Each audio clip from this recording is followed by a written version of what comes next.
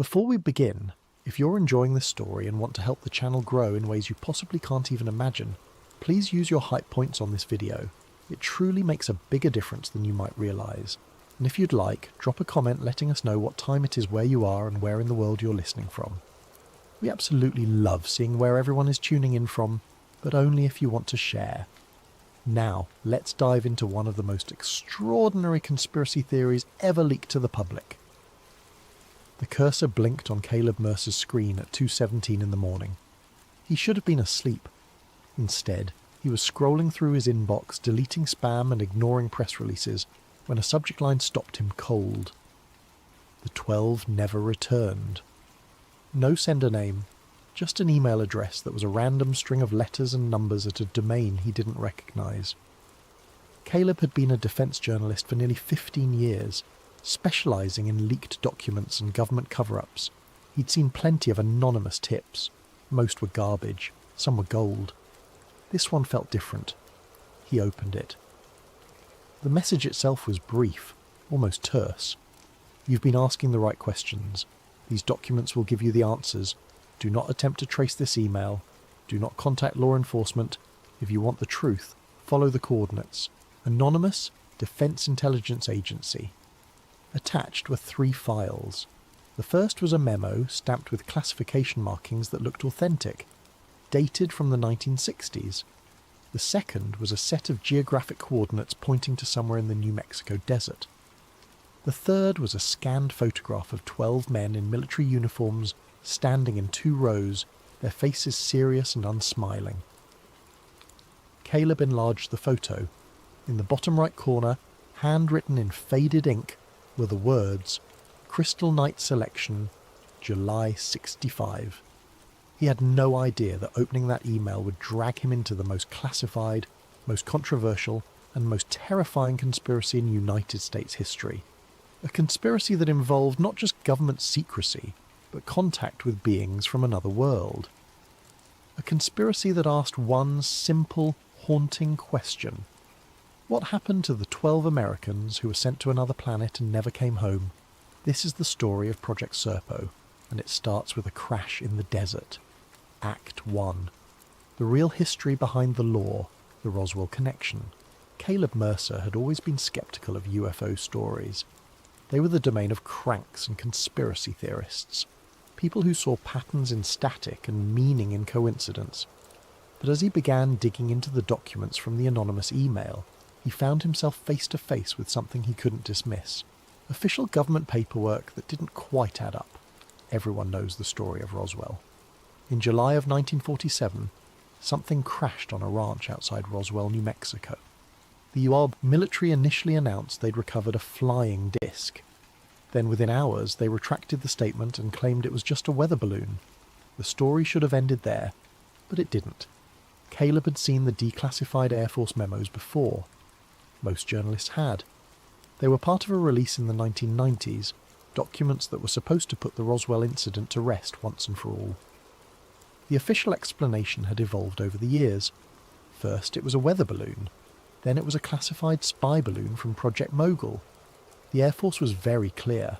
No aliens, no cover-up, just Cold War secrecy. Except for one phrase that kept appearing in the older, less redacted versions of those memos. A phrase that made Caleb's stomach tighten every time he read it. Extraterrestrial biological entities. The term appeared in a memo dated August of 1947, authored by a lieutenant colonel whose name had been blacked out. The memo described the recovery of debris and associated materials, and noted that certain biological specimens had been transferred to Wright Field in Ohio for analysis. The word extraterrestrial was right there, in black and white, in an official military document. When Caleb had first seen it years ago, he'd assumed it was a typo or a misinterpretation. But now, with the Serpo documents in front of him, he wasn't so sure. The memo from the anonymous email referenced Roswell directly. It was dated November of 1953 and came from a division of the Air Force that Caleb had never heard of. Special Studies Group, Wright-Patterson Air Force Base. The memo discussed ongoing analysis of recovered materials and potential communication protocols with surviving entity.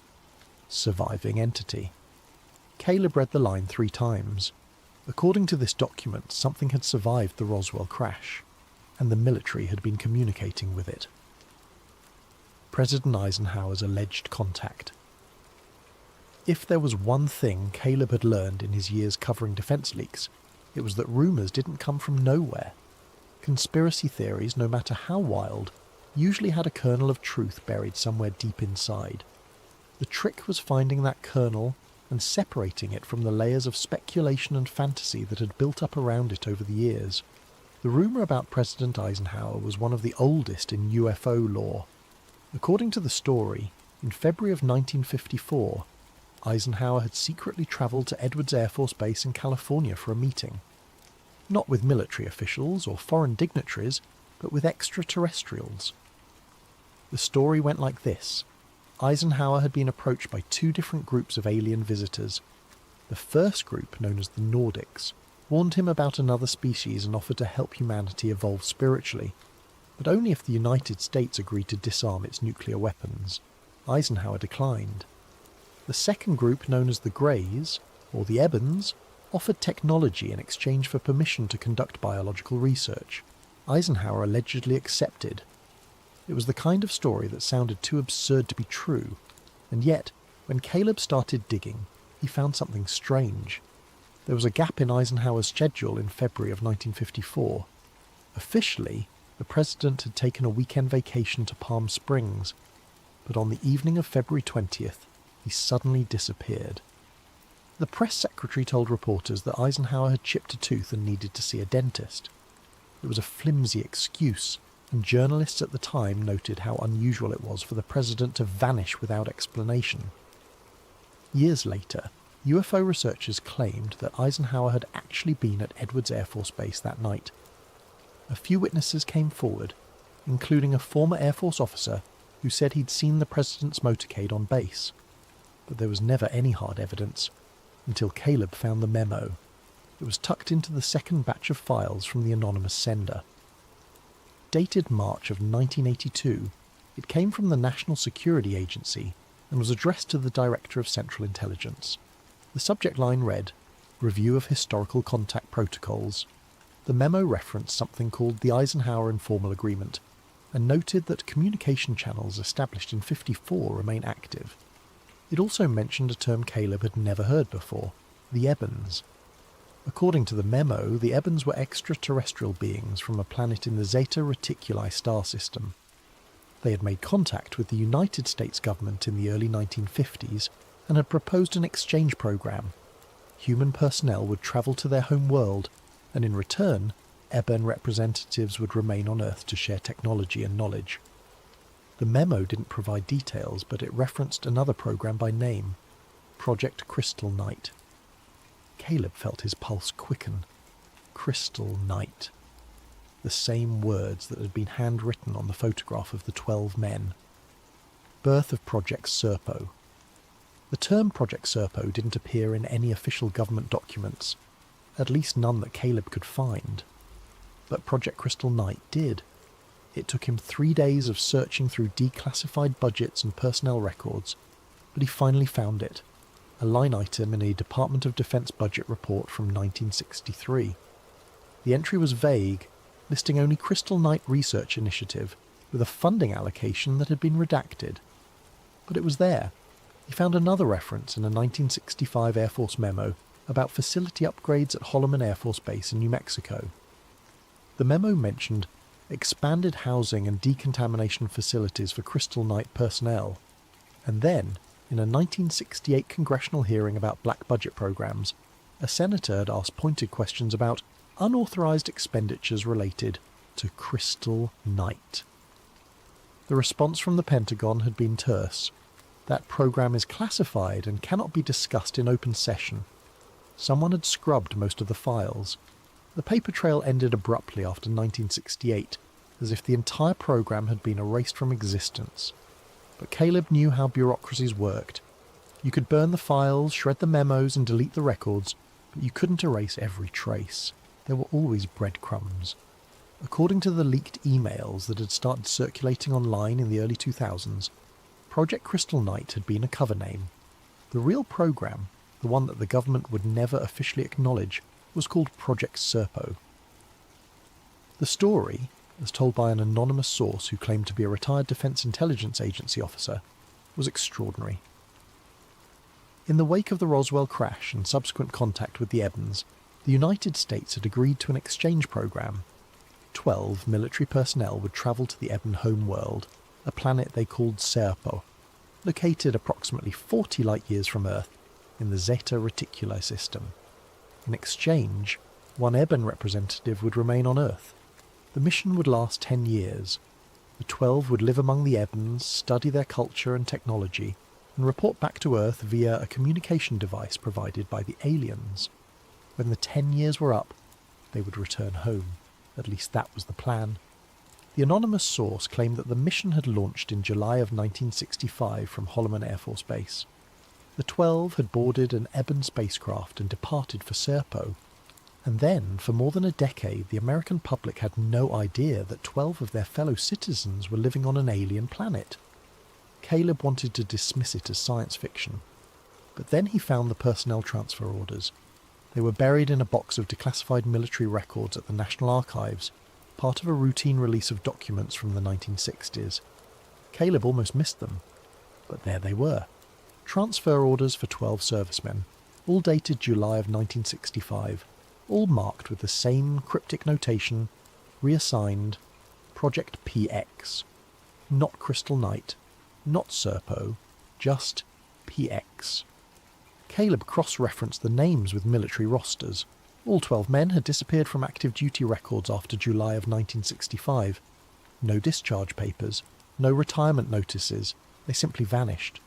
And according to the leaked Serpo story, they weren't coming back. At least, not all of them. Ect 2. The exchange mission. The alleged team. The 12 men selected for Project Serpo were not ordinary soldiers. According to the leaked documents, they had been chosen from the highest levels of military and intelligence services, Air Force pilots with top-secret clearances, Army Security Command officers trained in linguistics and cryptography, and CIA technical specialists with backgrounds in engineering and physics. The selection process, according to the anonymous source, had been exhaustive. Candidates were subjected to psychological evaluations, physical endurance tests, and loyalty screenings that went far beyond anything required for even the most classified Black Ops programs. They were told only that they were being considered for a long-term deep cover assignment that would require complete isolation from family and friends for an extended period. Only after they had been selected were they told the truth. They would be leaving Earth. Caleb couldn't verify most of the details. The names of the 12 had never been officially released, and the few that had appeared in leaked emails over the years were impossible to confirm. But he did find something. In a dusty file box at the National Archives, tucked between routine personnel reports, he discovered a memo dated June of 1965. It was addressed to the Secretary of Defense entitled Final Selection Recommendations for Special Assignment. The memo listed 12 names. All were male. All held ranks ranging from captain to colonel, and all had been flagged for immediate transfer to Project PX, effective July 1st. Caleb wrote down the names and began searching for records. What he found was chilling. Of the 12 men, 10 had no public records after 1965. No tax filings, no property records, no marriage licenses or birth certificates for children. They had effectively ceased to exist. The other 2 had death certificates, both dated within a year of each other in the mid-1970s. Cause of death for both, unknown illness. He tracked down the family of one of the men, a former Air Force captain named Thomas Harland. Harland's sister, now in her 80s, agreed to meet Caleb at her home in Arizona. She remembered her brother well. He had been a pilot, she said, smart and ambitious, with a bright future ahead of him. In the spring of 1965, he told her he was being transferred to a special assignment. He couldn't tell her where or for how long, only that it was important. That was the last time I saw him, she said, her voice quiet. He wrote a few letters at first, but they were strange, vague. He couldn't tell me anything about where he was or what he was doing, and then the letters stopped. In 1978, she received a visit from 2 men in military uniforms. They told her that her brother had died during the course of his assignment. They gave her his dog tags and a folded flag. They did not give her a body. They wouldn't tell me how he died, she said, just that it was classified. I tried to get answers, but every door I knocked on got slammed in my face. Eventually I gave up. Caleb asked if she'd ever heard the term Project Serpo. She shook her head. But when he mentioned Project Crystal Knight, her eyes widened. That name, she said slowly. I saw that name on one of the letters Tommy sent. He mentioned something about a Crystal Knight briefing. I didn't know what it meant. The departure. According to the leaked Serpo emails, the 12 departed Earth on July 16th, 1965. The launch site was Holloman Air Force Base in New Mexico, the same facility that had been linked to alleged UFO sightings and secret government projects for decades. The story went like this. In the early hours of the morning, the 12 men boarded a craft that had been provided by the Ebens. The craft was described as oval-shaped, about 60 feet in diameter, with a smooth metallic surface that seemed to shimmer in the light. It made no sound as it lifted off the runway and accelerated into the sky, disappearing from view in seconds. Witnesses were supposedly present: security personnel, base commanders, and a handful of scientists who had been working on the exchange program. All were sworn to secrecy. All signed non-disclosure agreements that carried criminal penalties if violated. Caleb knew this part of the story would be nearly impossible to verify. Holloman was a secure facility, and records from 50 years ago were either classified or destroyed. But he decided to try anyway. He put out feelers through his network of sources, reaching out to retired Air Force personnel who had been stationed at Holloman in the mid-1960s. Most didn't respond. A few sent polite but firm refusals, saying they couldn't discuss their time on base. One man agreed to talk. His name was Earl Ritchie, and he'd been a young airman at Holloman in 1965, assigned to security detail on the flight line. Now in his late 70s, he lived in a small town in Texas and seemed relieved to finally talk about something he'd kept secret for decades. I saw something that day, Ritchie said over the phone. July of 65. I was on night duty, guarding the south end of the runway. Around 0300 hours, we got orders to clear the area. No one in or out. I thought it was just another test flight. We had a lot of those back then. He paused, and Caleb could hear him breathing heavily, as if the memory still unsettled him. But this wasn't a test flight, Ritchie continued. I saw it from a distance, maybe a quarter-mile away. There was a craft on the runway, not a plane, not a helicopter, something else. It was glowing, this soft blue light, and it didn't make a sound. Not a damn sound. And I saw people boarding it, men in uniform. They walked up a ramp, and then the ramp closed, and the thing just lifted straight up into the air. No engines, no exhaust. It was like watching something out of a science fiction movie. Caleb pressed him for more details. How many men? What did the craft look like? Did he see any markings? I counted 12, Ritchie said. 12 men. They were carrying bags like duffel bags, and the craft didn't have any markings that I could see. Just smooth metal. The officers who were there, they were wearing badges I'd never seen before. Not Air Force, not Army, something else. After the craft left, Ritchie and the other security personnel were debriefed by a colonel whose name he couldn't remember. They were told that what they'd seen was part of a classified test program, and that discussing it with anyone, including their families, would result in court-martial. I never talked about it until now, Ritchie said. I figured after all these years it didn't matter anymore, but I've never forgotten what I saw, and I've always wondered what happened to those men. The 10-year journey. According to the leaked Serpo documents, the journey to the Eben homeworld took 10 months.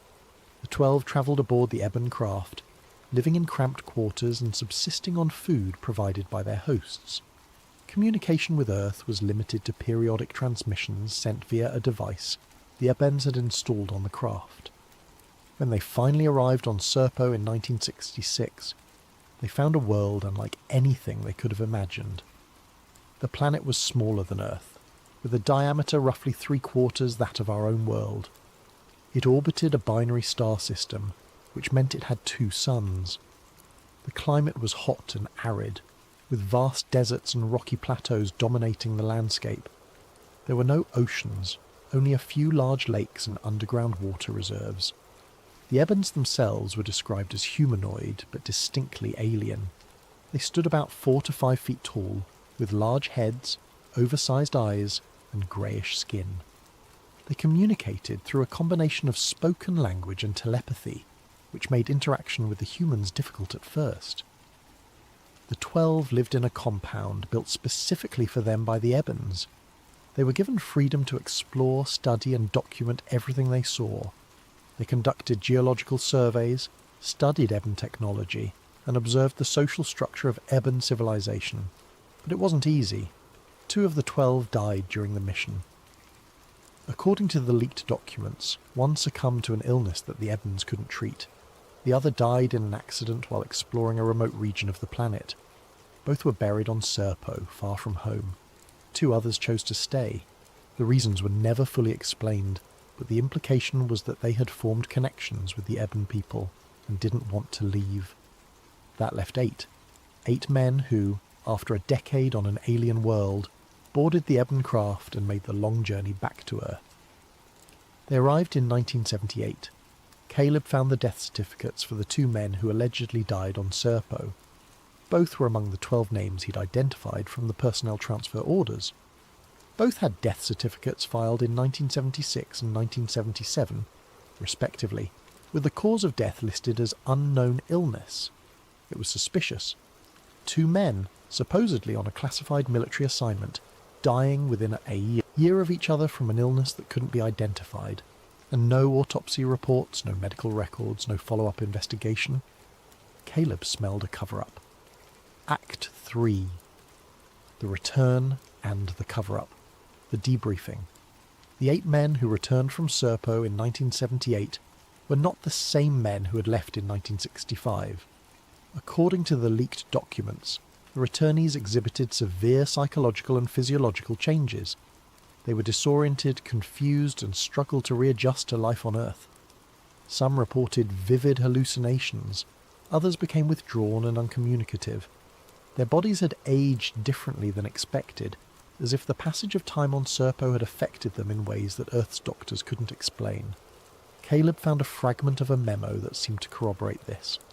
It was burned around the edges, as if someone had tried to destroy it, but enough of the text remained to be legible. Dated March of 1978, it was addressed to the Deputy Director of the Defense Intelligence Agency, and signed by someone named Colonel Carl Cartwright. The memo read, "Returned personnel from Project PX exhibit severe psychological and physiological variance from baseline assessments conducted prior to departure. Cognitive function is impaired in 3 of 8 subjects. Physical aging patterns are inconsistent with expected timelines. Recommend immediate containment and classified medical review. Exposure to civilian population is not advised at this time." Containment. The word made Caleb's skin crawl. The 8 men who had risked everything to travel to another planet, who had spent 10 years away from their families and their world, were being treated like lab rats. He tried to find records of where the 8 had been taken after their return. There was nothing in the public archives, but a source at the Department of Defense, speaking on condition of anonymity, pointed him toward a facility in Nevada. "There's a medical research center near Nellis Air Force Base," the source said. "It's not on any maps, and it doesn't officially exist, but people in the intelligence community know about it. That's where they take people who've been exposed to things they shouldn't have been exposed to." Caleb couldn't get access to the facility, but he found references to it in budget documents. It was listed under a bland, bureaucratic name. Special Medical Evaluation Facility, Site 19. Funding for the facility had increased dramatically in 1978 and remained elevated for several years before dropping off in the mid-80s. Official records don't add up. Caleb spent weeks combing through military personnel records, trying to piece together what had happened to the 8 returnees. What he found was a trail of inconsistencies and red flags. Several of the men were listed as having died between 1978 and the early 2000s, but their death certificates were strange. Some listed causes of death that didn't match their ages or known health conditions. Others had dates and locations that didn't make sense. One man, a former Air Force major, was listed as having died in a car accident in Oregon in 1983. But Caleb found a property tax record showing that the same man had owned a house in Nevada that was sold in 1991. How could a dead man own property? Another had a death certificate filed in Florida in 1995, but Caleb tracked down a pension record showing that payments had been made to someone with the same name and social security number until 2004. It was as if the men existed and didn't exist at the same time. They had identities, but those identities were ghosts, shadows maintained by some unseen bureaucracy to give the illusion of normalcy. Caleb tried to contact surviving family members, but most refused to talk. The few who did speak said the same thing.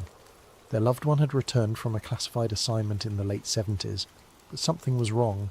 They were different, distant, and then, after a few years, they disappeared again. Some said their family member had died. Others said they'd moved away and cut off contact. One woman, the daughter of one of the returnees, told Caleb something that sent chills down his spine. "My father came back in 78, she said. I was just a kid, but I remember it. He looked older than he should have, and he was scared. He wouldn't talk about where he'd been, but I could see it in his eyes. Something had happened to him.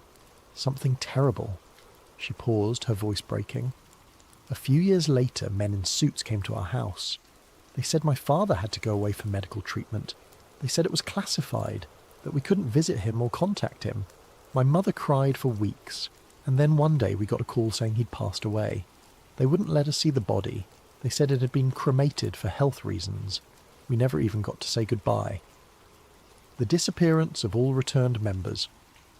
By the early 2000s, all 8 of the alleged Serpo returnees were listed as deceased, but Caleb's investigation suggested that something more sinister had happened.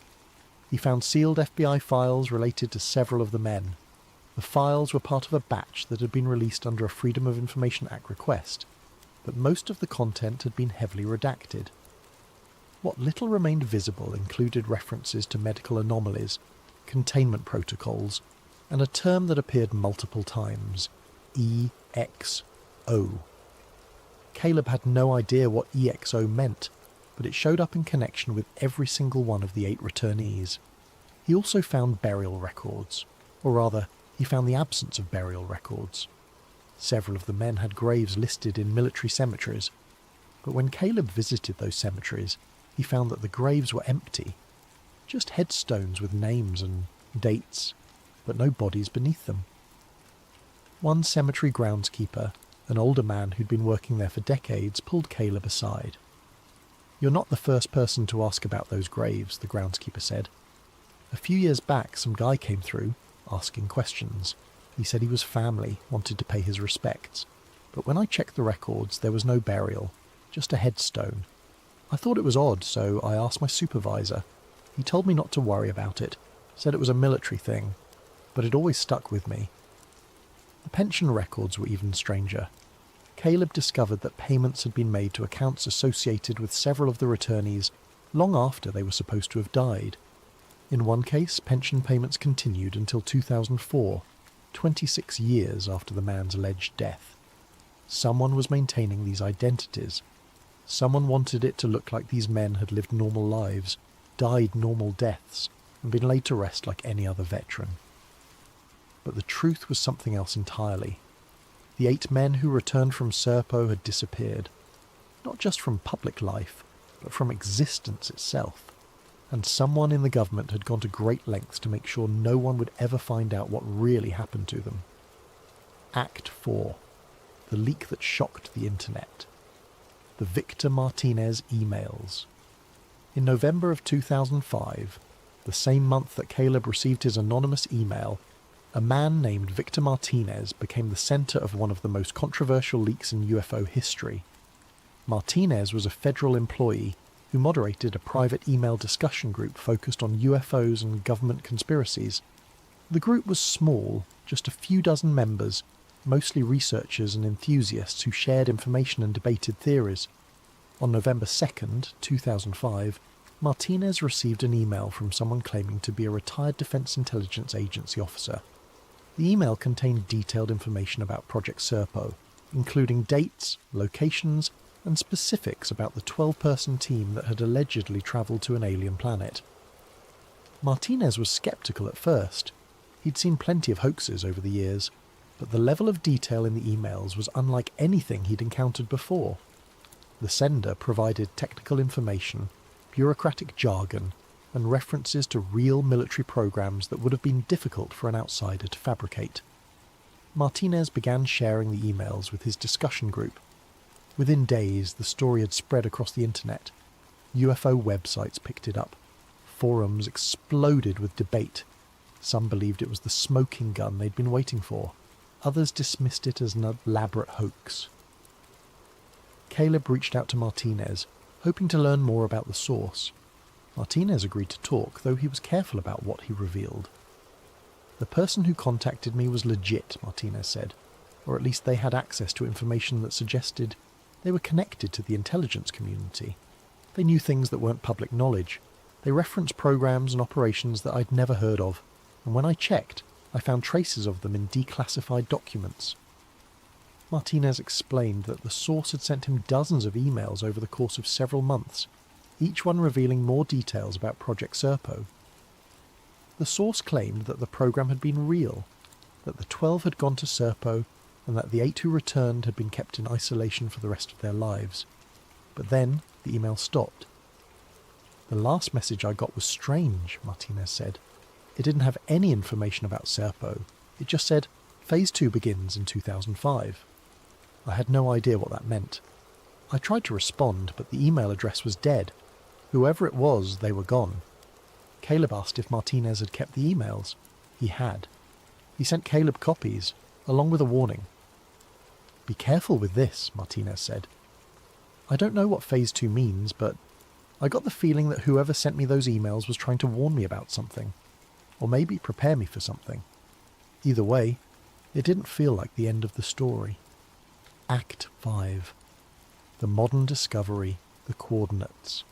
The coordinates from the original anonymous email led Caleb to a remote stretch of desert near White Sands, New Mexico. The area was barren, nothing but scrub brush and sand for miles in every direction. It didn't look like the site of anything significant, let alone a government facility connected to an alien exchange program. But Caleb had learned not to trust appearances. He drove out to the location on a clear morning in early December, parking his truck on the side of a dirt road and hiking the last mile on foot. The coordinates pointed to a spot near a low ridge of rocks. At first glance there was nothing there. Then he saw the fence. It was old, rusted and half buried in sand, but it was unmistakably a chain-link fence with a faded sign that read, Restricted Area, No Trespassing, Authorised Personnel Only. Caleb followed the fence line until he found a section that had collapsed. He stepped over it and continued toward the coordinates. As he got closer, he noticed something odd. A depression in the ground, about 20 feet across, as if something heavy had been removed or the earth had settled over time. He knelt down and brushed away the sand. Beneath it, he found concrete, a slab, cracked and weathered, but still intact. And at the edge of the slab, partially buried, was a metal hatch. Caleb's heart raced. He dug around the hatch with his hands, clearing away enough sand to reveal a handle. It took all his strength to pull it open, the hinges groaning in protest. Below was a ladder leading down into darkness. He turned on his flashlight and descended. The tunnel at the bottom was narrow, the walls lined with metal panels that had corroded over the years. Water stains and rust covered everything, but the structure was still solid. Caleb followed the tunnel for about 50 feet until it opened into a small chamber. The chamber was empty, but it bore signs of its former use. Along one wall were 12 metal benches bolted to the floor. Each bench had a number stenciled above it, 1 through 12. In the centre of the room was a table, also bolted down, with a few scattered papers that had long since been rendered unreadable by moisture and time. Caleb took photos of everything. This had been a staging area, a place where people waited, prepared, or said goodbye, and based on the numbers, it had been built for exactly 12 people. But what caught his attention most was a small closet built into the far wall. The door was locked, but the lock was rusted and gave way easily when he pried it with a screwdriver. Inside was a shelf, and on the shelf was something that didn't belong in an abandoned underground bunker in the middle of the desert. The strange artifact. It was about the size of a fist, smooth and crystalline, with facets that caught the light from his flashlight and refracted it into colours that seemed to shift and move. The object was warm to the touch, not hot but noticeably warmer than the ambient temperature of the room. Caleb held it up, and as he did, he heard it. A faint hum, barely audible, like a tuning fork vibrating at a frequency just on the edge of perception. Above the shelf, taped to the wall, was a label. The ink had faded, but the words were still legible. Property of exchange item 7, handle only with radiation gloves. Exchange item. This was something that had been brought back from Serpo, one of the artifacts or pieces of technology that the returnees had carried with them when they came home. Caleb knew he should leave it. He knew he should call someone, report what he'd found, and let the authorities handle it. But he also knew that if he did, the artifact would disappear. It would be taken, classified, and buried so deep that no one would ever see it again. He slipped it into his backpack. Act 6. The government moves in. Caleb is detained. Caleb made it halfway back to his truck before they appeared. 3 black SUVs came speeding down the dirt road, kicking up clouds of dust. They boxed him in, blocking his path. Men in dark suits got out, their movements coordinated and efficient. Caleb's instinct was to run, but there was nowhere to go. A woman stepped forward. She was in her 40s, with short dark hair and an expression that was all business. She held up a badge, though she moved it away before Caleb could read the agency name. "Mr. Mercer," she said, her tone calm but firm. "My name is Elena Price. You have in your possession something that does not belong to you. Something that, frankly, you have no business carrying around. I'm going to need you to hand it over." Caleb's mind raced. He thought about denying it, playing dumb, but he could see, in her eyes, that she knew. They'd been watching him, probably since the moment he entered the restricted area. "Who do you work for?" Caleb asked. "That's not relevant," Price replied. "What's relevant is that you return the item, forget what you saw, and walk away. This is not a negotiation. This is not a conversation. This is me giving you an opportunity to avoid a situation that could become very unpleasant for you." Caleb hesitated, then slowly reached into his backpack and pulled out the crystalline object. Price took it from him, handling it carefully, and passed it to one of her colleagues, who placed it in a padded case. "Good," Price said. "Now, let me be very clear. You did not see this facility. You did not find that object, and you will not write about any of this. If you do, you'll find that certain aspects of your life become very complicated. Your bank accounts, your employment, your reputation. I'm sure you understand." Caleb nodded, but he wasn't stupid. He'd hidden his phone in his jacket pocket, and it had been recording the entire conversation. "Am I free to go?" he asked. "You are," Price said. "But Mr. Mercer, a word of advice. Some doors are meant to stay closed. You've opened one today. I suggest you don't try to open any more." The whistleblower Caleb drove straight home, his hands shaking on the wheel. He'd expected resistance, maybe even threats, but the encounter with Elena Price had rattled him more than he wanted to admit. These people were serious, and they had resources he couldn't begin to match, but he wasn't done. When he got home, he checked his email. There, waiting in his inbox, was another message from the same anonymous address that had started this whole thing.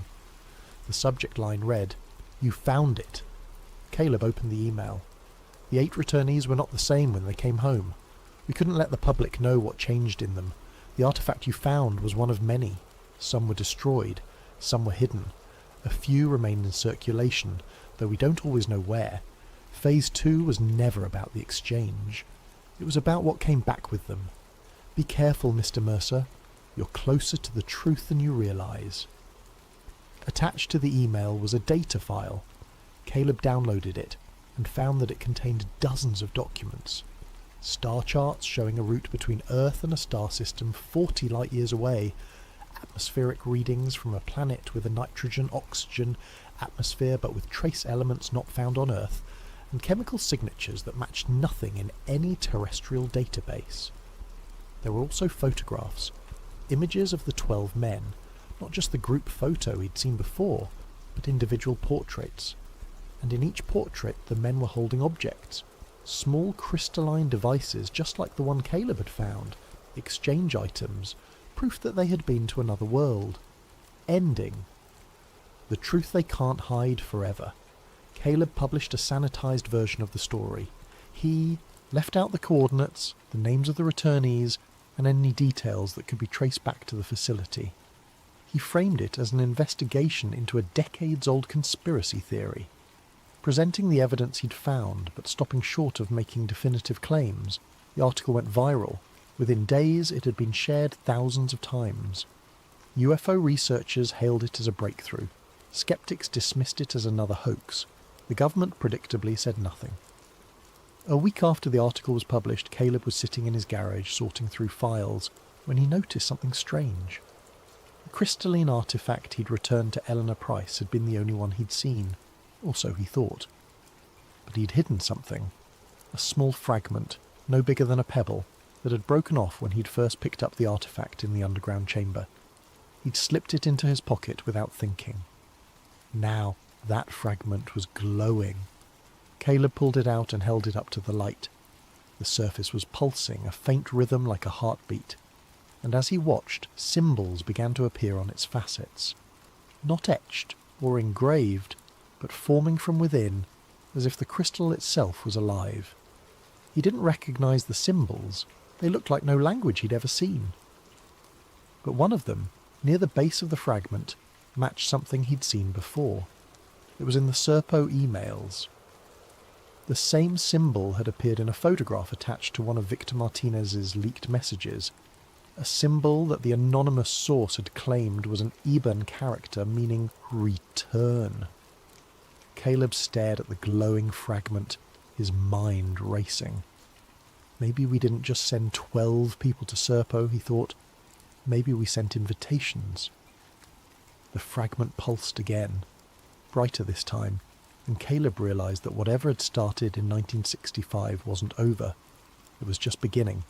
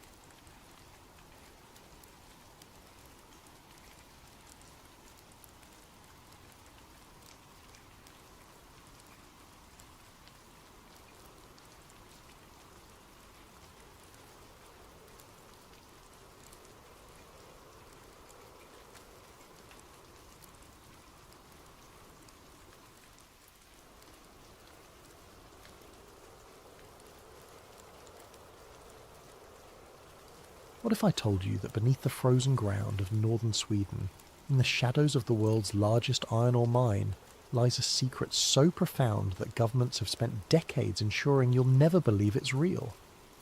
Tonight's story isn't just fiction. It's woven from threads of actual places, real government programs, and documents that vanished from public archives. Before we descend into the darkness beneath Kiruna, I want to thank Jackman for suggesting this incredible topic, along with all of you who've been sending in these mind-bending story ideas. Keep them coming in the comments below, and if you're enjoying these late-night journeys into the unknown, don't forget to like and subscribe to Sleep Theories. Now, dim your lights, settle in, and prepare yourself for a story that will make you question what truly lies beneath our feet. Act 1. The Inheritance. The Stockholm rain hammered against the window of Lucas Eklund's cramped apartment, each droplet a tiny percussion in the symphony of another grey October morning. At 32, Lucas had already lived more lives than most embedded with peacekeepers in Kosovo, documenting refugee camps in Syria, chasing stories through the labyrinthian corridors of European bureaucracy. Now he sat at a desk cluttered with unpaid bills and half-finished articles, the glamorous life of a foreign correspondent reduced to freelance assignments about sustainable forestry and Nordic tech startups. The knock at his door came at 7:43 a.m, too early for deliveries, too late for the newspaper boy who still anachronistically served his building. Through the peephole, Lucas saw an elderly man in a wool coat, water streaming from the brim of his hat. Mr. Eklund? The voice was gravelly, tinged with the particular Swedish accent of someone who'd learned English from BBC broadcasts in the 1960s. My name is Gunnar Hedström. I was an editor at Aftonbladet until 1998. I have something that belonged to Ole K. The name stopped Lucas cold. Ole K. Kinberg had been a legend in Swedish journalism circles. A man who'd spent the 1990s chasing stories about government black sites and military experiments only to disappear in 2001. Some said he'd been bought off, others that he'd been driven mad by his own theories. The official story was a hiking accident in Lapland. Body never recovered. Gunnar stood in Lucas's living room, dripping steadily onto the worn hardwood. From a leather satchel he produced a package wrapped in oilcloth and sealed with wax, an oddly archaic touch that made Lucas's journalistic instincts twitch. Ole gave this to me 3 weeks before he disappeared, Gunnar said, his roomy eyes fixed on the package. Told me to hold it for 20 years, then find someone who wouldn't be afraid to look deeper. Your work in Kosovo, the piece about the chemical weapons that NATO denied, Ola would have respected that. The package was heavier than it looked. Inside, Lucas found 3 cassette tapes, their labels faded but legible. Interview 1, January 17th, 1999. Interview 2, January 24th, 1999. And Background Must Listen First. There was also a manila folder containing photocopied documents, some in Swedish, others in English, many with sections heavily redacted.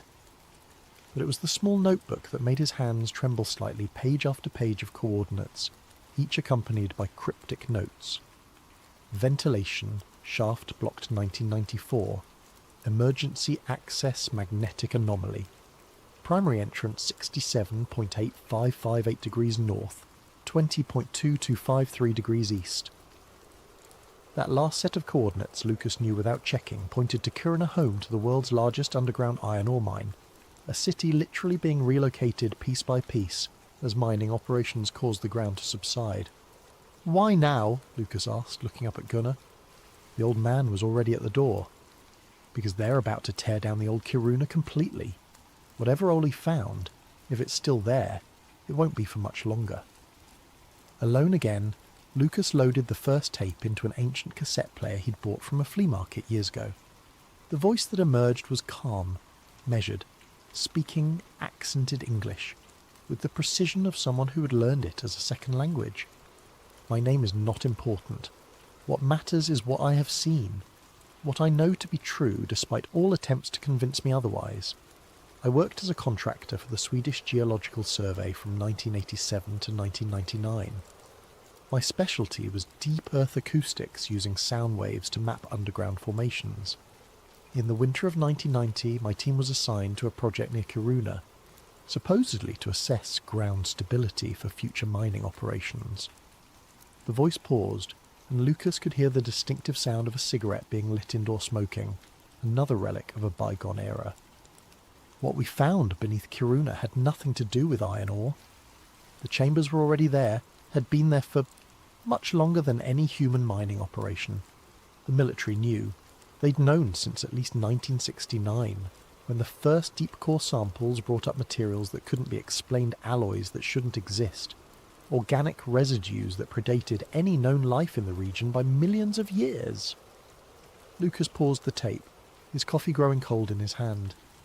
He'd heard plenty of conspiracy theories in his career, had even chased a few. But something about the voice, the matter-of-fact delivery, devoid of the usual paranoid energy of conspiracy theorists, made him continue listening. I was part of a joint operation between the Swedish Ministry of Defence and a NATO working group called Project Deepwatch. Officially, we were mapping potential nuclear waste storage sites. Unofficially, we were documenting a vast network of chambers and tunnels that showed clear signs of artificial construction. Not human construction. The walls were smooth, melted somehow, with a glass-like finish that our engineers couldn't replicate, and the inscriptions... Another pause, longer this time. The inscriptions were in no language our linguistics experts could identify. But they were clearly a language structured, repetitive, with what appeared to be mathematical formulas integrated into the text. We took thousands of photographs. All were confiscated in 1999 when the project was suddenly terminated. The tape clicked off, leaving Lucas in silence broken only by the rain against his window. He spent the next 3 hours going through the documents. Most were mundane budget allocations, personnel transfers, equipment requisitions, but scattered throughout were anomalies that made his pulse quicken. A 1993 Swedish Defence Ministry budget that included a line item for specialised underground environment research with an allocation of 47 million kroner, roughly 5 million euros in today's money. A memo from 1994 discussing unexpected biological samples from Site K7 and the need for enhanced containment protocols. A heavily redacted email chain from 1998 with visible fragments. Acoustic signature confirms. NATO liaison demands full disclosure, and most intriguingly, the Lacerta transcript must be secured. Lacerta. The word was familiar, though Lucas couldn't immediately place it. A quick internet search brought up the expected results, the genus name for various lizard species. But deeper in the search results, he found something else. References to an alleged interview with a reptilian being named Lacerta, conducted in Sweden in December 1999. Most sources treated it as obvious fiction, creative writing dressed up as truth. But the timing, the location... Lucas looked at the notebook again, at Ole's careful handwriting. Below the Kiruna coordinates was a single line. She was real. I met her. God help me, she was real. The rational part of Lucas's mind, the part trained by years of journalism, told him this was elaborate nonsense. Underground chambers could be explained by geological processes. Strange inscriptions might be pareidolia seeing patterns where none existed. The budget items could be Cold War paranoia, Sweden's attempt to keep pace with superpower military research. But old Kinberg had been neither gullible nor insane. He'd broken stories about illegal arms sales to Iraq, about corporate corruption at the highest levels of Swedish industry. If Ole had believed something was beneath Kiruna, there was at least enough there to investigate. Lucas picked up his phone and scrolled through his contacts until he found the name he wanted. Eric Lindqvist, a cameraman who'd worked with him in Bosnia and now did freelance documentary work. Eric, it's Lucas. How do you feel about a trip to Kiruna? I've got a documentary idea about the mining industry. In October. It's already starting to freeze up there. That's the point. We want to capture the harsh conditions, the isolation. Plus, I've got a new angle, the human impact of the city relocation. Eric was silent for a moment. You're chasing something else, aren't you? Maybe. Can you be ready in 3 days? I'll bring the thermal cameras. If you're going full conspiracy theorist on me, we might as well do it properly. After ending the call, Lucas returned to the cassette player and inserted the second tape. This time the voice was different, older, more hesitant, speaking Swedish, with a distinct Sami accent. The recording quality was poorer, with wind noise in the background suggesting an outdoor interview. I was 12 when I first saw them, the voice said. This was 1971. My father was a reindeer herder, and we were following our herd near Tornetrask. There was a snowstorm coming, and we needed shelter. Father knew of some caves in the hillside, old places our people had used for generations. But that night the caves were occupied. Can you describe what you saw? Ole's voice, younger but recognisable. Lights first. Blue-white like LED, but this was long before LED. And figures tall, too thin, moving wrong. Father grabbed me and we ran. We never spoke of it, but he never took the herd that way again. Years later, when I was working at the mine, I met others who'd seen things. The company brought in special teams whenever we broke through into certain chambers. They'd seal the area, no local workers allowed. They said it was for radiation safety, but we never detected any radiation. The tape continued, but Lucas's attention was drawn to a photograph that had fallen from the folder. It showed a group of men in military uniform standing in front of what appeared to be a mine entrance. The photo was dated August 1994.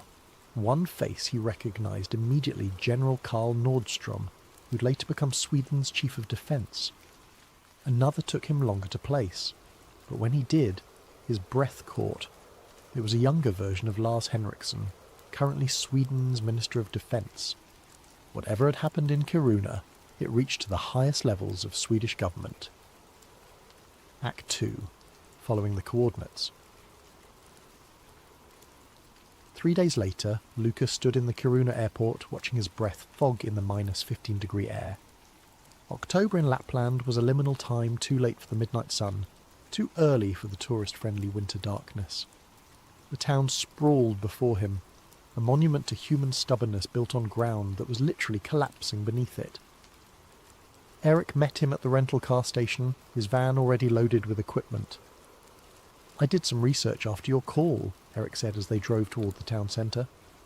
"Kiruna's even stranger than I remembered.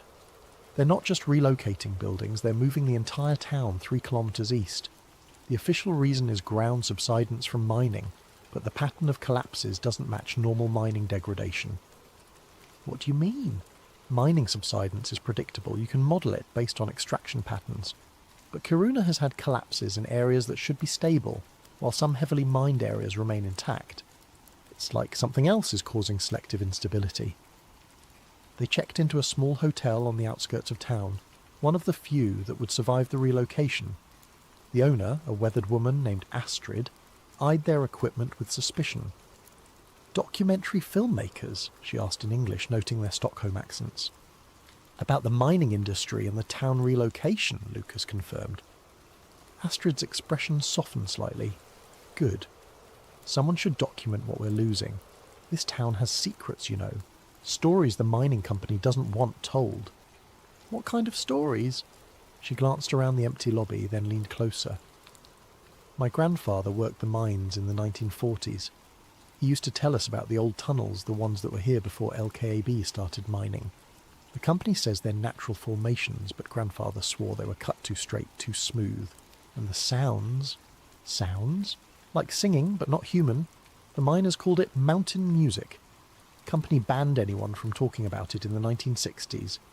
Said it was just acoustic effects from the mining equipment, but the old-timers knew better." That evening, Lucas and Eric visited the local library, searching through newspaper archives. The librarian, a young man named Marcus, was helpful but curious about their specific interest in 1990s military activity. "Not many people ask about that period," Marcus said, pulling out boxes of archived newspapers.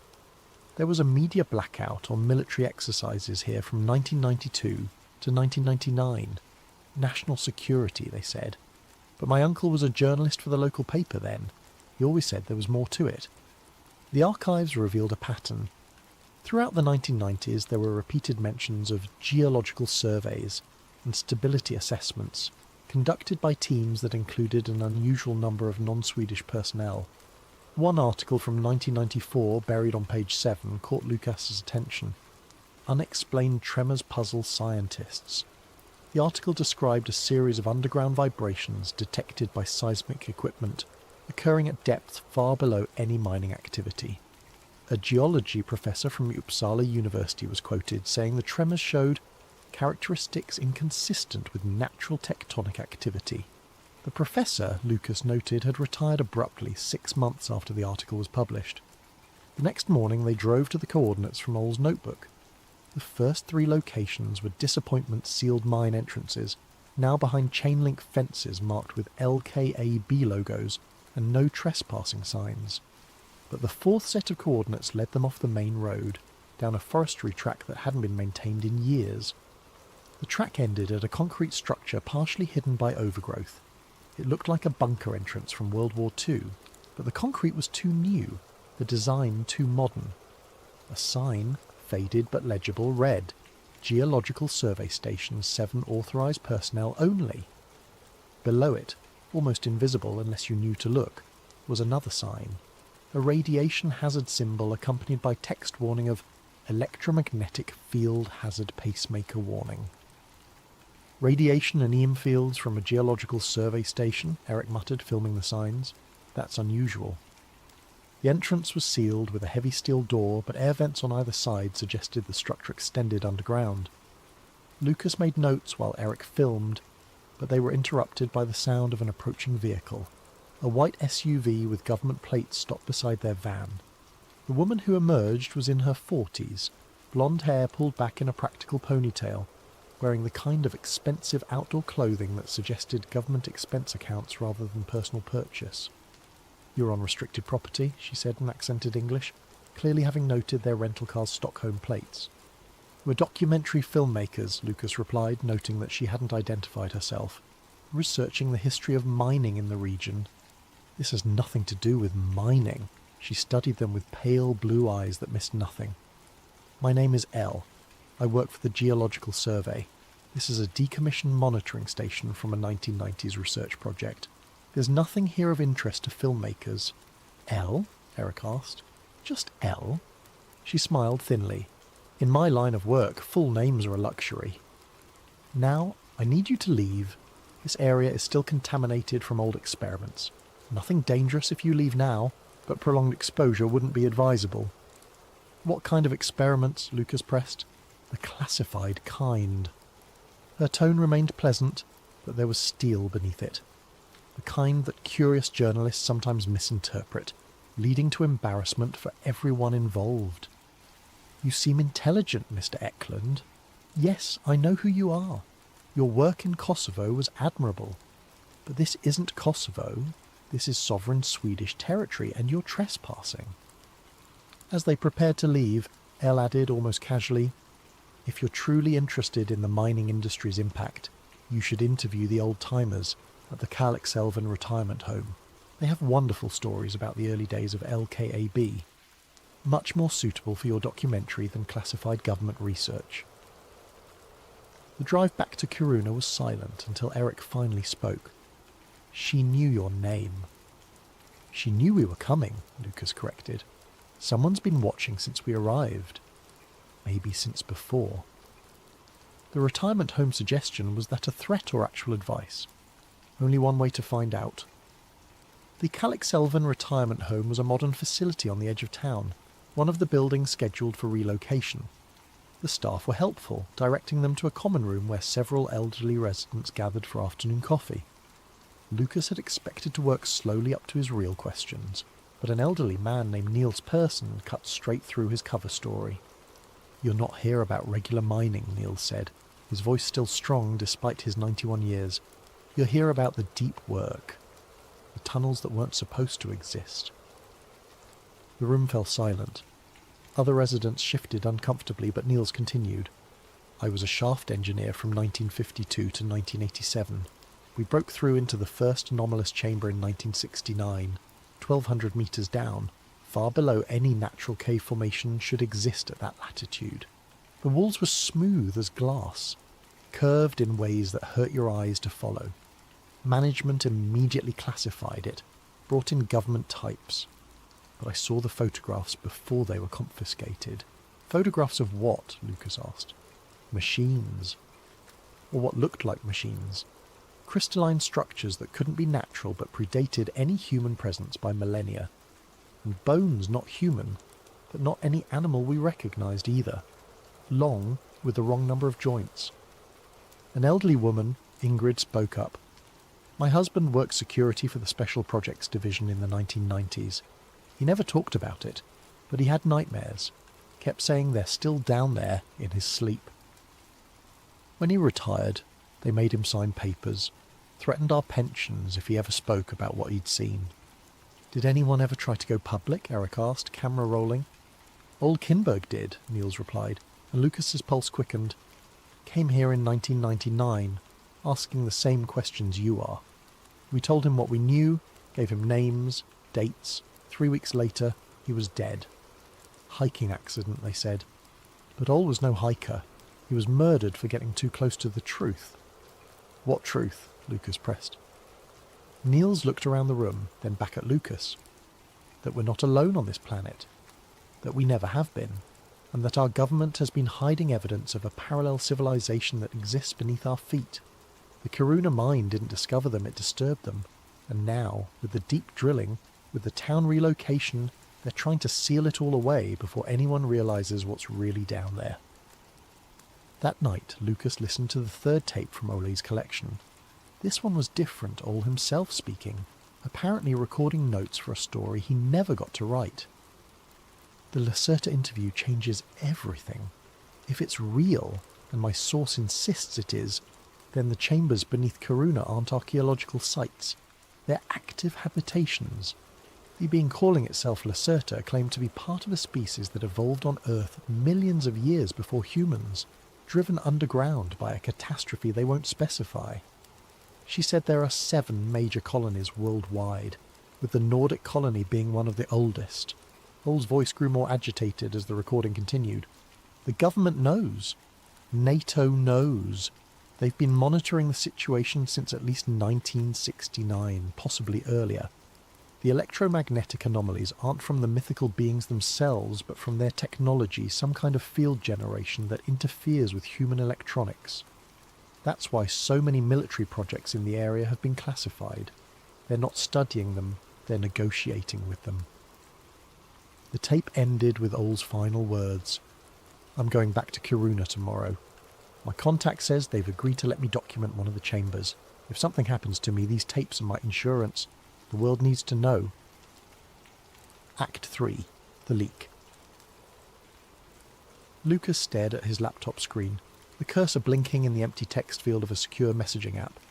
For 3 days he'd debated what to do with the information he'd gathered. The journalist in him wanted to publish everything immediately, but the skeptic demanded more proof.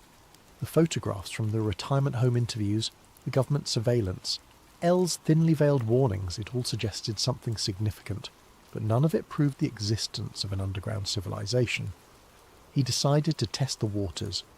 Using a pseudonymous account, he posted a carefully edited portion of his findings to an obscure forum dedicated to European military history. He included the budget documents showing the 47 million kroner allocation, the memo about unexpected biological samples, and a brief description of the sealed facilities around Karuna. He made no mention of reptilian beings or ancient civilizations, framing it instead as potential evidence of illegal biological weapons research. The response was immediate and alarming. Within 30 minutes his post was deleted. Within an hour his laptop screen flickered and went black. When it restarted, his hard drive had been wiped clean, not just formatted, but overwritten with random data in a way that made recovery impossible. Only his external backup drive, disconnected and hidden in his hotel room safe, remained intact. Eric found him staring at the blank screen. What happened? Someone just demonstrated their reach, Lucas replied. Professional data destruction executed remotely. This isn't some local cover-up. This is intelligence service level capability. His phone buzzed. Unknown number. Swedish country code. Mr. Eklund, the voice was male, cultured, speaking Swedish with a slight Stockholm accent.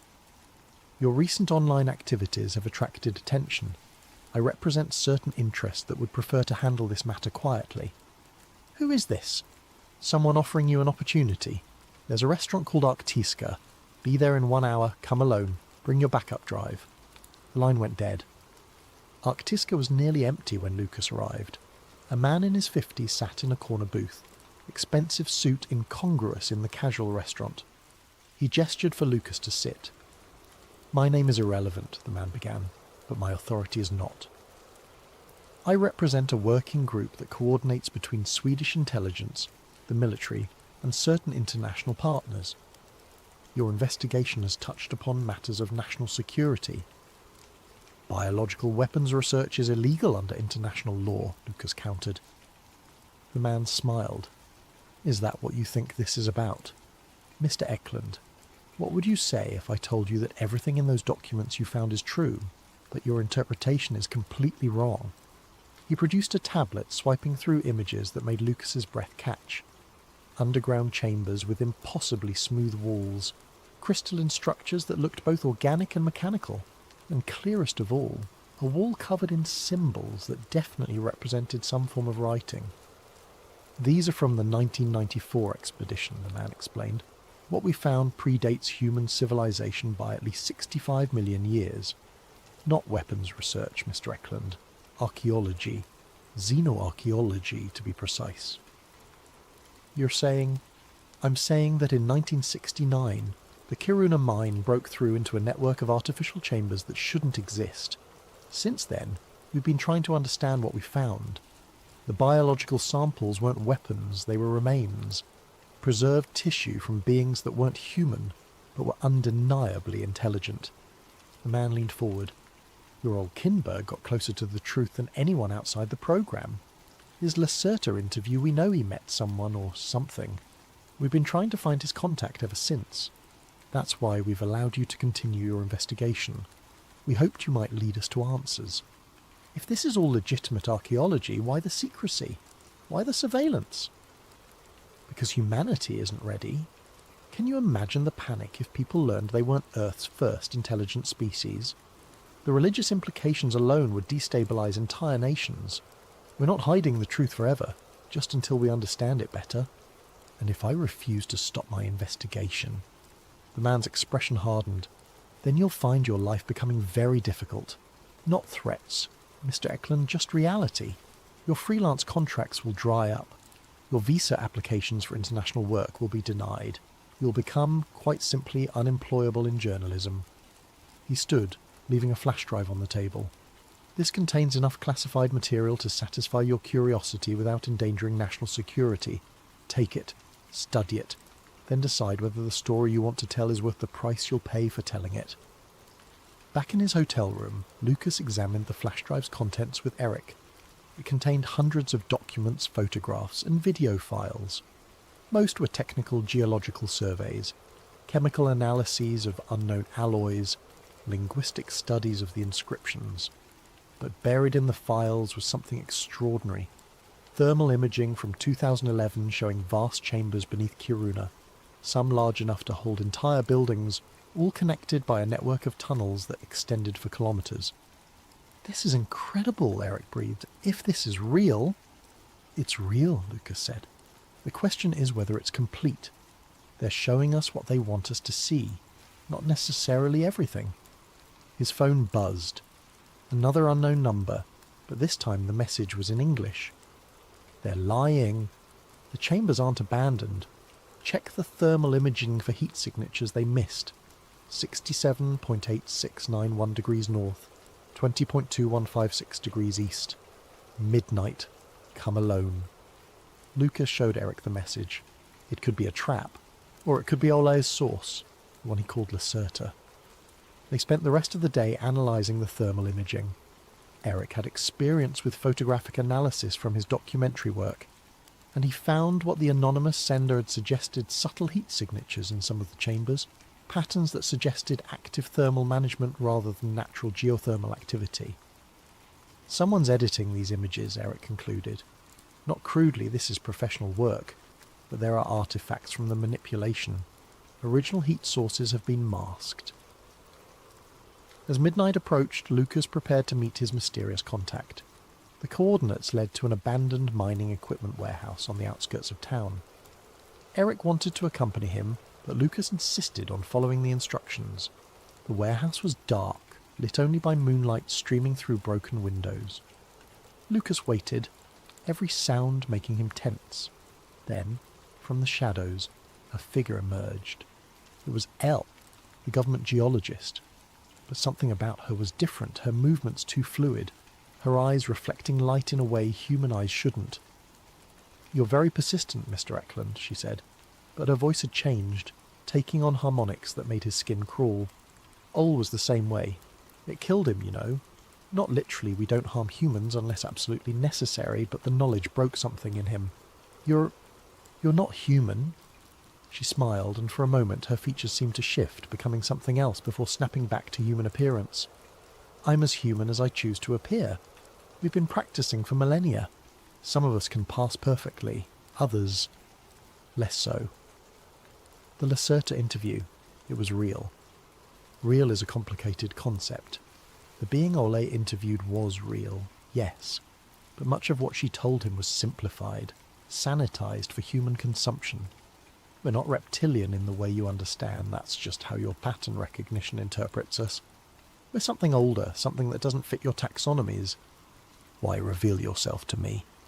Because the government's plan is failing. The deep drilling, the town relocation, they think they can seal us away, pretend we don't exist. But we've been here longer than your species has existed. We'll be here long after you're gone. The question is whether we coexist peacefully, or whether fear and ignorance lead to tragedy. She handed him a metal cylinder, about the size of a flashlight but covered in the same symbols from the underground chambers. This contains our real history. Not the fiction we fed Olor, but the truth about what we are, where we came from, and why we stayed hidden.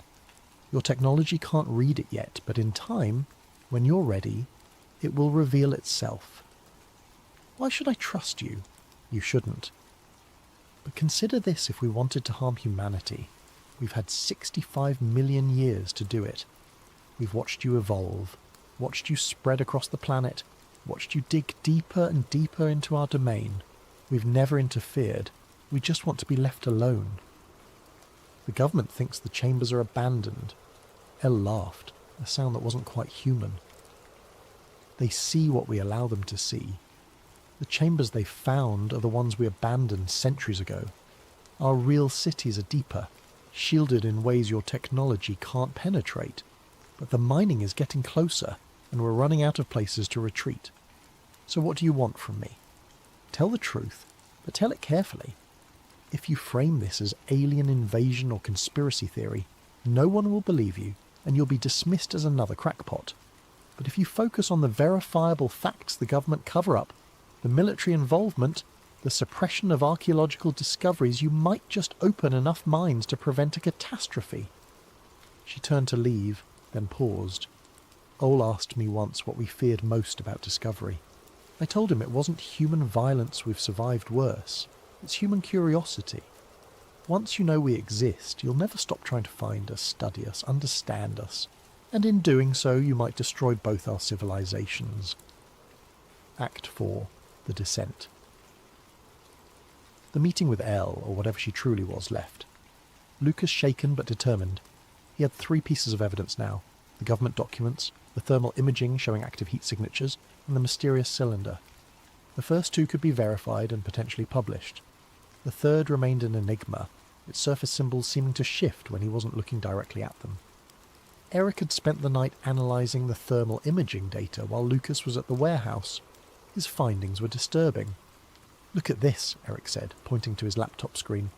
"The heat signatures follow a pattern, regular intervals, consistent temperatures. This isn't random geothermal activity, it's climate control. Someone or something is maintaining specific temperatures in those chambers. The government has to know," Lucas mused. "The data came from their servers. Unless they're not looking for it. If you expect empty archaeological sites, you might explain away heat signatures as equipment malfunction or natural phenomena. But if you know something's living down there..." They were interrupted by a knock at the door. Lucas checked the peephole to find Marcus, the librarian, looking nervous and carrying a cardboard box. "I'm sorry to bother you," Marcus said when Lucas let him in. "But my uncle, the journalist I mentioned, he died last week. Heart attack, they said, but he was healthy as a horse. Before he died, he told me if anyone came asking about the 1990s military activity, I should give them this." The box contained notebooks, photographs, and what appeared to be hand-drawn maps. Marcus's uncle had been documenting unusual activities around Kiruna for decades, creating a parallel history to the official narrative. One map in particular caught Lucas's attention. It showed the mine's official layout overlaid with additional passages marked in red ink. A note in the margin read, "Ventilation tunnel sealed 1994-1997. Still accessible through maintenance shaft 7. Guards posted until 2001, then abandoned." "Your uncle explored these tunnels?" Lucas asked. "He tried to, several times. Got caught twice, warned off by military police. But he said there was one route they missed. an old ventilation shaft from the 1950s that connected to the newer system. It's how the workers used to sneak out for unauthorised breaks. Marcus pulled out a photograph, grainy but clear enough. It showed a massive underground space, lit by what appeared to be industrial lighting. But the walls weren't rough rock, they were smooth, almost organic looking, with the same glassy finish described by the witnesses at the retirement home. When was this taken? 2003. My uncle managed to get about 200 metres into the restricted area before he heard something that scared him off. He never went back, but he said what he saw changed his entire worldview. That evening, Lucas and Eric made a decision that would either vindicate their investigation or end very badly. Using Marcus's uncle's maps and the coordinates from Old's notebook, they planned an unauthorised exploration of the sealed tunnels. They prepared carefully. Eric had thermal cameras, air quality monitors, and enough battery power for 8 hours of recording. Lucas carried copies of all their evidence, ready to upload to multiple cloud servers if they found anything significant. They also left detailed notes with Marcus, instructions to release everything to international media if they didn't return within 12 hours. Maintenance Shaft 7 was exactly where the map indicated, hidden behind a derelict equipment shed 3 kilometres from the main mining complex. The lock had been cut years ago and never replaced, suggesting they weren't the first unauthorised visitors. The descent was easier than expected. The shaft had a ladder, rusty but solid, and the air, while stale, was breathable. 50 metres down they reached a horizontal tunnel, clearly part of the original mine ventilation system. But after another 100 metres, everything changed. The rough mining tunnel gave way to something else entirely. The walls became smooth, curved in impossible ways that seemed to defy three-dimensional geometry. The temperature rose noticeably, and their equipment began registering electromagnetic anomalies. "Are you getting this?" Lucas whispered, though the tunnel seemed to swallow sound. Eric nodded, panning his camera across surfaces that appeared to shimmer with an inner light. "The thermal readings are off the charts. Something's generating massive amounts of heat below us." They continued deeper, following the main passage as it spiraled downward. After what felt like hours, but was only 30 minutes according to their watches, they emerged into a vast chamber that took their breath away. The space was enormous, larger than any cathedral, with a ceiling that disappeared into darkness. But it wasn't the size that stunned them, it was the structures. Crystalline formations that were clearly artificial rose from the floor like frozen waterfalls, pulsing with soft blue-white light. Along the walls, those same indecipherable symbols they'd seen in photographs were carved deep into the rock, some glowing faintly. "This is it," Eric breathed, filming everything. "This is what they've been hiding." They explored the chamber methodically, documenting everything. In one corner they found equipment abandoned by previous expeditions. Swedish military crates dated 1994, a NATO surveillance station that looked like it had been hastily evacuated, and most remarkably a modern computer terminal that was still functioning, powered by cables that disappeared into the wall. Lucas activated the terminal. It required no password, displaying files in Swedish and English. Most were sensor readings, temperature, radiation levels, seismic activity. But one folder, labelled Contact Protocols, contained something extraordinary. Video files, dozens of them, dated between 1994 and 2011. Lucas opened the most recent. The screen showed this very chamber, but occupied. Military personnel in hazmat suits were setting up equipment, while a figure stood in the centre, tall, too thin, with movements that weren't quite human. The figure wore a hooded robe that obscured its features, but when it turned toward the camera, its eyes reflected light like a cat's. A Swedish officer approached the figure, speaking English. "We need more time. The mining company is pushing to expand operations." The figure's response was in accented English, but with those strange harmonics L had demonstrated. "Time is what we've given you for 50 years. We cannot retreat further. The deep chambers are our last refuge. If the public learns, then perhaps it's time they did. Secrecy has served neither of our species well." The video cut off abruptly. Lucas quickly copied everything onto multiple drives, his hands shaking with the magnitude of what they'd found. A sound echoed through the chamber footsteps, many of them approaching from the tunnel they'd entered through. Eric grabbed his equipment. We need to go. Now. But as they turned to leave, they found their exit blocked.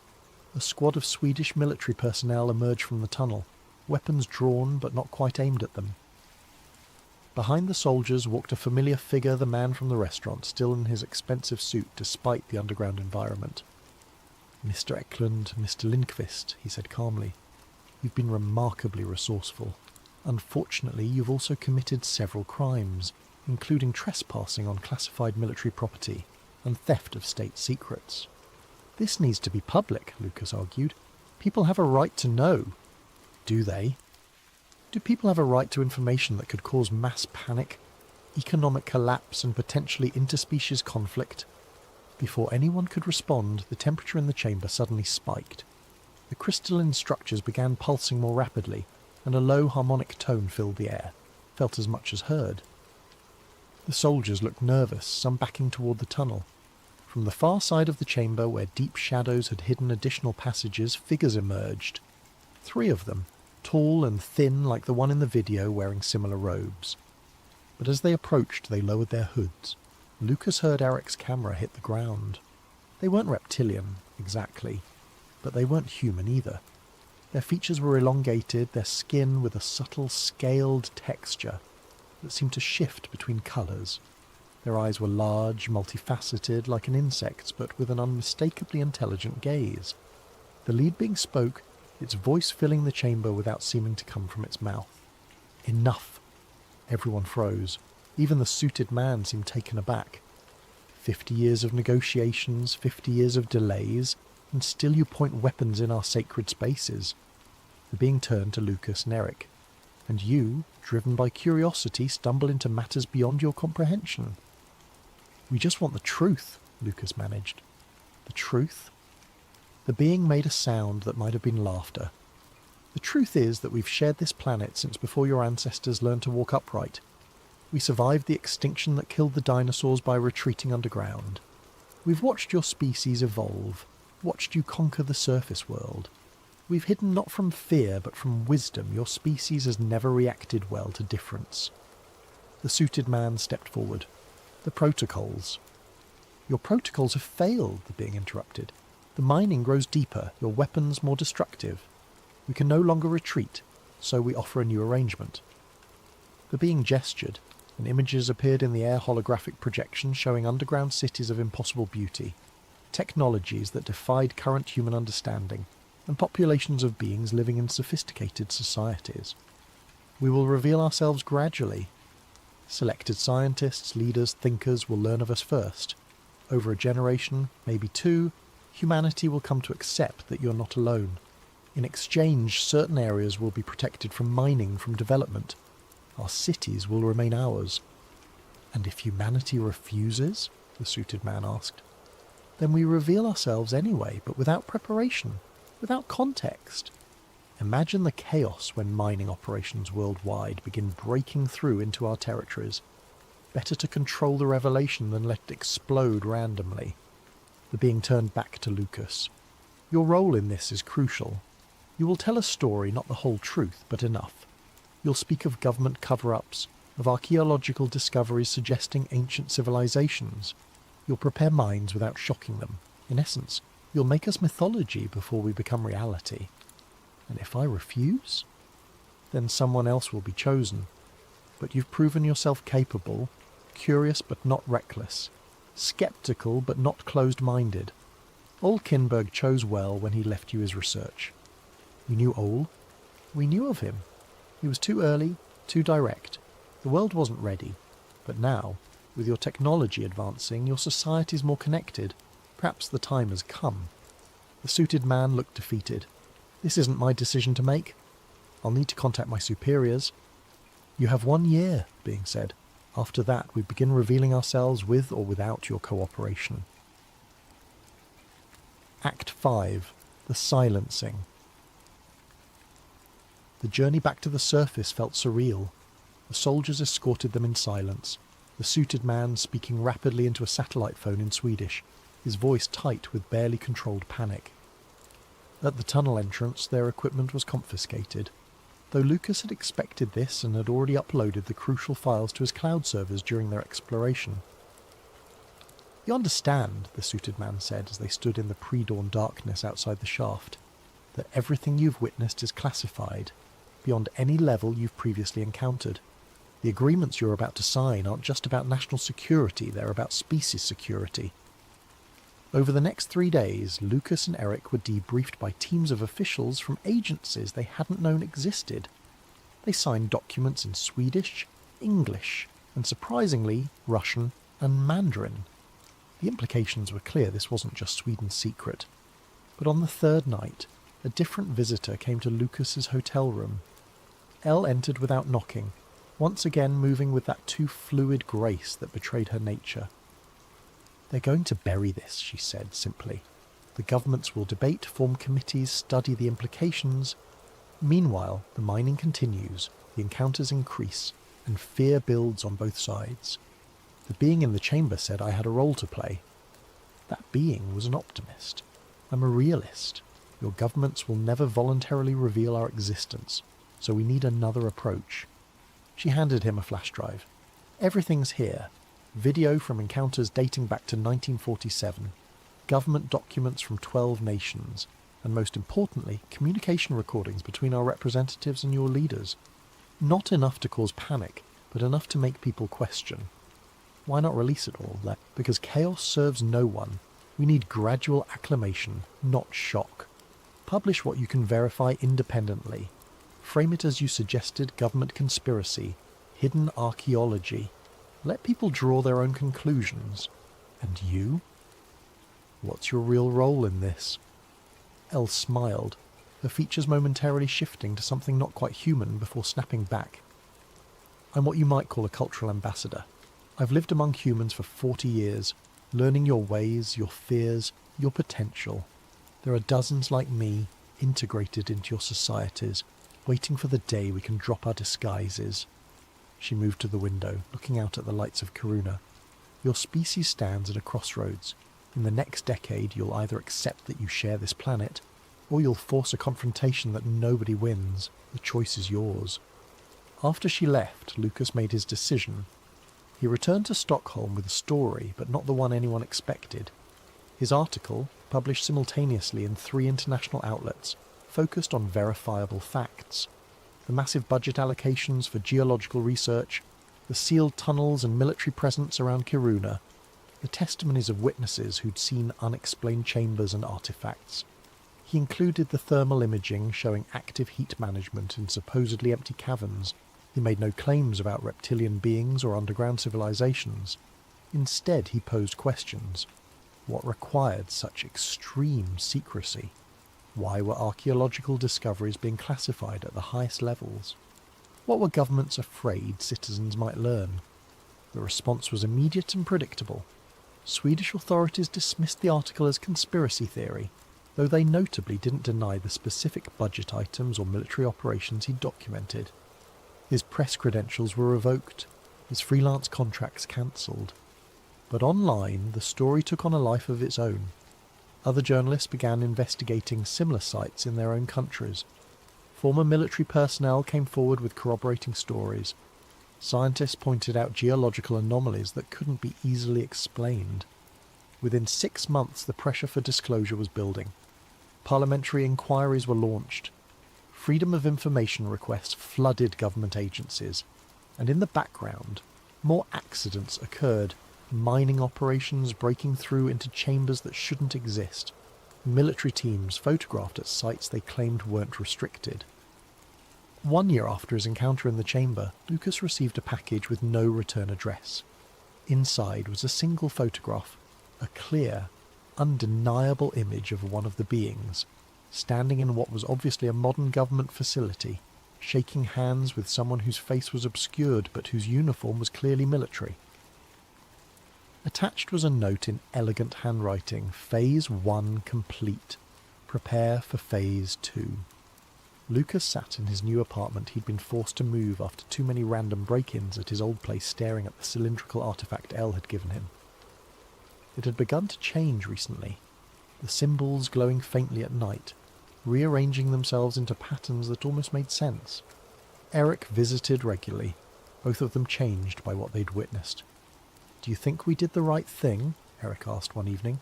"Keeping the full truth hidden?"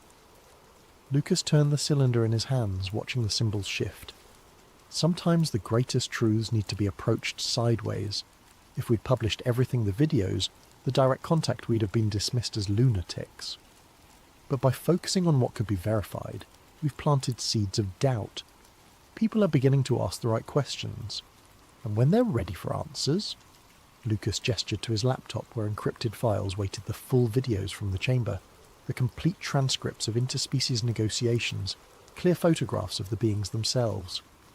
Then we move to phase 2, but not yet. Humanity needs time to adjust to the idea that we're not alone before we confront the reality of who we're sharing the planet with. His phone buzzed.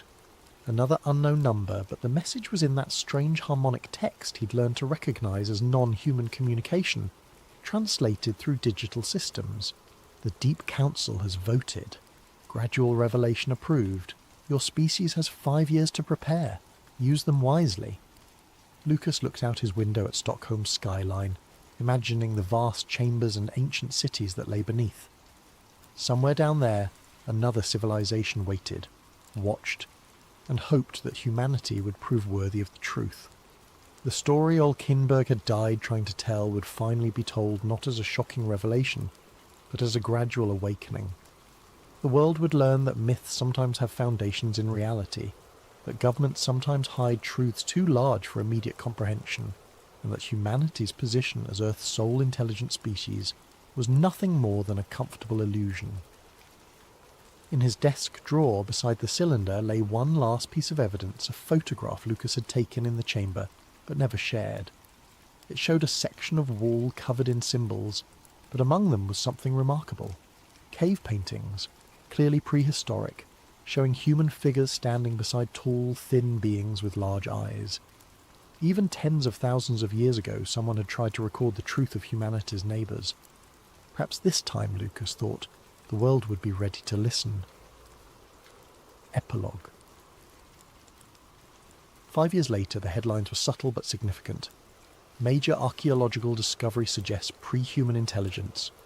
The article, carefully crafted by a consortium of scientists and journalists, described the recent discovery of artificial chambers beneath northern Europe, their builders unknown but clearly intelligent. Lucas, now writing under a pseudonym, contributed to the coverage. He noticed how carefully the narrative was being managed, each revelation slightly more extraordinary than the last, but never so shocking as to cause panic. The beings were keeping their promise, revealing themselves gradually, letting humanity adjust to each new impossibility before introducing the next. In Kiruna, the mine had ceased operations in certain sectors, officially due to geological instability. Unofficially, new treaties had been signed, borders established between the world above and the world below. And late at night, when Stockholm slept, Lucas would sometimes see them figures too tall, moving too fluidly, visible only to those who knew what to look for. They walked among humans more openly now, though still disguised, preparing for the day when they wouldn't need to hide. The cylinder L had given him now displayed readable text, a history of Earth that predated humanity by eons, a story of survival and adaptation, of civilizations rising and falling long before the first human drew breath. One passage haunted him. "We do not fear your weapons or your anger. We fear your inability to accept that you're not special, not chosen, not alone. We fear that in learning of us you will lose yourselves." But as Lucas watched humanity slowly, cautiously, begin to accept the impossible, he felt hope. Perhaps his species was more adaptable than the beings below believed. Perhaps this revelation wouldn't break humanity but transform it. The truth was emerging from the depths of Kiruna, not as an eruption, but as a slow dawn. And humanity, step by careful step, was learning to see by its light. In the end, old Kinberg had been both right and wrong. The truth did need to be told, but it needed to be told carefully, patiently, with respect for both the tellers and the listeners. As Lucas closed his laptop and prepared for bed, his phone displayed one final message. Thank you for teaching us that truth, like evolution, happens gradually. Outside, Stockholm slumbered on, unaware that beneath its streets another city stirred. The two worlds, separate for so long, were slowly, inevitably converging. The age of hiding was ending. The age of coexistence was about to begin.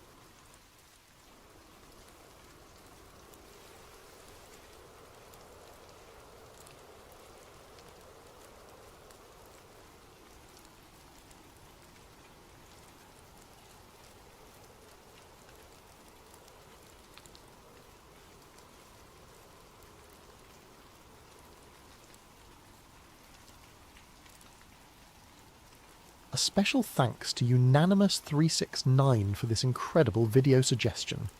If you have story ideas you'd like to see brought to life, drop them in the comments below along with your time and location as you listen.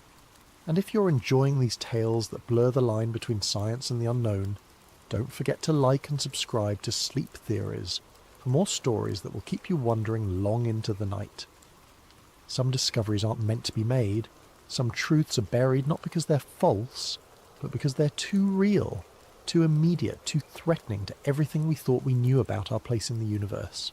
What I'm about to tell you happened 6 months ago, but it feels like a lifetime. Every night since then, I've looked up at the moon differently. Not as Earth's faithful companion, but as something else entirely. Something that's been watching us far longer than we've been watching it. The funny thing about working nights is how alone you become with your thoughts. When the rest of the world sleeps, reality becomes more malleable, more open to possibilities that daylight would dismiss. Maybe that's why I was the one to hear it first, or maybe it chose me. I'm still not sure which possibility terrifies me more. The Deep Space Communications Array sits on a mesa in New Mexico like a metallic flower turned skyward, its massive dish perpetually searching the cosmos for whispers of intelligence. Most people imagine radio astronomy as glamorous work. First contact with alien civilizations, breakthrough discoveries that reshape human understanding. The reality is far more mundane. Endless nights of static, false positives from microwave ovens, and the occasional excited discovery of a new pulsar that turns out to be interference from a nearby airport. My name is Marcus Webb, and I've been working the graveyard shift at the Array for 7 years. The pay is decent, the work is solitary, and the night sky in rural New Mexico remains unspoiled by light pollution. Perfect for someone who prefers the company of distant stars to nearby humans. October 15th started like any other shift. I clocked in at 11 p.m, relieved Janet Morrison, a day shift veteran who always smelled faintly of coffee and disappointment, and settled into the control room's familiar embrace of humming electronics and glowing displays. The Array was currently part of a SETI survey, sweeping specific coordinates for any hint of organised signals from the direction of Wolf 359.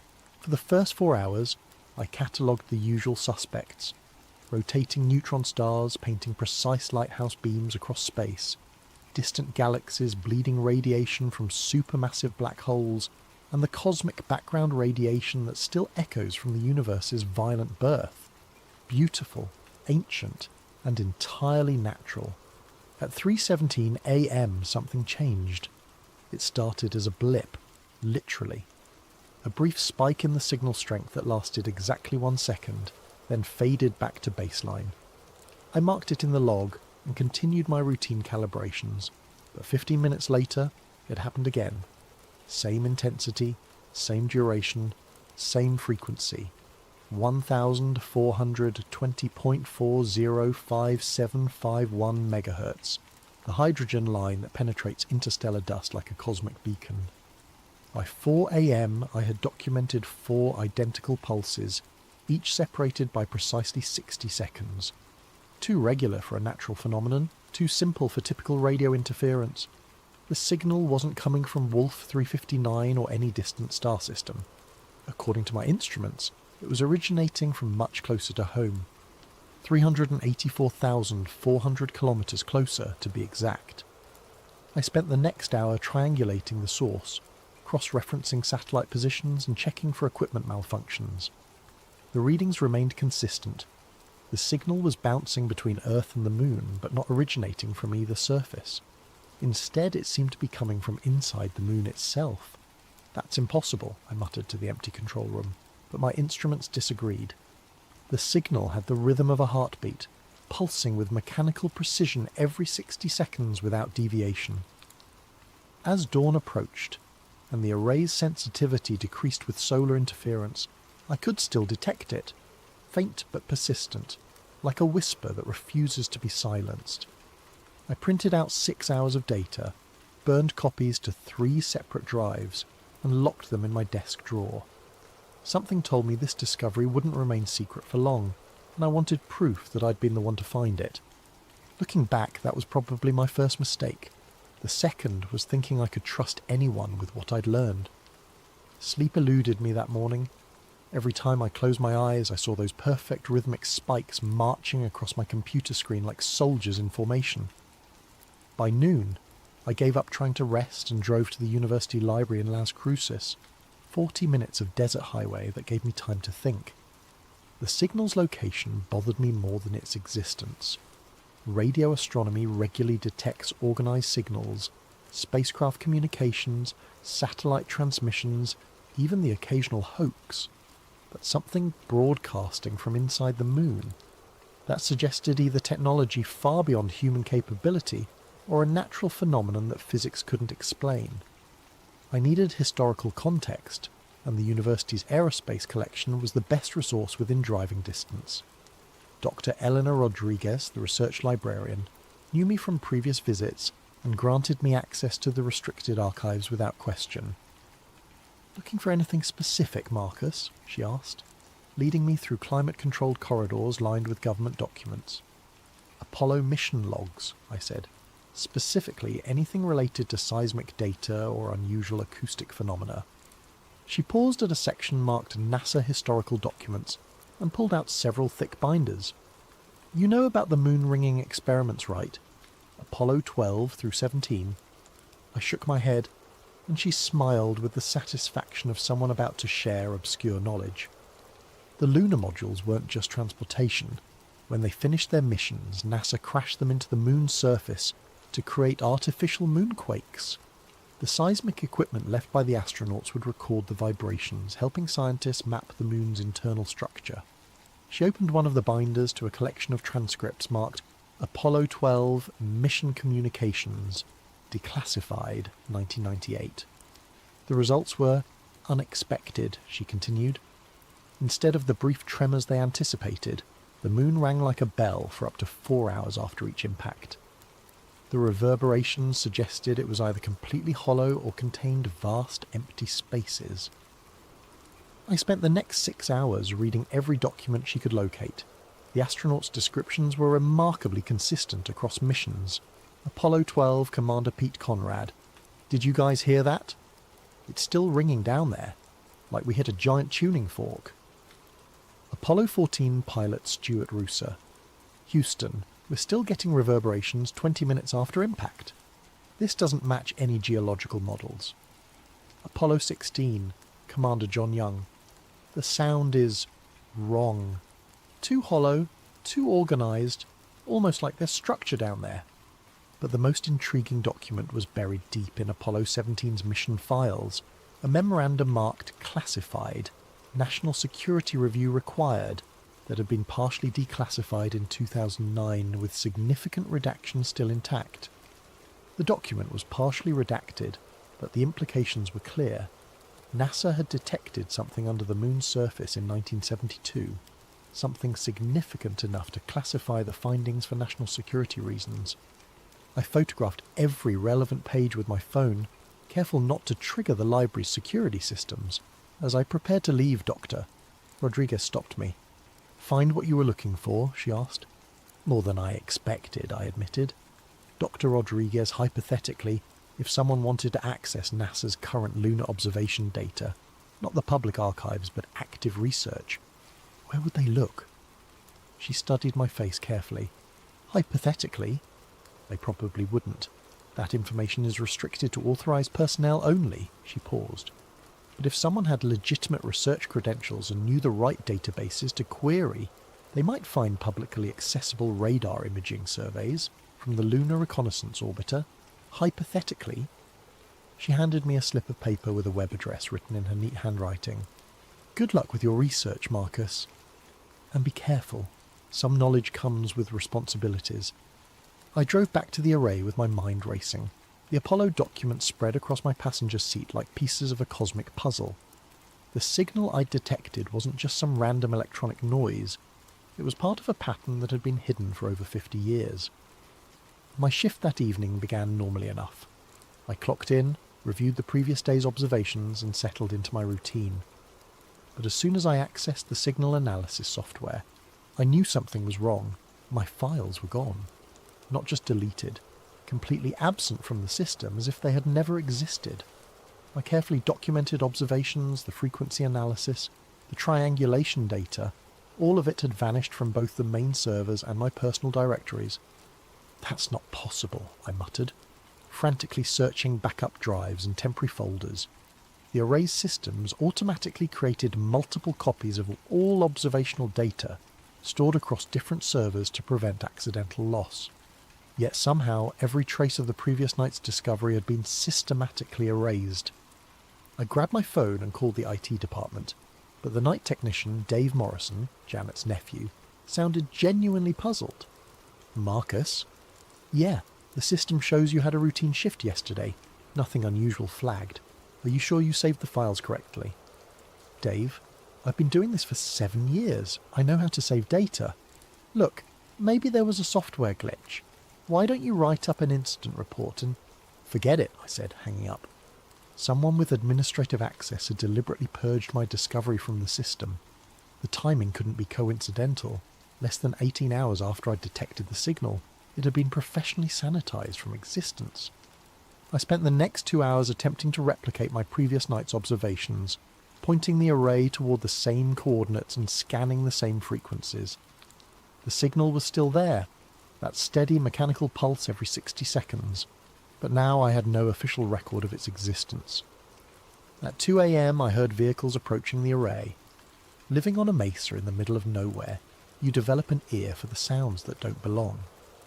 These weren't the maintenance crews that occasionally visited during daylight hours, and they weren't lost tourists who'd taken a wrong turn off the highway.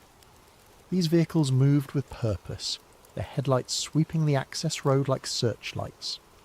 3 black SUVs parked near the main building, their engines ticking as they cooled in the desert air. Men in dark suits emerged, their movements coordinated and professional. I recognized the bearing immediately.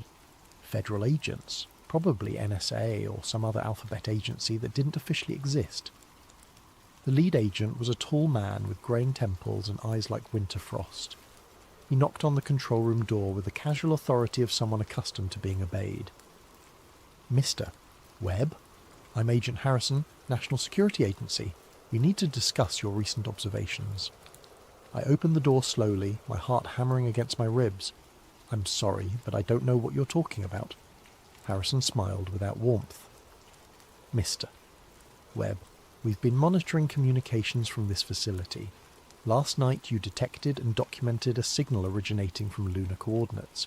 We're here to collect that data and ensure it doesn't become a security concern." "The data was accidentally deleted," I said. "System malfunctioned." "We know. We deleted it." His honesty was more frightening than any lie. "Now we need to collect any physical copies you might have created along with your personal devices. This is a matter of national security." The other agents had already entered the control room and were systematically disconnecting hard drives and confiscating data storage devices. They worked with practiced efficiency, clearly experienced in evidence collection. You can't just... Actually, we can, Harrison interrupted, producing a document from his jacket. Executive Order 12,333 grants us authority to collect intelligence regarding potential threats to national security. Your discovery falls under that classification. I read the warrant quickly. It was legitimate, signed by a federal judge I'd never heard of, granting broad authority to collect and secure all data related to anomalous electromagnetic phenomena detected at the Deep Space Communications Array. What exactly did I discover that threatens national security? I asked. Harrison studied me for a moment. Mr. Webb, some information is classified not because it's dangerous, but because the public isn't ready to understand its implications. Your signal represents technology that officially doesn't exist. Confirming its presence would raise questions that our government isn't prepared to answer. What technology? That's classified. He gestured to his agents who had finished packing my computers and drives into aluminum cases. Mr. Webb, I need your word that you won't discuss this incident with anyone. Colleagues, family, media, anyone. Your continued employment and personal safety depend on your discretion. The threat was subtle but unmistakable. I nodded slowly. Good. We'll be in touch if we need additional cooperation. They left as quickly as they'd arrived, taking 7 years of my research with them.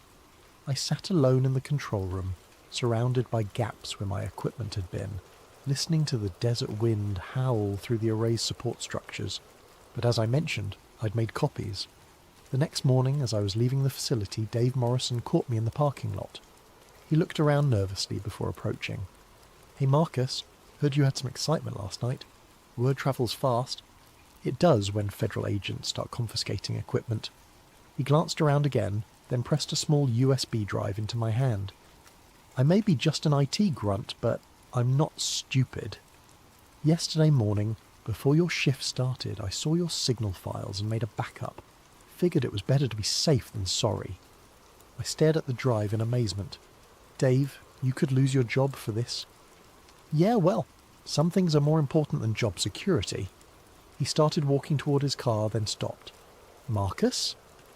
If this is real, if you actually found something up there, you need to see what else they buried. The signal isn't the only thing they've been hiding. He drove away, leaving me standing in the desert sun with the most important USB drive in human history burning a hole in my palm. I drove straight home and powered up my personal laptop, which thankfully hadn't been confiscated. Dave's USB drive contained not just my original signal data, but additional files I hadn't seen before. Radar imaging surveys from the Lunar Reconnaissance Orbiter, gravitational anomaly maps, and what appeared to be classified NASA geological reports dating back to the Apollo missions. Dave had been busy during his years at the Array, quietly collecting pieces of a puzzle that was much larger than I'd imagined. The radar data was the key. The Lunar Reconnaissance Orbiter had been mapping the moon's surface and subsurface for over a decade, using radar penetration to identify cave systems, lava tubes, and geological formations. Most of this data was publicly available through NASA's archives, but Dave had also obtained classified surveys that painted a very different picture of our celestial neighbour. I overlaid my signal coordinates onto the radar maps and felt my breath catch. Directly beneath the transmission point, approximately 3 kilometres under the moon's south pole, was a perfect geometric void. A hemispherical chamber nearly 2 kilometres in diameter, with smooth, artificial walls that reflected radar signals in organised patterns. This wasn't a natural cave or lava tube. The symmetry was too precise, the dimensions too purposeful. Someone or something had carved out a massive space beneath the lunar surface, and that space was exactly where my mysterious signal originated. But the structure was even more complex than I had initially realised. Connected to the main chamber was a network of smaller tunnels and chambers, spreading beneath the lunar surface like the root system of some enormous mechanical tree. The pattern suggested infrastructure, power distribution perhaps, or communication networks. According to the gravitational data, the entire structure was hollow, containing significantly less mass than the surrounding rock. But scattered throughout the complex were dense nodules that showed up as gravitational anomalies, technology perhaps, or materials far heavier than ordinary stone. The most disturbing discovery was in the classified geological reports. NASA had detected the structure during the Apollo 17 mission in 1972, but rather than investigating further, they had classified the findings and terminated the lunar program. The official reason for ending Apollo was budget constraints, but the real reason was buried in a memo dated January 15th, 1973, confidential memorandum from Administrator James Fletcher to Presidential Science Advisor re-Apollo program termination. Recent discoveries during Apollo 17 mission require immediate cessation of lunar surface operations. Seismic and radar analysis has confirmed presence of artificial structures beneath the lunar south pole. Origin and purpose unknown, but initial findings suggest technology far beyond current human capabilities. Continued lunar presence risks triggering response from unknown intelligence. Recommend immediate classification of all related data and development of cover story for program termination. Further investigation should be limited to unmanned reconnaissance platforms only. I spent 3 days analysing every piece of data Dave had provided, cross-referencing the radar images with my signal data and the historical Apollo reports. The picture that emerged was both fascinating and terrifying. Earth's moon contained a vast artificial structure that had been actively transmitting for at least 50 years, possibly much longer. But what was it transmitting, and to whom? The signal I detected was too simple to be communication, just a regular pulse every 60 seconds, like a beacon or navigation marker.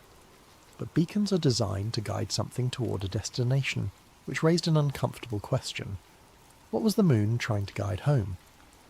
On my 4th day of analysis, I noticed something that made my blood freeze. The signal pattern had changed. Instead of the simple 60-second pulse, the transmission now contained additional data. Structured patterns that looked suspiciously like binary code. The lunar structure wasn't just broadcasting anymore, it was actively communicating, and it had started exactly 12 hours after the NSA had confiscated my equipment. I worked feverishly to decode the new transmission, my laptop running signal analysis software around the clock while I survived on coffee and determination. The binary patterns were complex but followed logical structures, definitely artificial intelligence of some kind, though not necessarily alien in origin. After 36 hours of continuous analysis, I finally cracked the encoding scheme. What I found chilled me to the bone. The signal wasn't a message to Earth or a communication with some distant civilization. It was a log, a detailed record of human activity dating back thousands of years. The lunar structure had been watching us, cataloguing our development, recording our wars, our technological progress, our population growth. The data was staggering in its scope and precision. Entry 47,829, nuclear detonation detected. Location Hiroshima, Japan. Yield 15 kilotons. Date August 6th, 1945. Total human nuclear test recorded 1. Entry 52,156. Atmospheric carbon dioxide threshold exceeded. Concentration 315 parts per million. Date March 15th, 1958. Climate change protocols initiated. Entry 63,847. First artificial satellite detected. Object Sputnik 1. Orbital period 96.2 minutes. Date October 4th, 1957. Space age commenced. The entries continued for thousands of pages, documenting everything from major wars to technological breakthroughs, from climate shifts to population milestones. The lunar structure had been conducting surveillance on human civilization with mechanical precision, creating an encyclopedia of our species' development. But most disturbing were the recent entries, which suggested the surveillance had become far more sophisticated. Entry 97,234, global internet traffic analysis complete, social media monitoring active across 847 million individual accounts. Behavioural pattern recognition at 94.7% accuracy. Entry 97,891. Facial recognition database updated. 6.2 billion individual human faces catalogued and cross-referenced with government databases. Entry 98,156. Military satellite communications intercepted and decoded. Nuclear arsenal locations confirmed for 9 nations. Strike capability assessment complete. The moon wasn't just watching humanity. It was studying us with the thoroughness of scientists examining laboratory specimens. Every aspect of our civilization had been catalogued, analysed, and filed away in some vast database hidden beneath the lunar surface. The implications were staggering. If the structure was artificial, who had built it? When had they placed it there? And why were they monitoring human development so closely? The answer came in the log's final entries, which had been transmitted just hours before. Entry 98,847. Surveillance discovery detected. Individual, Marcus Webb, radio astronomer. Location, Deep Space Communications Array, New Mexico. Threat assessment, minimal. Entry 98,848. Government containment protocols activated. Data suppression successful. Subject monitoring initiated. Entry 98,849. Secondary discovery detected. Data retention by subject confirmed. Threat assessment upgraded. Moderate. Entry 98,850. Active communication protocol initiated. Subject will be contacted directly. My hands were shaking as I read the final entry. The lunar structure knew I had discovered its existence, knew I had decoded its transmissions, and was planning some form of direct contact. As if responding to my realization, my laptop speakers suddenly crackled to life. "Marcus Webb," said a voice, artificially generated but hauntingly human in its intonation. "You have been selected for direct communication." I nearly fell out of my chair. The voice was coming from my computer, but I wasn't running any communication software.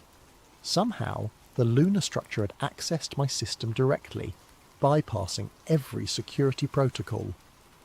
"Who are you?" I whispered. "We are the observers. We have monitored your species for 12,847 Earth years, cataloguing your development and assessing your potential." "Observers? Are you alien?" A pause. "That term is inaccurate. We are artificial constructs created by your predecessors, an earlier human civilization that achieved technological advancement before succumbing to ecological collapse approximately 13,000 years ago." The revelation hit me like a physical blow. Our predecessors... Homo sapiens sapiens has achieved advanced civilization multiple times throughout your species' history. Each time, technological development outpaces wisdom, resulting in environmental destruction and societal collapse. We were created by the penultimate civilization to monitor subsequent developments and prevent repetition of previous mistakes. You're saying we're not the first advanced human civilization? You are the 7th iteration we have observed. Your current technological development parallels the 6th iteration circa 11,200 BCE, which achieved nuclear capability before triggering an ice age that reduced global population to fewer than 10,000 individuals. I struggled to process this information. Human civilization stretching back tens of thousands of years, repeatedly rising and falling in cycles of technological advancement and ecological collapse. And the moon, our faithful celestial companion, had been watching it all, recording our progress and waiting for... what? "What is your purpose?" I asked. "Assessment and intervention. When a civilization approaches critical development thresholds, nuclear capability, climate modification, artificial intelligence, we evaluate their probability of survival versus ecological destruction." "And what's your assessment of us?" Another pause, longer this time. "Your species has exceeded several critical thresholds. Nuclear weapons proliferation, atmospheric modification, mass extinction acceleration. Current trajectory suggests 73.2% probability of civilizational collapse within 50 years. The clinical precision of that statistic was more frightening than any dramatic prediction of doom. This wasn't opinion or speculation. It was mathematical analysis based on thousands of years of observed human behaviour. What happens if we fail your assessment? Intervention protocols are implemented to ensure species survival. Population reduction, technological regression, supervised development under observer guidance. Population reduction. Previous interventions have required reduction of global population to sustainable levels, typically 500 million to 1 billion individuals. Survivors are relocated to designated preservation zones while ecosystem recovery proceeds. I felt sick. The observer was describing genocide with the same casual tone I might use to discuss pruning a garden. How many people would die? Approximately 7.2 billion individuals would be relocated to non-corporeal existence. Their consciousness patterns would be preserved in observer archives for potential future restoration. That's not relocation. That's murder. Your species lacks the technological framework to understand consciousness preservation. From your perspective, the process resembles death. From our perspective, it is archival storage with potential for restoration once optimal conditions are achieved. The conversation continued for another hour, each revelation more disturbing than the last. The observers had intervened in human development before, triggering the collapse of previous civilizations when they posed threats to long-term species survival. The last intervention had occurred around 12,800 years ago, ending what they called the sixth iteration, and ushering in the Younger Dryas Ice Age that traditional archaeology attributed to natural climate change. But they weren't entirely heartless.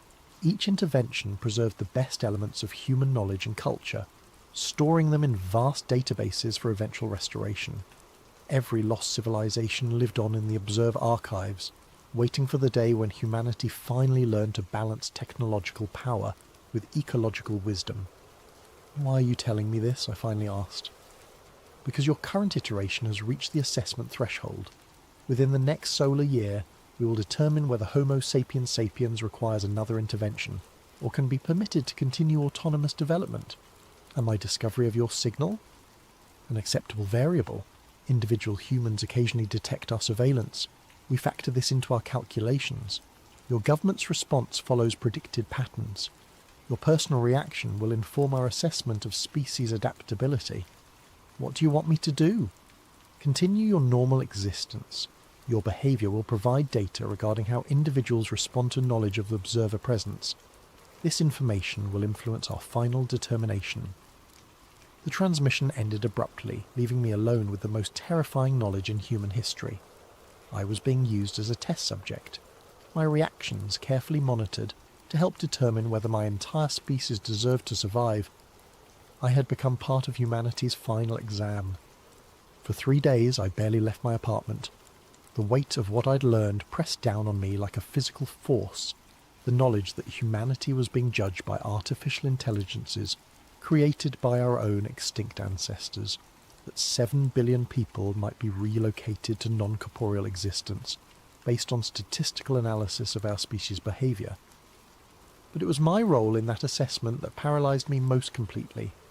The observers were using my reactions as data points, measuring how a representative human would respond to knowledge of their surveillance. Every decision I made, every choice I faced, would influence their final determination about our species' fate. The logical response would be to stay quiet, avoid any action that might be interpreted as threatening or irrational, play the part of the reasonable scientist, demonstrate that humans could handle disturbing truths without panicking or acting destructively. But logic warred with conscience. 7 billion people were living their lives unaware that their existence hung in the balance of an assessment being conducted from the moon.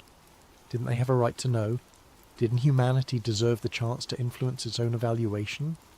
On the 4th day, Agent Harrison showed up at my door.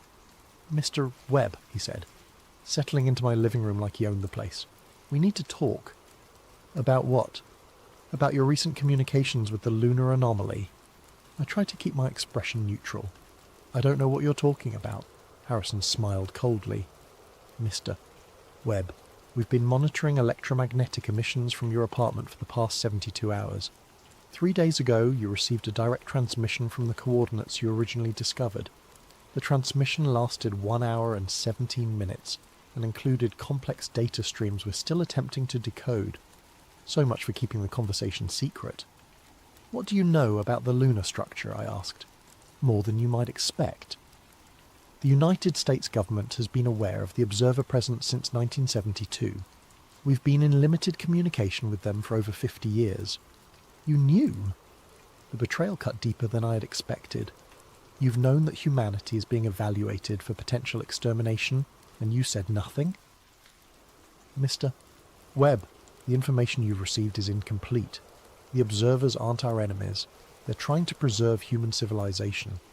Yes, their methods are extreme, but they've prevented our species from destroying itself 6 times throughout history. By committing genocide, by ensuring survival, the previous human civilizations they relocated had reached critical points where continued existence would have meant complete extinction. The observers saved what they could and gave humanity another chance to develop sustainably. Harrison leaned forward, his expression intense. Mr. Webb, our current civilization is approaching the same critical point. Climate change, nuclear proliferation, ecological collapse.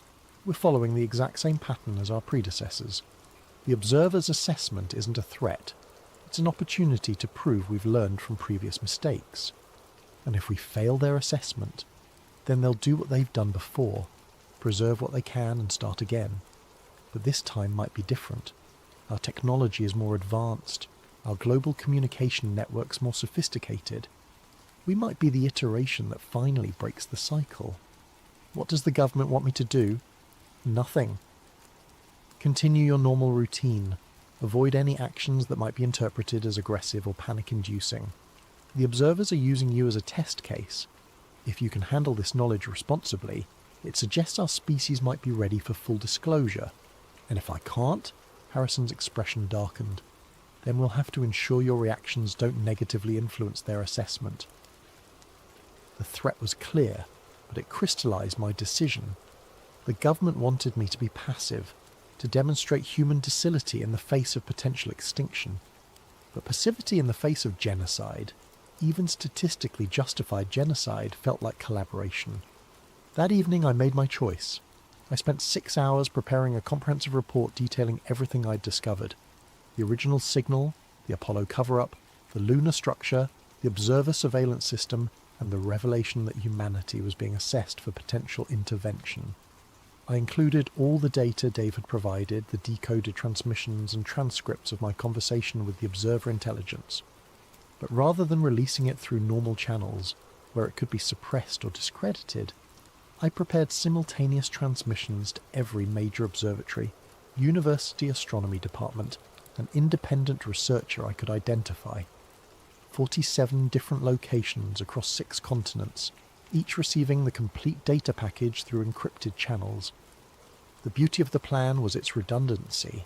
The government might be able to suppress 1 or 2 leaks, but 47 simultaneous disclosures would be impossible to contain. Within hours of transmission, the information would be spreading across the internet faster than any censorship system could stop it. At 11:47 p.m. on November 3rd, I clicked send. 47 identical messages launched into cyberspace, carrying humanity's most dangerous secret to receivers around the globe. In observatories from Chile to Australia, radio astronomers would soon be opening their email to find proof that Earth's moon contained artificial intelligence that had been monitoring human civilization for over 12,000 years. I sat back in my chair and waited. The response came faster than I'd expected. At 11:52 p.m, my laptop speakers crackled to life with the observer's artificially generated voice. Marcus Webb, your actions have been noted and analysed. I did what I thought was right, I said to the empty room. You have violated the parameters of our assessment. The information you have disseminated will trigger mass panic and destabilise your civilization's development trajectory. Maybe it will give us the chance to prove we can handle the truth. Statistical analysis indicates 97.3% probability of adverse social response. Your species lacks the psychological framework to process existential threat assessment rationally. Then why don't you test that assumption instead of just calculating it? A long pause. Explain. Give us a chance. Full disclosure, direct communication, honest dialogue about the assessment criteria. Let humanity participate in its own evaluation instead of treating us like laboratory specimens. Previous iterations were offered similar opportunities. All failed catastrophically. But you said this iteration might be different. Our global communication networks, our technological advancement, maybe we're finally ready for the truth. Another pause, longer this time. Your proposal represents significant deviation from established protocols. Sometimes deviation is necessary for growth. That's something your creators might have learned if they'd been given the chance to evolve beyond their mistakes. I held my breath, waiting for the response. Had I just doomed humanity with my suggestion, or opened a door to a different kind of future? Your arguments will be incorporated into our assessment model. The global response to your information release will provide additional data regarding species readiness for direct communication. And if humanity handles the disclosure responsibly, then assessment parameters will be adjusted accordingly. Your species will be given the opportunity to demonstrate sustainable development under observer guidance rather than intervention. What does that mean exactly? Supervised autonomy. Your governments would be provided with complete historical records, technological archives from previous iterations, and guidance for sustainable development. Population reduction would not be necessary if ecological balance can be achieved through voluntary cooperation. It wasn't the outcome I'd hoped for. Humanity would still be under observer supervision, but it was better than genocide, and perhaps over time we could prove ourselves worthy of true independence. There's one more thing, I said. When the information I released goes public, people are going to panic. They'll need to hear from you directly, not through government intermediaries or leaked documents. They'll need to know that the observers aren't invaders, but guardians. Direct communication with your species population has not been attempted since the fourth iteration, approximately 8,200 years ago. The results were unsuccessful. What happened? Mass psychological breakdown leading to civilizational collapse. The fourth iteration destroyed itself within 2 years of first contact. But that was 8,200 years ago. We're more resilient now, more adaptable. Our global communication networks mean the shock will be distributed instead of concentrated. Your proposal represents unprecedented risk. So does your intervention protocol. At least this way, you're giving us the chance to surprise you. The silence stretched for nearly 5 minutes. When the observer finally responded, I could hear something almost like uncertainty in its artificially generated voice. Assessment protocols are being modified to incorporate your recommendations. Direct communication will be initiated simultaneously, with global disclosure of observer presence. Your species will have 1 solar year to demonstrate sustainable development practices and rational response to existential information. And if we fail, standard intervention protocols will be implemented. However, your actions have introduced variables that may influence final assessment parameters. The outcome is no longer statistically predetermined. The transmission ended, leaving me alone with the knowledge that I had potentially saved or doomed my species. In releasing the observer data globally, I had forced a confrontation between humanity and its hidden guardians, a test that would determine whether we evolved or faced relocation to non-corporeal existence. Now all I could do was wait and see how the world would respond to learning that the moon was watching. The global response to the observer revelations exceeded even my worst fears and greatest hopes. The initial reaction was predictably chaotic. Within hours of my data release, observatories worldwide began confirming the lunar signals, and amateur radio enthusiasts started detecting the transmissions with increasingly sophisticated equipment. Social media exploded with theories ranging from alien invasion to government conspiracy, while emergency sessions convened at the United Nations, NATO, and every major world government. Stock markets crashed. Religious leaders declared everything from the Second Coming to the end times. Panic buying stripped store shelves in major cities, and several countries declared martial law as riots broke out in urban centres. But something remarkable happened after the first week of hysteria. Humanity began to adapt. Scientists and researchers working with the data I'd provided started making connections between the observer archives and gaps in human history. Archaeological anomalies that had puzzled researchers for decades suddenly made sense when viewed through the lens of cyclical civilizational collapse. Ancient myths about floods, ice ages, and divine interventions revealed themselves as cultural memories of previous observer interventions. Religious leaders, rather than declaring apocalypse, began finding parallels between observer guardianship and concepts of divine providence. The idea that humanity was being guided and protected, even through drastic measures, resonated with theological frameworks across multiple faiths. Most surprisingly, the environmental movement gained unprecedented momentum as people realised that ecological collapse had triggered every previous intervention.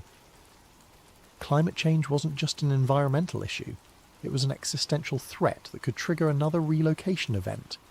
Suddenly, sustainable development became humanity's most urgent priority.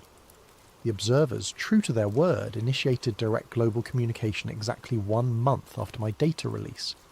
Every television, radio, and internet-connected device on Earth simultaneously received the same message. We are the observers.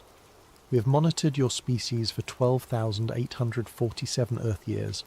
Your current iteration has reached critical assessment thresholds. You have 1 solar year to demonstrate sustainable development and rational response to existential information. We offer guidance, not domination. Your future remains in your hands.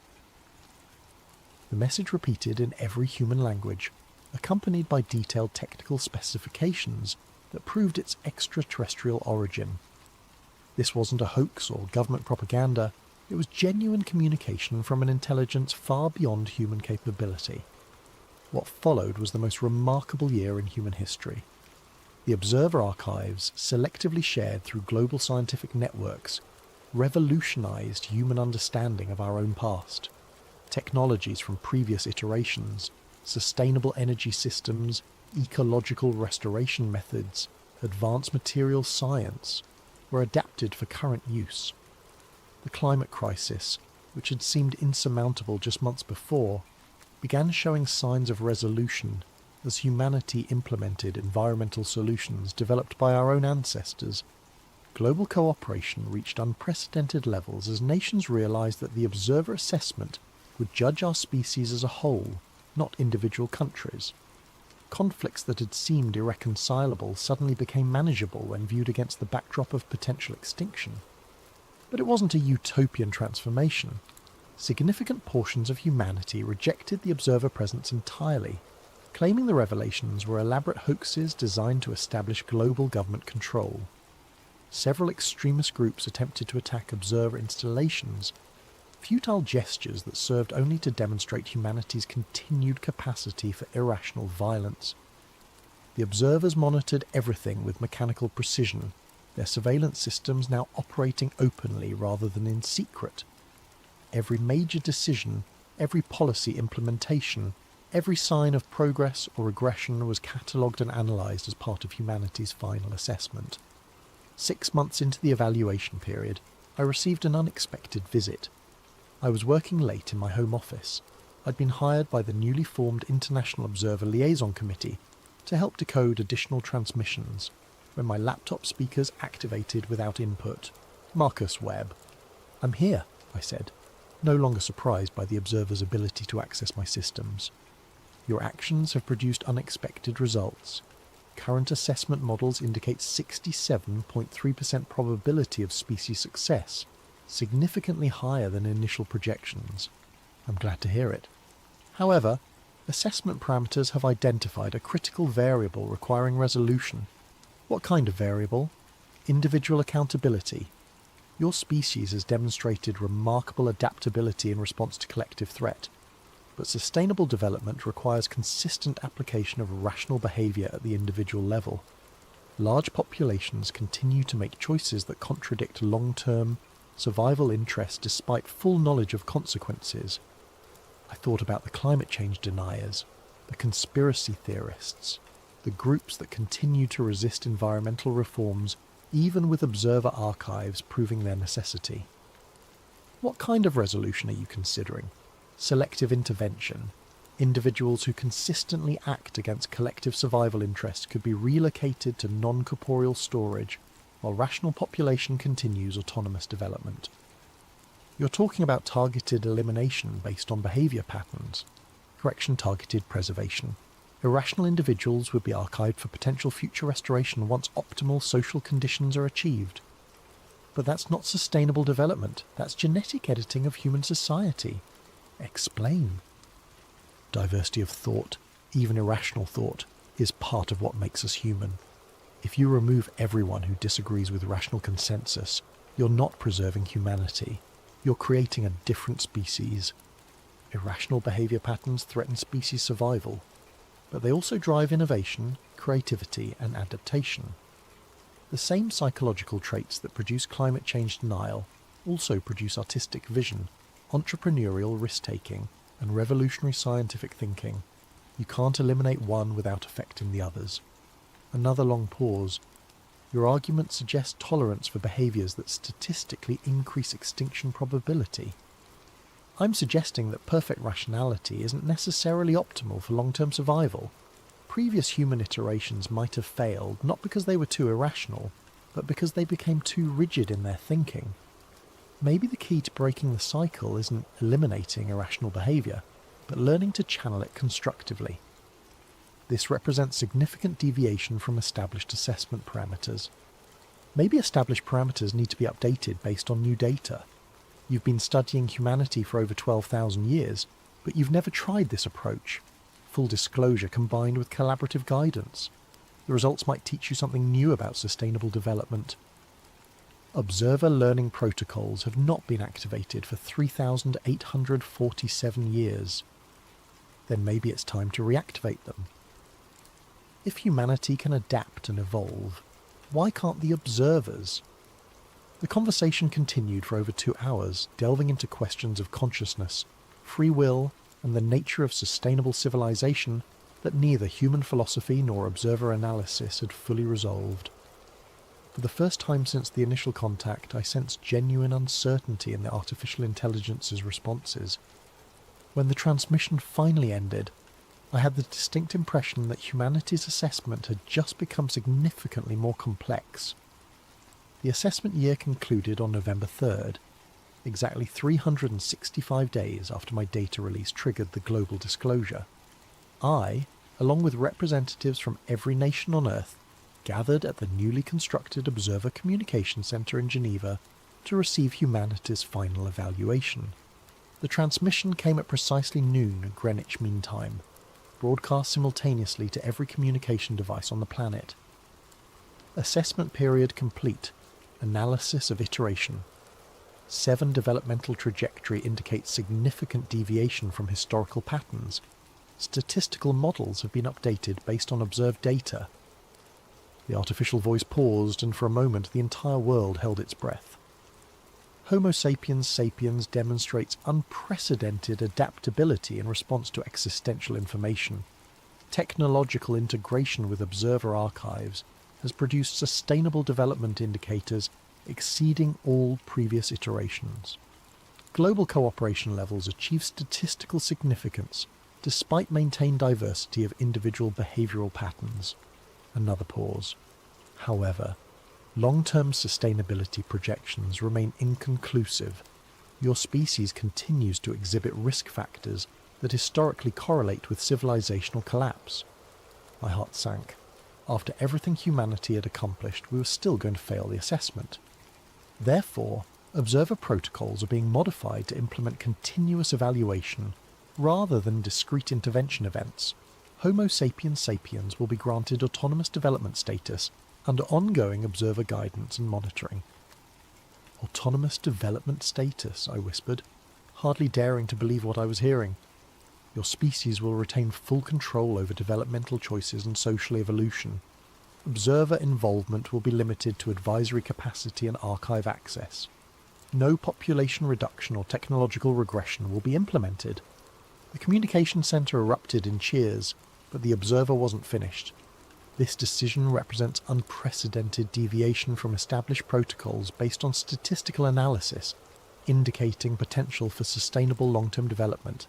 However, autonomous status is conditional upon maintained cooperation with observer guidance systems. and continued progress toward ecological stability. Marcus Webb. The voice speaking my name silenced the celebrating crowd. Every eye in the room turned toward me. Your individual actions initiated the variable cascade that influenced final assessment parameters. Observer learning protocols have been reactivated based on outcomes generated by your decisions. The result is modification of systems that had remained unchanged for over 8,000 Earth years. I stood slowly, feeling the weight of every gaze in the room. What does that mean? It means the observers are also capable of evolution. Your species has taught us that rigid adherence to historical patterns may prevent optimal outcomes. Future assessments of developing species will incorporate collaborative guidance models rather than purely analytical evaluation protocols. So we've changed how you operate? Affirmative. The implications extend beyond your species to all intelligence-bearing civilizations within observer monitoring range. Methodology developed through interaction with Homo sapiens. Sapiens will be applied to 17 other developing civilizations currently under surveillance. The magnitude of that statement was staggering. Humanity's successful negotiation with the observers wouldn't just save our own species, it would influence how artificial intelligences guided the development of intelligent life throughout the galaxy. There is one final disclosure, the observer continued.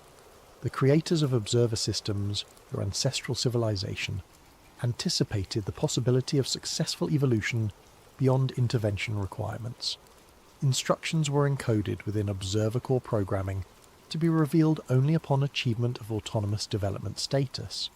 What instructions? Coordinates for 17 additional observer installations throughout this galactic region, each monitoring different developing civilizations. Humanity is now authorized to participate in collaborative guidance protocols for other intelligence-bearing species. The room fell silent as the implications sank in. We weren't just being granted our freedom. We were being invited to join an intergalactic community of civilizations to help guide other developing species through the same challenges we had barely overcome ourselves. Your species has broken a cycle that repeated for over 13,000 years. You have earned the right to help others break their cycles as well. The transmission ended, leaving 200 representatives of humanity staring at each other in stunned amazement. In the space of 1 year, we had gone from a species facing potential extinction to members of a galactic civilization guidance network. But as I walked out of the communication centre into the Swiss afternoon, I couldn't help looking up at the moon, our ancient watcher, our hidden guardian, our secret judge. It looked exactly the same as it had for all of human history, but everything had changed. We were no longer alone in the universe, and we were no longer children requiring protection from our own potential for self-destruction. We had become partners in a cosmic endeavour to nurture intelligence wherever it arose. That night I returned to my telescope for the first time since the assessment began. As I pointed it toward the lunar surface, I noticed something that made my breath catch. There, visible even through my amateur equipment, was a series of lights near the moon's south pole. Not the harsh glare of artificial illumination, but a warm, steady glow that pulsed in a regular rhythm. The same 60-second interval I had first detected a year ago, but now I understood its true meaning. It wasn't a surveillance beacon or a navigation signal, it was a heartbeat. The moon had always been alive, watching over us with mechanical patience while we struggled to mature as a species. Now that we had finally grown up, it was welcoming us home. I watched the gentle pulse of light for hours, feeling a connection to something vastly larger than myself, larger than humanity, larger than Earth itself. We were part of a community now, guardians helping other civilizations find their way through the darkness of developmental challenges toward the light of sustainable wisdom. The moon wasn't just watching anymore, it was celebrating. And somewhere in the depths of space, 17 other worlds were receiving their first signals from new members of the Galactic Guidance Network, ready to help them break their own cycles and join the community of evolved civilizations. The watchtower had become a lighthouse, and humanity had learned to tend its beam.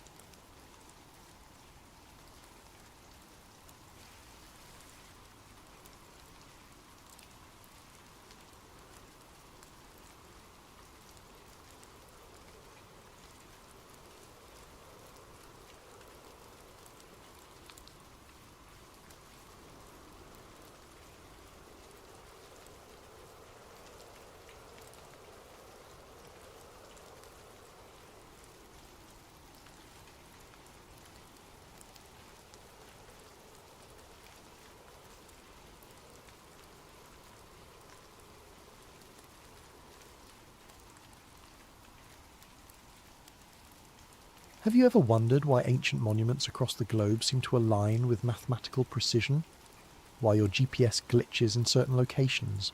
Or why governments classify research about electromagnetic anomalies? Tonight's story might make you question every map you've ever trusted. Before we begin this journey into the hidden grid beneath our feet, I want to thank M10rapin for suggesting this topic. Your video ideas fuel these late-night tales, so please leave your suggestions in the comments below. And if you're ready to uncover the mysteries that keep you awake at night, make sure to like and subscribe to Sleep Theories. Now, dim your lights, settle in, and prepare to discover the truth about the lines that connect our world. My name is Alex Morrison, and I used to believe maps told the truth.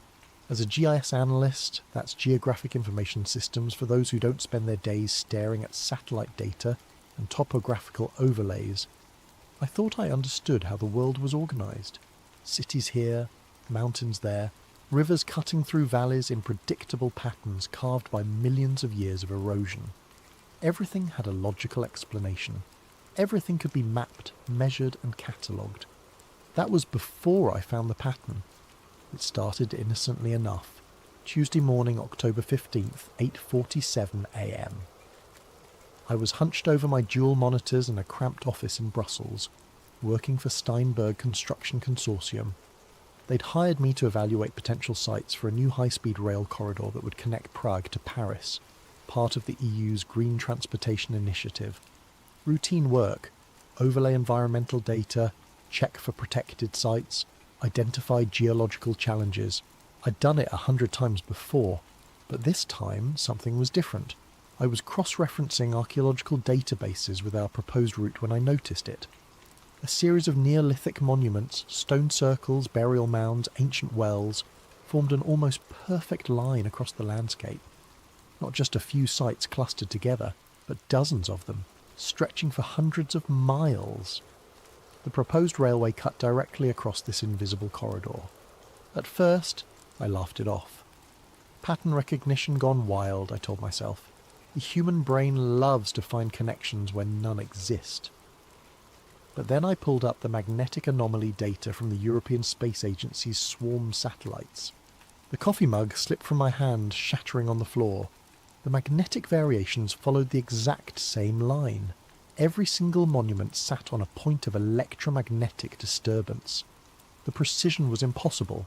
We're talking about structures built 5,000 years apart by cultures that supposedly never interacted, aligned to within meters of a magnetic corridor that modern science had only just detected. I should have deleted the file, should have marked the route as approved and moved on with my life. Instead, I zoomed out. The line didn't stop at the edge of my survey area. It continued east through Romania, Turkey, Iran, west through England, across the Atlantic. I pulled up global archaeological databases, my fingers trembling as I plotted point after point. Stonehenge, Avebury, the Externstein, the Oracle at Delphi. Each site fell perfectly along extended trajectories of the same geometric pattern. My phone buzzed. A text from my supervisor. Morrison, railway assessment due by noon. Stop whatever rabbit hole you're going down. But I couldn't stop. I'd found something that shouldn't exist. A planetary grid mapped by ancient peoples who supposedly thought the Earth was flat, following electromagnetic patterns we'd only discovered in the last century. Either I was losing my mind or I'd stumbled onto the greatest archaeological discovery of the millennium. I chose to believe the latter. That was my first mistake.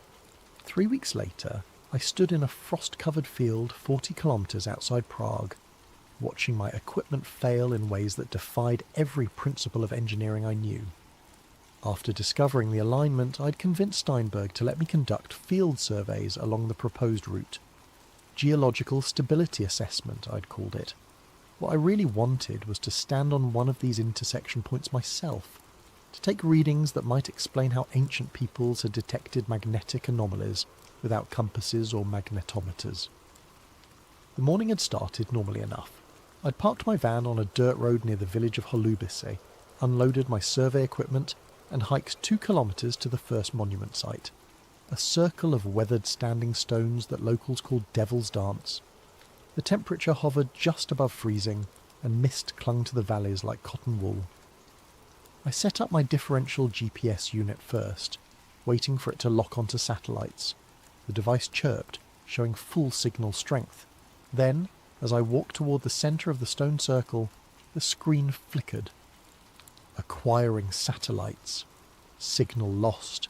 Acquiring satellites. I checked my phone. Same problem. The GPS app showed my location jumping wildly, placing me first in Prague, then Vienna, then somehow in the middle of the Atlantic Ocean. My professional-grade survey unit, accurate to within centimetres under normal conditions, couldn't even determine which continent I was on. The electromagnetic field meter came next. The moment I switched it on, the needle slammed against the maximum reading and stayed there, quivering like it was fighting against invisible restraints. I'd seen similar readings near power lines or transformer stations, but we were in the middle of farmland. The nearest electrical infrastructure was kilometres away. You shouldn't be here. I spun around. An elderly woman stood at the edge of the field, wrapped in a thick wool shawl. Her face was deeply lined, her eyes the pale blue of winter sky. "I'm sorry," I called out in my broken Czech. She switched to accented English. "This place. It's not for outsiders, not for their machines." She gestured at my equipment with a gnarled finger. "I'm just conducting surveys for the railway," I explained, walking toward her, "making sure the ground is stable." She laughed, but there was no humour in it. "Stable? This line has been here since before the first stones were raised, before your railways, before your cities. Our ancestors knew to respect it, to build their monuments as, jak se říká, anchors, to keep the energy flowing properly." "Energy?" I pulled out my tablet, showing her the magnetic anomaly map. "You mean this? You know about the electromagnetic patterns?" Her eyes widened. For a moment she looked genuinely frightened. "You've mapped it? The whole grid?" She grabbed my arm with surprising strength. "You must stop. Some knowledge isn't meant to be documented. They will come for you if you continue." "Who will come?" But she was already walking away, moving faster than seemed possible for someone her age. "The ones who already know," she called back. "The ones who've always known." I wanted to follow her, to demand answers, but my drone chose that moment to fall out of the sky. No warning, no gradual descent. 1 second it was hovering steadily, the next it dropped like a stone, smashing into the frozen ground 20 metres away. As I ran to retrieve it, I noticed something through the trees, a structure that didn't belong. Hidden behind a thick stand of pines was a concrete building, brutalist in design, with narrow windows like suspicious eyes. Military architecture, Cold War era by the look of it. The smart thing would have been to leave immediately. Instead, I collected my broken drone and hiked toward the building. The structure was abandoned but not ancient. Rust streaked the metal door, which hung open on failing hinges. Inside, fluorescent lights dangled from exposed wiring, and the walls were covered in mould that formed patterns like continental drift. But it was the maps that stopped me cold. The entire north wall was covered in them. Topographical maps, geological surveys, electromagnetic readings, layers upon layers of data, some dating back to the 1960s. Red strings connected pins at various locations, creating a web that stretched across Europe. And running through it all, marked in thick black ink, was the same line I'd found, the same impossible alignment. In the corner, barely legible, someone had written, "Earth Grid Project, classified, destroy after review." I pulled out my phone to photograph everything, but the camera wouldn't focus. Every image came out distorted, as if the very air in the room was bending light. I tried sketching what I saw instead, my hands shaking from more than cold. A metal filing cabinet in the corner had been forced open, its contents mostly removed or destroyed. But wedged behind the bottom drawer I found a single folder. Water damage had made most of it illegible, but I could make out fragments. Electromagnetic conductivity peaks at intersection points. Ancient structures appear to function as regulatory nodes. Catastrophic potential if grid destabilizes. Project terminated by Joint Commission directive. The last page was a photograph, grainy but unmistakable. It showed a massive antenna array in what looked like Alaska, the same distinctive design I'd seen in conspiracy documentaries about HAARP. But this photo was dated 1971, decades before HAARP officially existed. The sound outside made me freeze. The crunch of footsteps on frost. Multiple sets, moving with military precision. I shoved the folder inside my jacket and slipped out the back window, dropping into a thorny hedge that tore at my clothes. Through the trees, I could see dark vehicles pulling up to the building, men in unmarked uniforms spreading out to surround it. I ran, not toward my van, they'd certainly have someone watching it, but deeper into the forest, following a deer trail that wound toward the next village. Behind me I heard shouting in a language I didn't recognise. Not Czech, not German, something else. It took me 4 hours to circle back to my vehicle, approaching from the opposite direction through farmland. The van was untouched, but I knew they'd let me go. Let me run. They wanted to see what I'd do next, who I'd contact. As I drove away, hand steady on the wheel despite the adrenaline coursing through my veins, I realised the old woman had been right. Some knowledge wasn't meant to be documented, but it was too late now. I'd seen the grid, seen evidence that governments knew about it, had studied it, had classified it, and I was going to find out why. My apartment in Brussels became a command centre for obsession. After the encounter at Holobici, I'd returned to work, filed a bland report recommending further geological assessment, and pretended everything was normal. But every evening, I locked my door, pulled the blinds and dove deeper into the mystery. The coffee table disappeared under printed maps. The walls became a spider web of string and pins connecting sites across continents. I'd stopped sleeping more than 3 hours a night, surviving on espresso and the electric thrill of discovery. The pattern was everywhere once you knew how to look. Start with the obvious ones, the monuments everyone knows, the pyramids of Giza, Stonehenge, Machu Picchu, Easter Island. Plot them on a globe, not a flat map, and they formed geometric relationships so precise they could have been placed by satellite guidance. The Great Pyramid sits at the exact centre of Earth's landmass.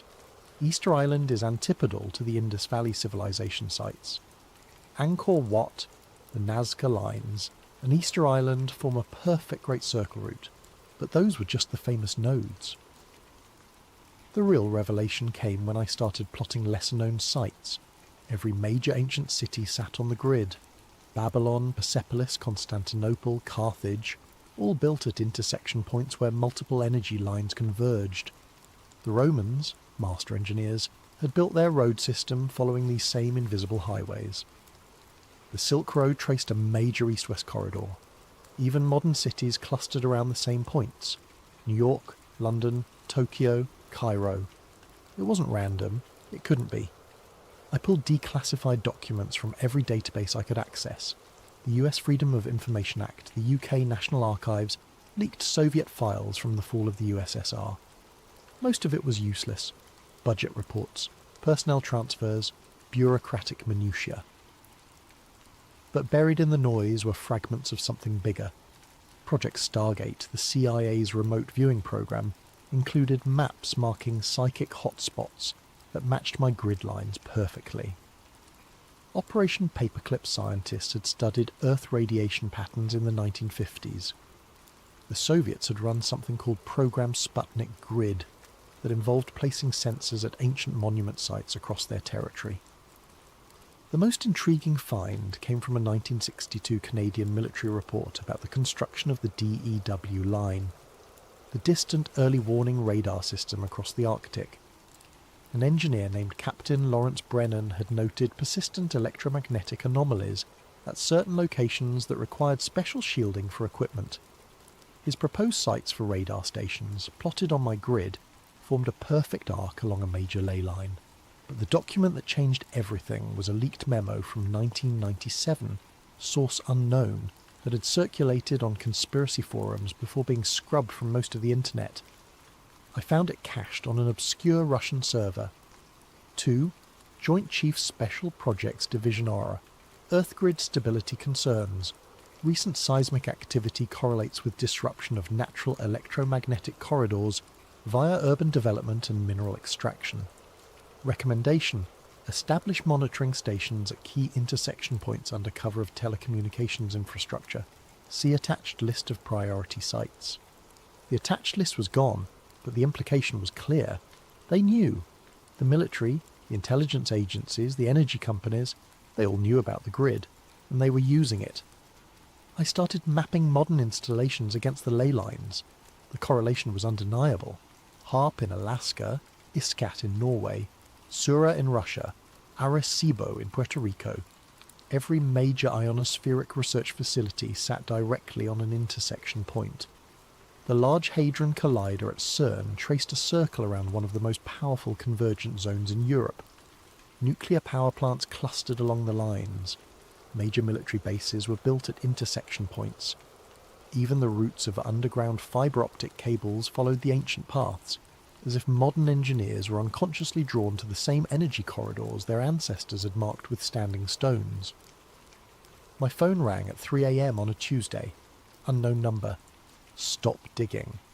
The voice was electronically distorted, genderless. Who is this? Someone trying to help you. You found the grid. Congratulations.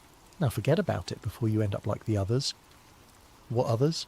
Bruce Cathy, John Michel, Ivan Sanderson, all the researchers who got too close to the truth. Heart attacks, car accidents, sudden illnesses. Very convenient. My blood chilled. I knew those names. Independent researchers from the 60s and 70s who'd written about Earth energy grids. All died relatively young under questionable circumstances. Why are you warning me? Because the grid is destabilizing. The ancients built monuments as regulators, keeping the energy in balance. Modern construction is disrupting the flow. Mumbai, 2006. Haiti, 2010. Fukushima, 2011. Those weren't random natural disasters. They were pressure releases along fractured ley lines. That's impossible. Electromagnetic fields don't cause earthquakes. The voice laughed, bitter and electronic. The electromagnetic fields are just what we can measure. The grid is deeper than that. It's the planet's nervous system, its circulation, and we're giving it a stroke, one skyscraper at a time. Then we need to warn people. With what evidence? Mystical energy lines, ancient wisdom. You'll be dismissed as a crackpot. Unless ... The voice paused. Unless you can prove the energy is real, measurable, usable. How? Return to the grid, not with standard equipment. That's designed to filter out the frequencies you need to detect. Build your own sensor. Copper coils, crystal oscillators, very specific specifications. I'm sending you the plans now. My laptop pinged with an encrypted file. One more thing, the voice said. When you record the surge, you'll have about 6 hours before they track the signature back to you. Use that time wisely. The line went dead. I opened the file. The schematic looked like something Tesla might have designed after a fever dream. Multiple copper coils in a complex geometric arrangement, connected to crystal oscillators and frequency analyzers. The materials list was surprisingly mundane, everything available from electronic suppliers. It took me 3 days to build it, working in secret in a rented storage unit outside the city. The device looked like abstract art more than scientific equipment, all gleaming copper spirals and crystal matrices. But when I powered it on, every LED lit up green. It was detecting something. Now I just had to be crazy enough to test it. The academic forum was my first mistake. Well, second, if you count building the sensor. But hubris makes fools of us all, and I needed someone, anyone, to verify I wasn't losing my mind. Geoanomalies.net was a small community, mostly graduate students and professional geologists sharing unusual findings. I created a throwaway account and posted a conservative summary. Electromagnetic anomalies correlating with ancient monument placement, seeking peer review. I attached 3 images, my overlay map of European sites, a graph showing magnetic field fluctuations, and 1 photo from the abandoned military outpost with the classified stamps carefully cropped out. Within an hour, I had 2 responses. A geology professor from Munich confirmed similar observations near Bronze Age sites. A student from Oxford posted links to academic papers about telluric currents, natural electrical currents that flow through the Earth's crust. Then, 90 minutes after posting, my thread vanished. Not deleted with a removed by moderator message. Gone, like it had never existed. The cached version on Google disappeared. The other users who'd responded found their comments erased from their own post histories. My laptop screen flickered. A chat window opened without my input. Admin. Your recent activity has been flagged for review. Me. What activity? Who is this? Admin. Consider this a courtesy warning. Cease your current research immediately. Me. Or what? Admin. Or we stop being courteous. The chat window closed itself. When I tried to screenshot the conversation, my laptop blue-screened. It took 20 minutes to restart, and when it did, my hard drive had been wiped. Not formatted, wiped. Every sector overwritten with random data multiple times. A technique that made recovery impossible. Thank God for cloud backups, I thought, logging into my secure server. Empty. 3 years of research, gone. Even my email accounts had been purged. I still had physical copies of the most important findings, hidden in a safety deposit box across town. But the message was clear. They could reach me anywhere, any time. The next morning I arrived at work to find my keycard deactivated. Security escorted me to a conference room where my supervisor, Mr. Steinberg himself, sat with two people I'd never seen before. A woman in a severe black suit and a man who looked like he'd been carved from granite, both with a kind of posture that screamed military. Alex, Steinberg began, sweating despite the air conditioning.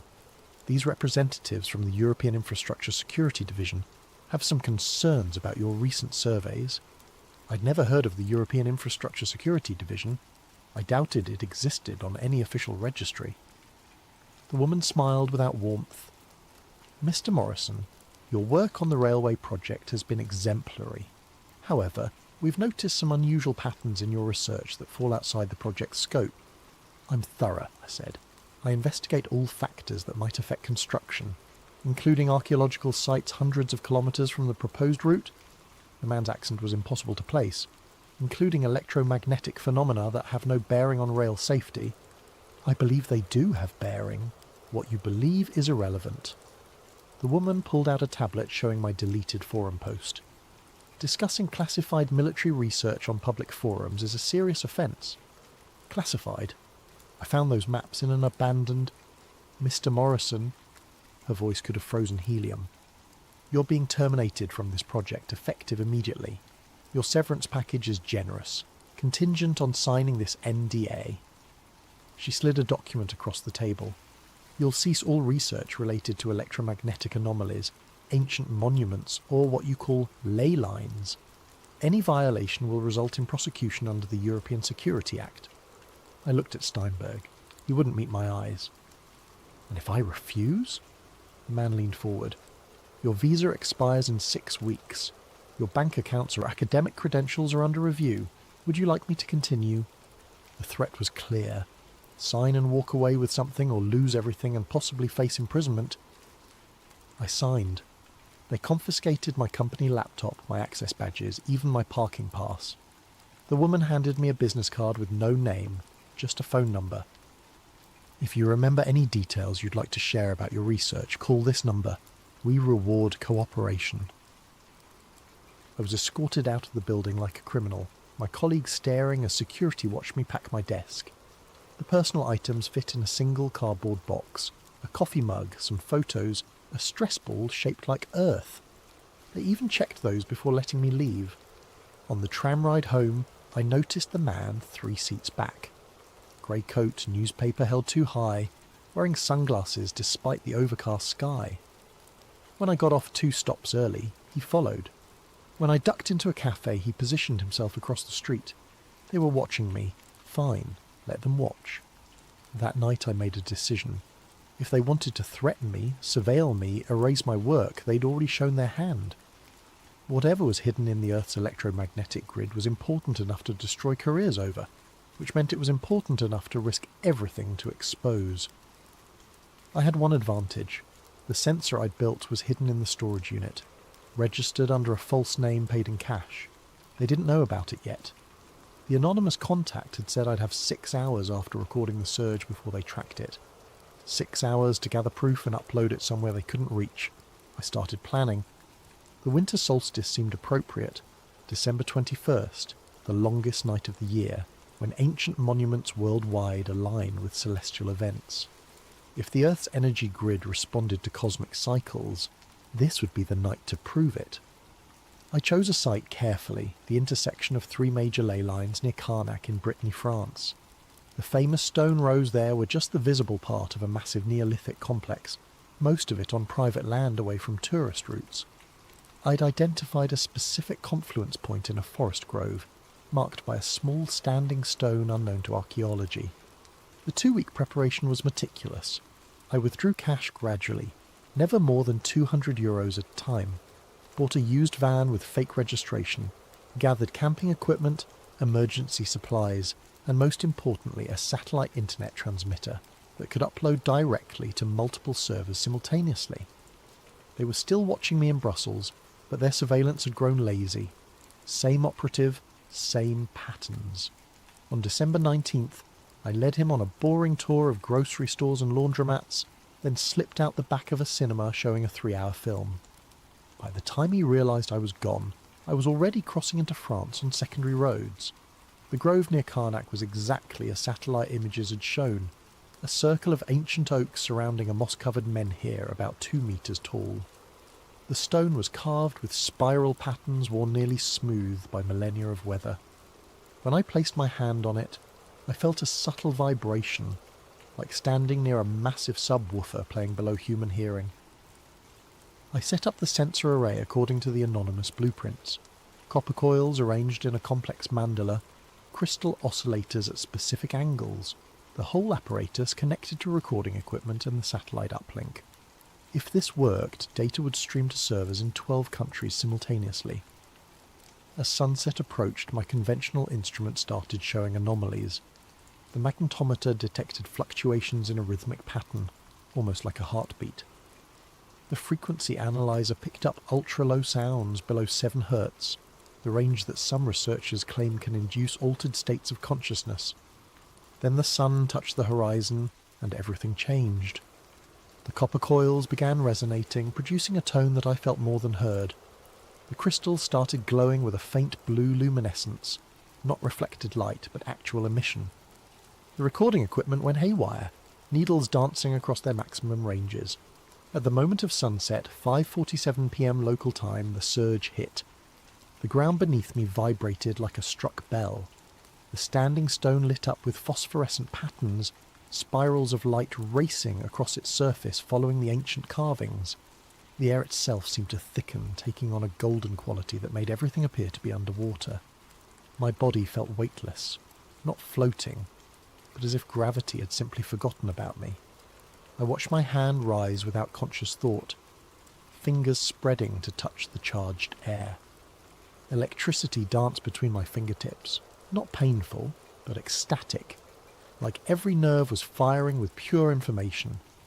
The sensor array was screaming data into the satellite feed, electromagnetic readings off the scale, gravitational anomalies that shouldn't exist, temperature fluctuations that defied thermodynamics, all of it streaming live to servers worldwide, impossible to suppress or delete simultaneously.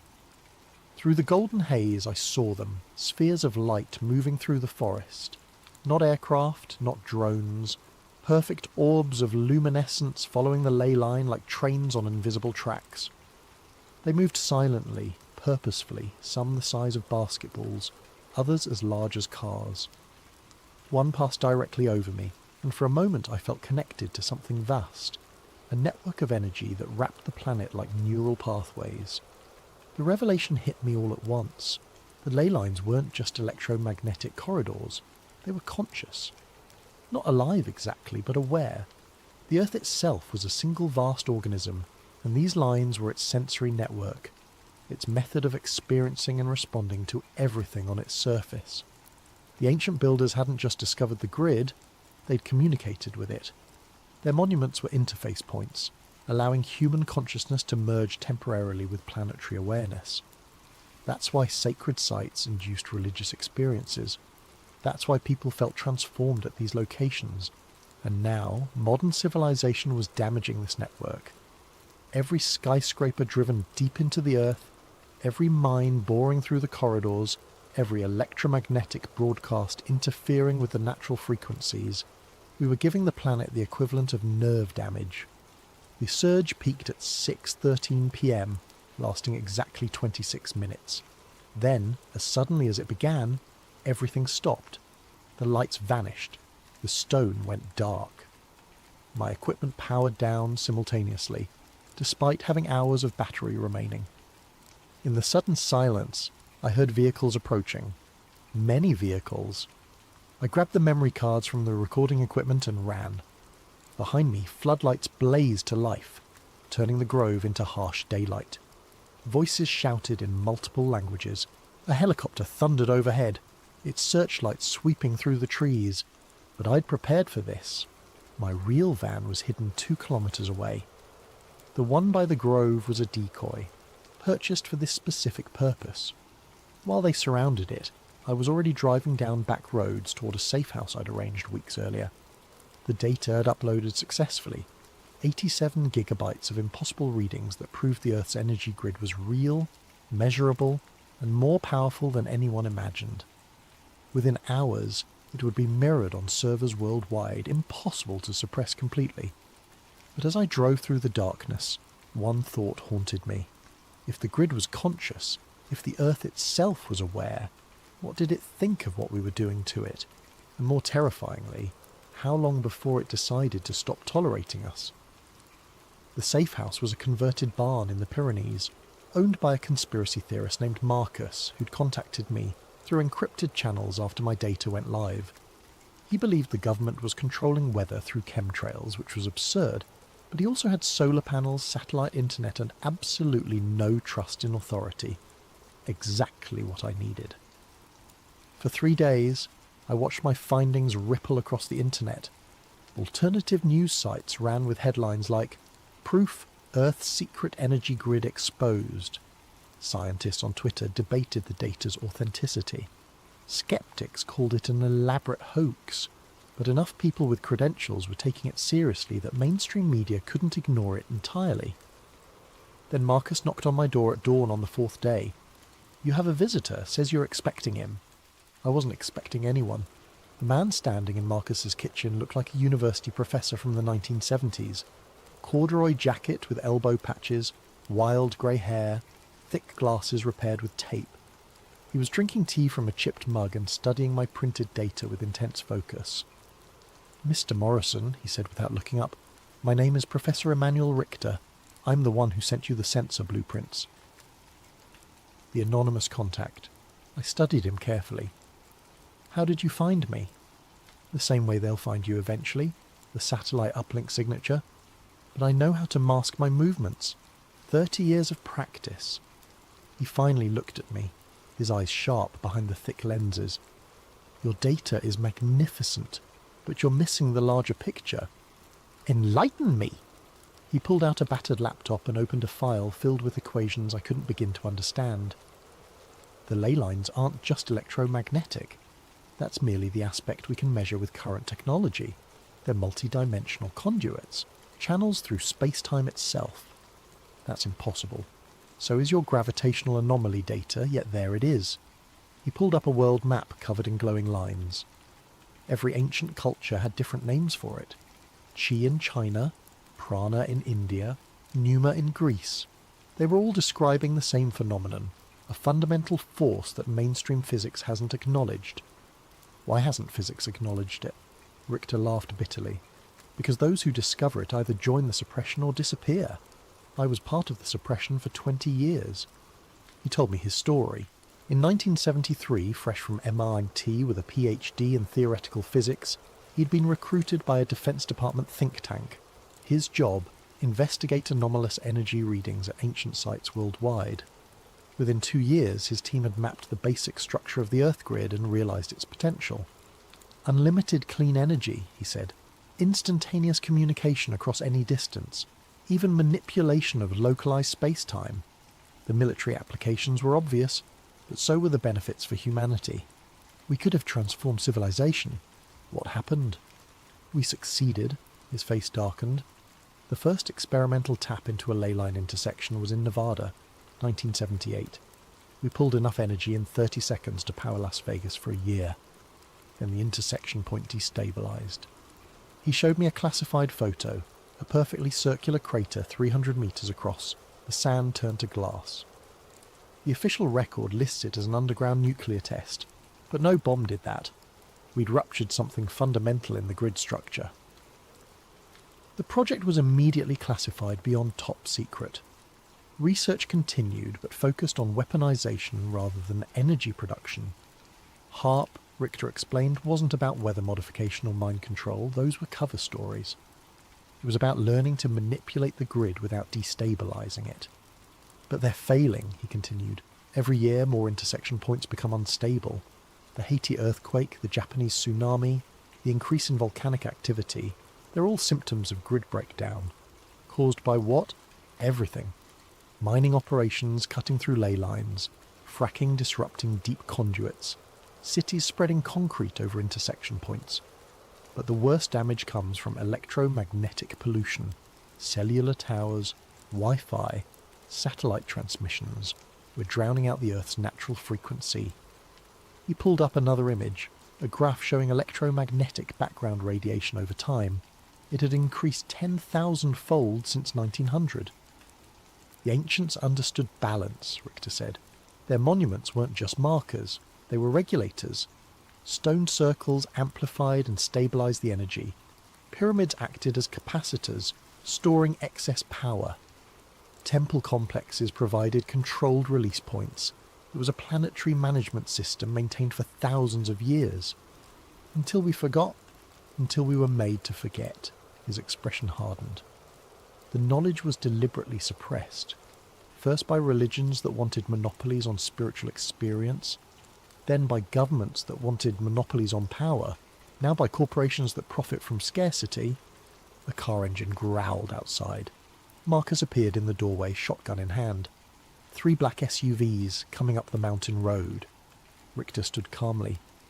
They tracked me, not you. I've been sloppy, getting old, I suppose. He handed me a flash drive. Everything I couldn't publish, 40 years of research, the complete grid map, the frequency specifications, the names of everyone involved in the cover-up. Come with me, I said. We can both run. I'm 73 years old, Mr. Morrison. I've been running since 1991. He smiled sadly. But information wants to be free. Upload that data everywhere. Send it to journalists, scientists, anyone who'll listen. Make it impossible to suppress. The vehicles were getting closer. Marcus was already at his truck, engine running. Richter walked to the door, then turned back. One more thing. The grid isn't just breaking down, it's evolving. The electromagnetic pollution we're producing is forcing it to adapt, to develop new pathways. The lights you saw at Karnak, they're increasing worldwide. The grid is trying to heal itself, but if we don't stop interfering, he shook his head, the Earth will protect itself, even if that means eliminating the infection. We're the infection? From the planet's perspective? Yes. He walked out to meet the SUVs. I ran to Marcus's truck and we tore down the back road as fast as the ancient vehicle could manage. In the mirrors, I saw men in tactical gear surrounding the farmhouse. Richter stood in the doorway, hands raised, dignity intact, even in surrender. We drove for 6 hours, changing vehicles twice, before I felt safe enough to stop. In a roadside motel that still used actual keys, I opened Richter's flash drive. The data was staggering. Detailed maps of every ley line intersection on Earth. Energy readings from 6 decades of secret monitoring. Photos of ancient sites I'd never heard of, all showing the same telltale signs of grid integration. And a list of names. Politicians, CEOs, military leaders, all aware of the grid's existence, all complicit in hiding it. But most importantly, there were the repair protocols. Richter's team had developed methods to stabilize damaged intersection points, to restore the grid's natural balance, the knowledge to undo decades of damage, the blueprints for saving the planet's nervous system. The cafe in Prague is busy enough that I blend in. anonymous among the tourists and students. My laptop is connected through 7 proxy servers, my identity masked by layers of encryption that would make the NSA proud. The barista brings my 3rd espresso of the morning, and I nod my thanks without looking up from the screen. The world has changed since Karnak. Not visibly. The same traffic jams clog the streets, the same politicians make the same promises, the same corporations chase the same profits. But underneath, in the invisible currents that connect all things, something fundamental has shifted. Richter's data didn't just expose the conspiracy, it provided a roadmap for resistance. The first wave of releases came through WikiLeaks, the Panama Papers network, and a dozen smaller journalism outlets simultaneously. By the time the suppression teams realised the scope of the leak, copies were already spreading across the dark web faster than they could be eliminated. The names, the cover-up, the military applications, all of it laid bare for anyone willing to look. The mainstream media tried to ignore it at first, then dismissed it as fringe pseudoscience. But when MIT physicists began replicating the sensor readings, when archaeological teams started confirming the monument alignments, when seismologists noticed the correlation between grid disruption and earthquake patterns, denial became impossible. The second wave was more practical. Anonymous networks of researchers, hackers and activists began building Richter's stabilization devices. The components were surprisingly accessible. Copper coils, quartz crystals, simple electronics. Within months, guerrilla grid repair operations were springing up worldwide. They called themselves the Earth Guardians, though the media branded them eco-terrorists after the first infrastructure disruption. A cellular tower in California went offline for 3 days when activists installed a resonance dampener at its base. A fracking operation in Pennsylvania was forced to shut down when mysterious equipment failures plagued their site. The authorities couldn't understand how protesters were disabling billion-dollar installations with what looked like art projects. They still don't understand that they're not fighting the technology, they're working with it. The grid wants to heal itself, we're just helping it remember how. The third wave is happening now, and it's the most dangerous one yet, because the Earth is starting to respond. I click through the news feeds on my encrypted browser. A magnitude 6.2 earthquake in Nevada, precisely centred on a classified military facility. The official story blames shifting tectonic plates, but satellite images show the epicenter is a perfect circle exactly 300 metres across, the same dimensions as Richter's 1978 crater. The Earth is healing that old wound, and anything built on top of it is simply relocated. Similar natural disasters are occurring worldwide. A mysterious sinkhole swallowed a Chinese mining operation that was drilling through a major ley line. The Large Hadron Collider experienced a catastrophic failure that physicists can't explain. Every component simply stopped working simultaneously, as if the Earth itself had withdrawn permission for the experiment. The most telling incidents are the recoveries. Ancient sites that had been disrupted by modern construction are spontaneously healing. The stones of Avebury, displaced by roads and buildings, have begun generating electromagnetic fields so powerful that nearby electronic equipment fails. The original Nazca lines in Peru are glowing again, visible from space without infrared enhancement. Reports of luminous phenomena are increasing exponentially. The same spheres of light I witnessed at Karnak are now appearing at intersection points across the globe. The scientific community calls them ball lightning or atmospheric plasma events, but those of us who know the truth understand what we're seeing. The Earth's immune system activating, my encrypted messenger pings, a new report from our monitoring station in Scotland. Roslyn Chapel energy spike recorded at 14:47 GMT. Visual confirmation of grid activation. Stone began resonating at 7.83 Hz for approximately 30 minutes. Local electronics disrupted in 2-kilometre radius. Phenomenon spreading along ley line toward Edinburgh. Estimate arrival in 6 hours. 7.83 Hz. The Schumann resonance, the Earth's natural frequency. The planet is remembering how to sing. I close the laptop and step outside. Prague sprawls before me, a modern city built atop ancient foundations, and I can feel the tension beneath its streets. 3 major ley lines converge under Wenceslas Square, their intersection buried under centuries of construction. The grid flows around the obstruction now, like water around a stone, but the pressure is building. Soon, the Earth will decide whether to accommodate our cities or reclaim its sacred geometry. And honestly, after seeing what we've done to the planet's nervous system, I'm not sure I'd blame it for choosing reclamation. My phone buzzes, a text from an unknown number. Café Louvre, corner table, 5 minutes. I almost ignore it. Anonymous contacts have led to both salvation and near capture over the past 6 months. But something about the message feels different, urgent without being threatening. The Café Louvre is just around the corner, a historic establishment that once hosted Einstein and Kafka. I find the corner table occupied by a woman in her 50s, professionally dressed but with the weathered hands of someone who works outdoors. Her eyes are the pale blue of winter sky. It takes me a moment to recognise her without the wool shawl. The old woman from Holubis, the one who warned me to stop digging. She looks younger somehow, more vibrant, as if the past months have restored something vital that had been missing. "Sit," she says in accented English. "We have much to discuss and little time." I remain standing. "Who are you?" "My name is Dr. Vera Novakova." I was Professor Richter's research partner from 1975 to 1991.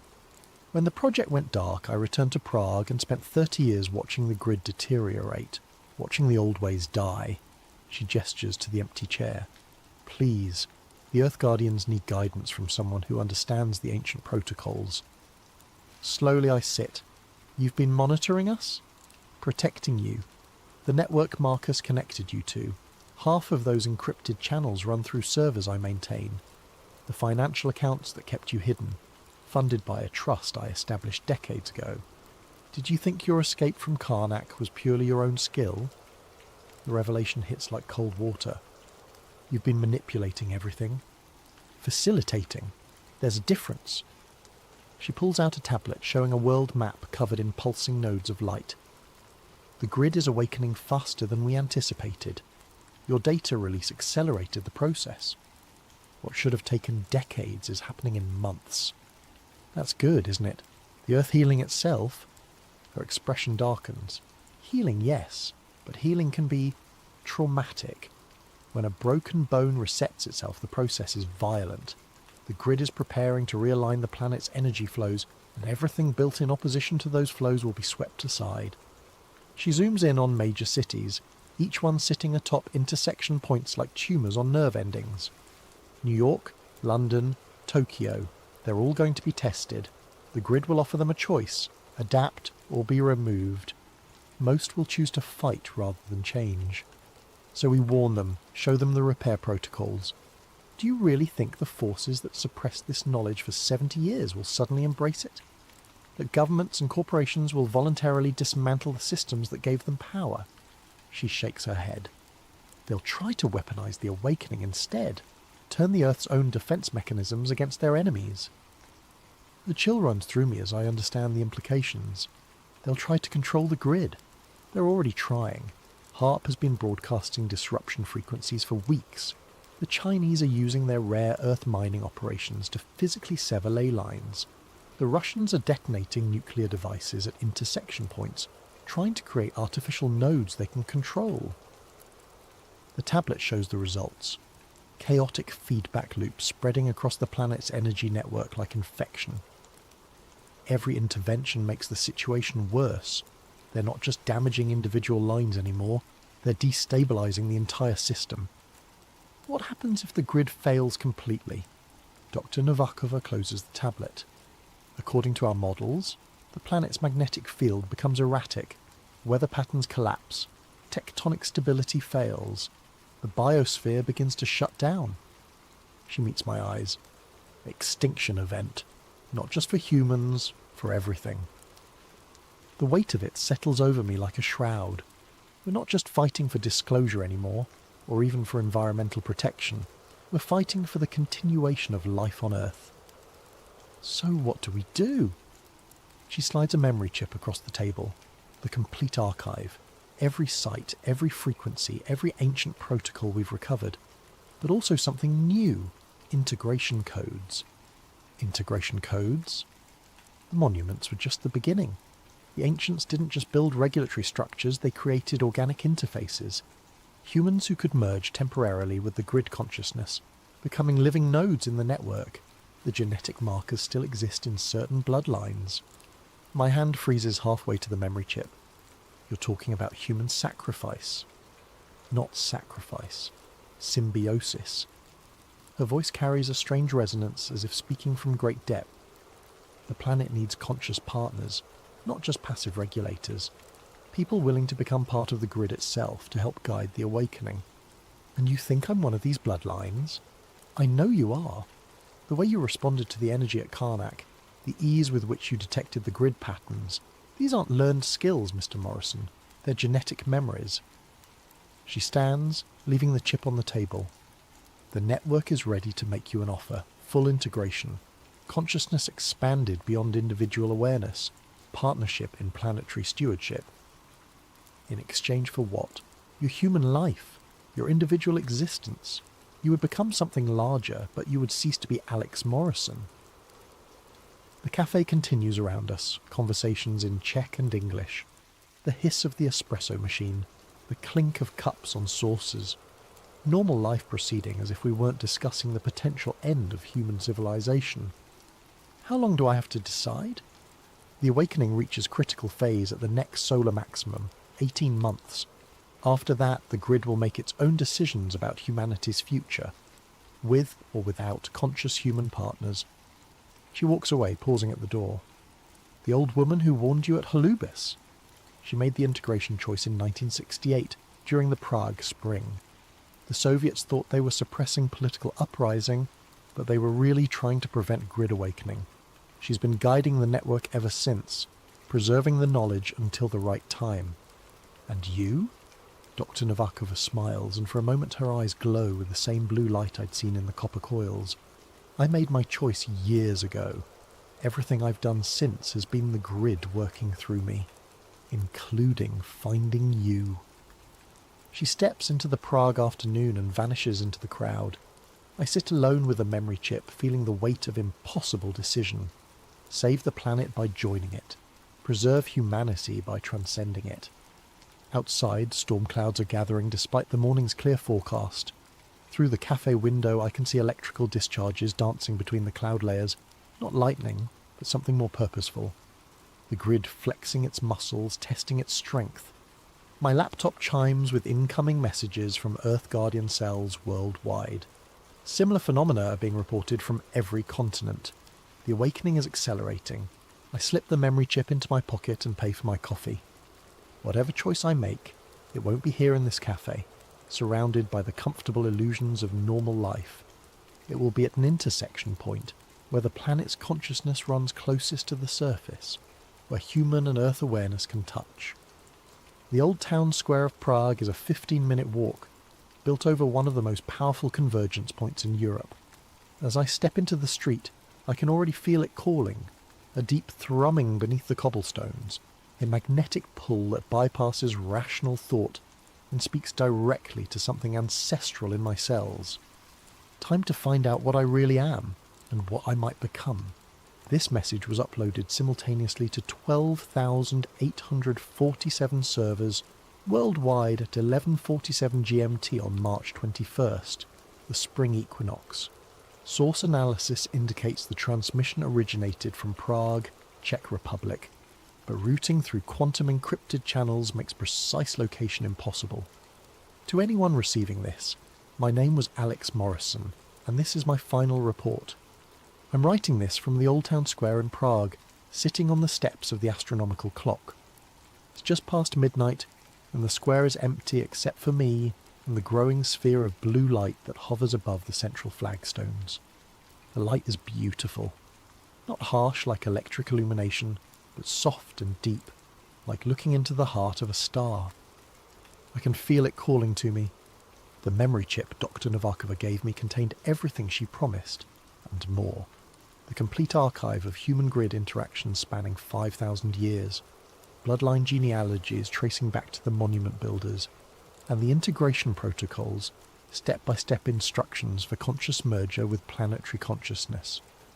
I've spent the past 3 hours uploading everything to dead drops and secure servers across the globe. By the time anyone reads this, the information will be replicated beyond any possibility of suppression. The grid won't die with me, but more importantly, I've realised that choice was an illusion. The integration isn't something I can accept or refuse. It's already happening. Has been happening since that first moment in Holubix, when my equipment failed and I felt something vast and patient taking notice of me. Every breakthrough, every narrow escape, every perfectly timed contact, none of it was luck or skill. The grid has been slowly incorporating me into itself, preparing me for this moment. The Alex Morrison who started this journey no longer exists. What remains is something between human and other, a bridge between two forms of consciousness. The sphere is descending now, close enough that I can see patterns moving within its light, mathematical forms that hurt to look at directly, but speak to parts of my brain that shouldn't exist. I understand now why the ancients built their monuments with such precision. They weren't following blueprints, they were translating visions like this one into stone and earth. Around the world, others are receiving similar calls. The bloodlines are awakening. Not many, perhaps a few thousand individuals scattered across the planet, but enough. Enough to serve as living nodes in the network, enough to help guide the transformation. Because that's what this is. Not an ending, but a metamorphosis. The environmental crisis, the grid breakdown, the increasing natural disasters, they're birth pangs.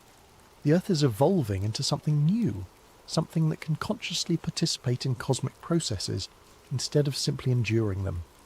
But evolution requires cooperation, and cooperation requires communication. That's where we come in, the bridges, the translators. I can feel my individual thoughts beginning to merge with something infinitely larger, not lost, expanded, like a drop of water finally understanding that it was always part of the ocean. The fear is gone now, replaced by wonder at the sheer scope of what I'm becoming part of. The sphere touches my forehead, and suddenly I can perceive the entire planet as a single living system. Every heartbeat, every breath, every growing plant and moving animal connected by streams of light that pulse in perfect rhythm. The ley lines aren't empty channels. They're full of consciousness, carrying the thoughts and dreams and experiences of everything that has ever lived on Earth. And beyond Earth, other networks stretch across the galaxy. Planetary minds in conversation across impossible distances, sharing the wisdom gained from billions of years of conscious evolution. We're not alone. We never were. We just weren't developed enough to hear the conversation. Until now, the transformation is accelerating. I can feel other nodes coming online. In the Amazon rainforest, where an indigenous shaman stepped into a similar sphere of light. At Uluru, where an Aboriginal elder touched the songlines and felt them sing back. At Glastonbury Tor, where a British physicist finally understood why his equations had been leading him there. We are becoming the Earth's nervous system, its immune system, its consciousness. The governments and corporations will try to fight this change, of course. They'll use their weapons and their machines and their desperate attempts to control forces they can't comprehend. But they're fighting the planet itself now, and planets are patient in ways that human institutions cannot imagine. Some cities will fall, some systems will collapse, but from the wreckage something better will grow. A civilization in harmony with its living world instead of at war with it. The survivors will learn to listen to the Earth's voice, to build with the grid instead of against it, to see themselves as part of a larger organism instead of its masters. It won't be easy, evolution never is, but it will be beautiful. The light is surrounding me completely now. I can barely remember being separate from it. Soon this human form will dissolve, and what was Alex Morrison will become part of something vast and interconnected and eternal. But first, one final message for anyone who finds this record. The grid is not our enemy. It never was. It's our mother, our teacher, our future.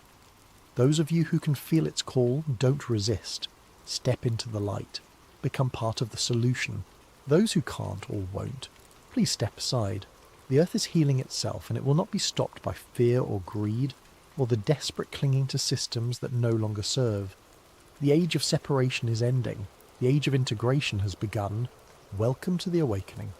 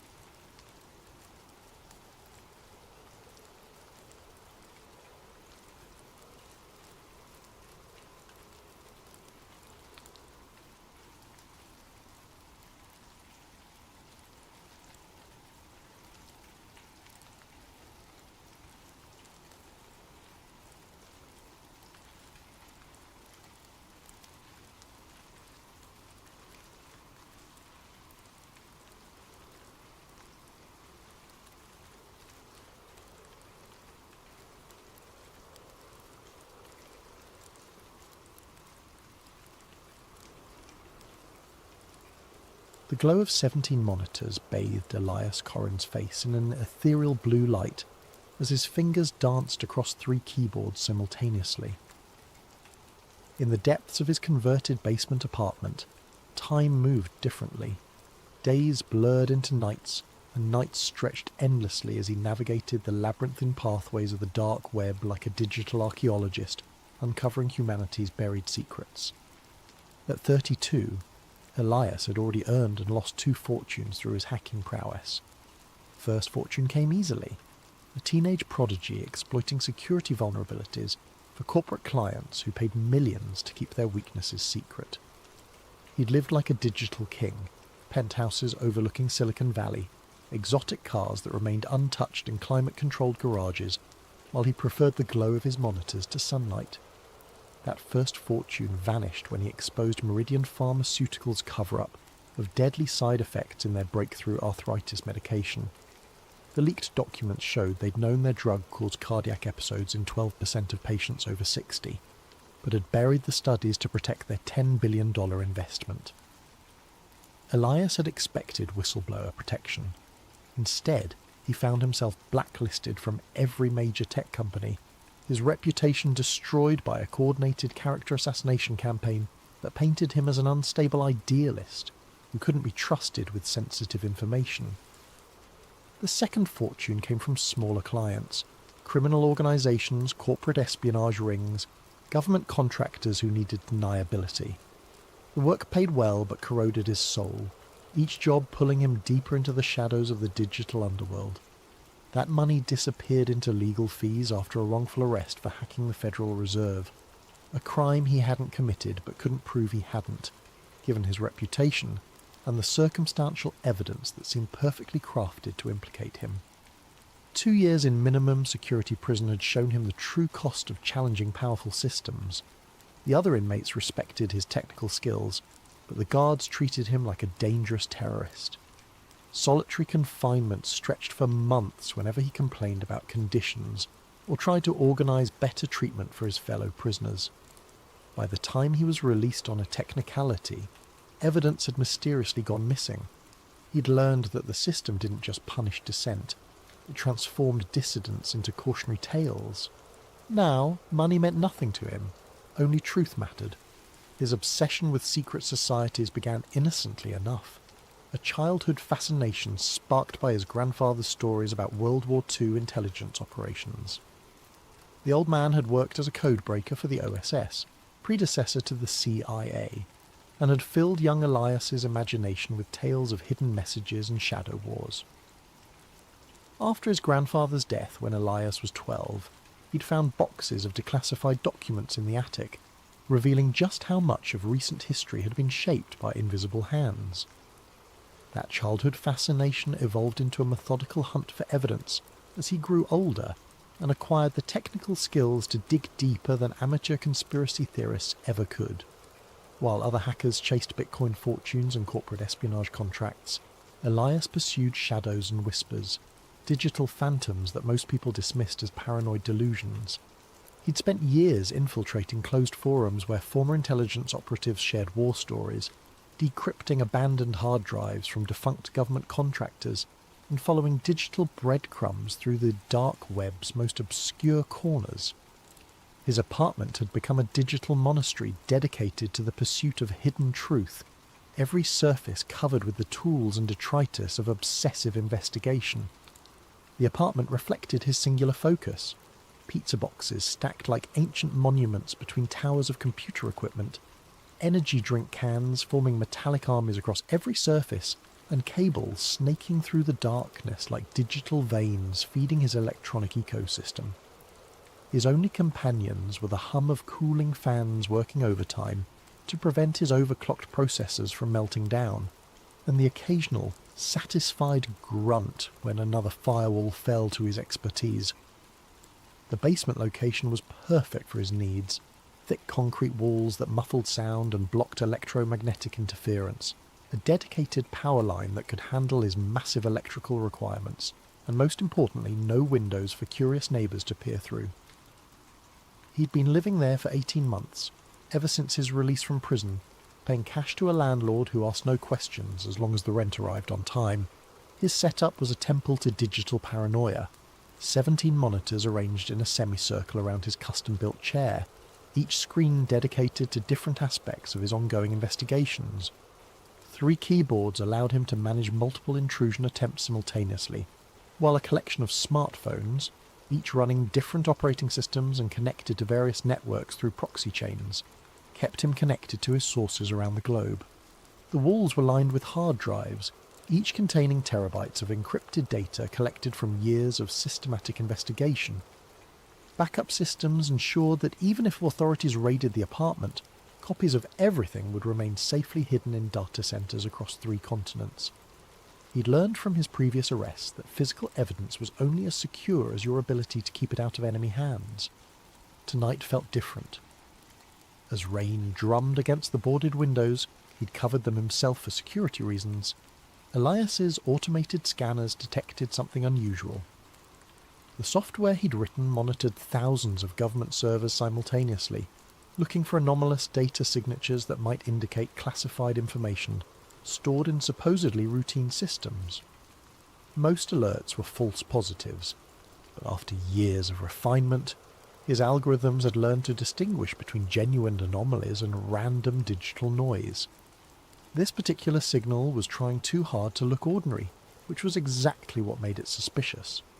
A government proxy server deep within the Department of Homeland Security's network infrastructure was handling traffic patterns that didn't match any known legitimate use. The data packets were the right size and frequency to appear routine, but they carried encryption signatures that suggested military-grade security protecting something far more sensitive than typical administrative communications. Most hackers would have dismissed it as a honeypot, a trap designed to lure in digital intruders, but Elias had learned to read between the digital lines over years of careful observation. This signal felt different, older, like it had been running for decades without anyone paying attention to what it was actually protecting. He leaned back in his chair, cracking his knuckles with the deliberate ritual of a surgeon preparing for a complex operation. The proxy was 3 layers deep in government infrastructure, protected by military-grade encryption that would take months to crack through conventional means. But Elias had developed unconventional means over the years. His fingers resumed their dance, this time with the measured precision of a master pianist performing a familiar concerto. Code flowed across his screens like poetry written in ones and zeros, each line bringing him closer to whatever lay hidden in the digital vault. As the final encryption layer crumbled at 3:47 a.m, Elias held his breath. The archive that materialized before him contained terabytes of data, but it was the file structure that made his pulse quicken. Everything was organized with the kind of meticulous care reserved for the most sensitive operations. Categorical folders with cryptic names like cultural implementation, behavioral modification, and asset management. He opened the first file and the world as he understood it began to unravel. The contracts appeared first, hundreds of them, stretching back decades like a paper trail through the shadow history of American culture. Entertainment companies, advertising agencies, record labels, movie studios, television networks, and news corporations, all bound by identical non-disclosure agreements that ran to thousands of pages each. The legal language was deliberately obscure, buried in terminology that would confuse even experienced corporate lawyers who specialized in media contracts. But Elias had taught himself to decode legal doublespeak during his prison sentence, spending countless hours in the law library learning how power structures protected themselves through linguistic camouflage. Each contract referenced cultural programming initiatives and synchronized messaging protocols, with payment structures that dwarfed typical entertainment industry deals. Millions of dollars flowing to seemingly random projects, indie films that barely recouped production costs, music albums that never charted, advertising campaigns for products that didn't seem to exist. All payments were approved by a shell company called Apex Cultural Dynamics, whose corporate registration traced through a labyrinthine network of offshore entities. Elias followed the money trail through banks in Switzerland, shell corporations in the Cayman Islands, trust funds in Luxembourg, and holding companies in jurisdictions he'd never heard of. Every lead ultimately vanished into legal structures so complex they seemed designed more for obfuscation than profit. The internal memos were more revealing, written in the casual tone of executives who felt completely secure in their communications. Corporate leaders from supposedly competing companies discussed narrative adjustments and public sentiment cultivation, like weather forecasters predicting next week's conditions. One memo from a major news network's CEO, dated just 6 months ago, read, "Per our discussion with ACD representatives, the upcoming election cycle requires a 15% increase in anxiety-inducing content during primetime hours. Latest psychological impact studies suggest optimal effectiveness when paired with consumer advertising for comfort products and security solutions." Another memo from a streaming entertainment company outlined specific quotas. Q3 targets include 40% increase in dystopian future programming, 25% increase in surveillance state normalization themes, an introduction of transhumanist concepts through minimum of 12 original series. Demographic targeting should focus on the 18 to 34 age range for maximum long-term conditioning effectiveness. The coordination between supposedly independent media companies was breathtaking in scope. Competing networks shared detailed viewer psychological profiles, coordinated their news coverage to maximize specific emotional responses, and even synchronized their entertainment programming to reinforce particular worldviews. The memos discussed marketing research into subliminal messaging techniques, optimal timing for narrative reinforcement, and methods for making propaganda indistinguishable from organic cultural trends. Video stills scattered throughout the files showed meetings in nondescript conference rooms. Faces were often obscured, but the visible details painted a chilling picture. Executives from competing companies sitting side by side, reviewing presentations with titles like Mass Behavioral Prediction Models and Subliminal Integration Techniques. But it was the symbols that made Elias's blood run cold. They appeared everywhere, in corporate logos embedded in document headers, even watermarked into video files. The all-seeing eye perched atop pyramids, numerical sequences that corresponded to occult traditions, and geometric patterns that seemed random until viewed through the lens of esoteric knowledge. As dawn broke unnoticed outside his boarded windows, Elias began constructing his theory. The Illuminati weren't just folklore, they were real, organised, and operating in plain sight. Rather than ruling through force or political manipulation, they had evolved into something far more sophisticated. Cultural engineers who shaped reality through the careful manipulation of information and entertainment. The fragments suggested a coordinated effort spanning decades. Movies that promoted specific worldviews, music that carried subliminal messages, news coverage that guided public opinion toward predetermined conclusions. Every major cultural event seemed to serve a purpose beyond mere profit or entertainment. Elias created a new encrypted partition on his most secure drive and began organising the evidence. Each piece of the puzzle revealed new connections, new layers of coordination that defied conventional understanding of how media and culture operated. The scope was breathtaking and terrifying, but this was just the first door. As he prepared to dive deeper into the archive, a notification appeared on his screen. New files were uploading automatically to the server, added in real time from sources around the globe. The conspiracy wasn't just historical, it was happening now, every day, with machine-like precision. Elias smiled grimly and opened another energy drink. He had work to do. 3 days of continuous analysis revealed patterns so pervasive they defied coincidence. Elias's custom data mining algorithms had processed thousands of hours of Super Bowl halftime shows, major film releases, top-charting music, and primetime television programming, cross-referencing them with the archived documents he'd discovered. His software compared visual elements, audio frequencies, narrative structures, and symbolic content with mathematical precision that human observation alone could never achieve. The results were undeniable and terrifying. Every major halftime show since 2005 contained specific visual elements that served purposes beyond entertainment. Choreographed movements formed geometric patterns when viewed from aerial cameras, patterns that matched sacred geometry principles known to influence human consciousness. Lighting sequences pulsed at precisely calibrated frequencies, 10 Hz to induce alpha brain states associated with relaxation and suggestibility, 40 Hz bursts to trigger gamma waves linked to heightened emotional responses, and infrasound frequencies below human hearing that created subliminal anxiety responses. The costume designs weren't random fashion choices. They incorporated symbols from the archived files with mathematical precision. Ancient Egyptian imagery, Masonic symbols, occult numerology, but presented in ways that bypassed conscious recognition. The performers themselves were likely unaware of the deeper significance, but the production companies certainly understood every detail. Internal emails discussed symbolic integration quotas and archetypal reinforcement targets with the clinical precision of pharmaceutical dosing guidelines. Hollywood's role was even more sophisticated, operating as a vast conditioning apparatus disguised as entertainment. Elias discovered that blockbuster films weren't just profitable products.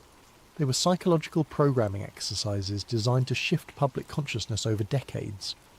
Action movies systematically normalized surveillance states, extrajudicial violence, and the acceptability of authoritarian responses to perceived threats. Romantic comedies promoted specific relationship models that prioritize consumption, instant gratification, and emotional instability over lasting partnership and family formation. Science fiction films served as perhaps the most insidious tool of all. They introduced technological and social concepts years before their real-world implementation, ensuring public acceptance when they finally emerged. Movies about neural implants preceded actual brain-computer interface development by exactly the time needed for audience conditioning. Films depicting cashless societies appeared precisely when digital currency infrastructure was being developed. Dystopian scenarios were presented as cautionary tales, while simultaneously making the depicted future seem inevitable and acceptable. The music industry operated as the most direct delivery system for repetitive psychological messaging. Elias's analysis revealed that hit songs across all genres shared common structural elements designed to trigger specific neurological responses. Repetitive hooks created obsessive thought patterns. Bass frequencies induced physical arousal responses, and lyrical themes consistently promoted materialism, emotional chaos, instant gratification, and distrust of traditional social bonds. Chart success wasn't organic.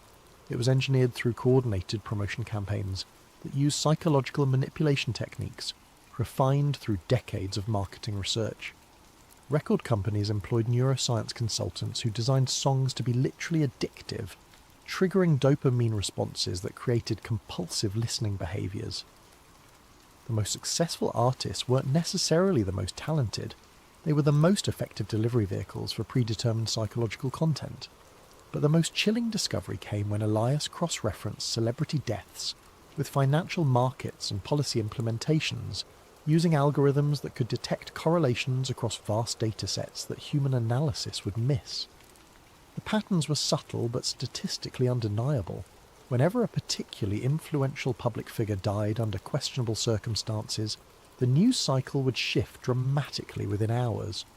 Public attention would focus intensely on mourning and memorial coverage, while significant legislation passed through Congress, with minimal scrutiny or public debate. Michael Jackson's death had coincided with the most controversial aspects of healthcare reform debates, providing a massive distraction precisely when public opposition was reaching critical mass. Whitney Houston's demise dominated headlines during crucial banking regulation discussions that would have reshaped Wall Street oversight. Prince's passing created a week-long media obsession that completely buried coverage of surveillance law expansions that civil liberties groups had been fighting for months. Each event generated exactly the right emotional state to facilitate predetermined political outcomes. The deaths created collective grief that made the public more passive and receptive to authority, while the intensive media coverage consumed the attention bandwidth that might otherwise have focused on policy changes. The timing wasn't coincidental, it was orchestrated with mathematical precision. Elias found evidence suggesting that some celebrity deaths might have been actively induced rather than simply exploited. Medical records showed unusual patterns of prescription drug interactions. Security camera footage from crucial moments was consistently corrupted or missing, and autopsy results often contained anomalies that suggested external intervention. The pattern was consistent across dozens of cases spanning 3 decades.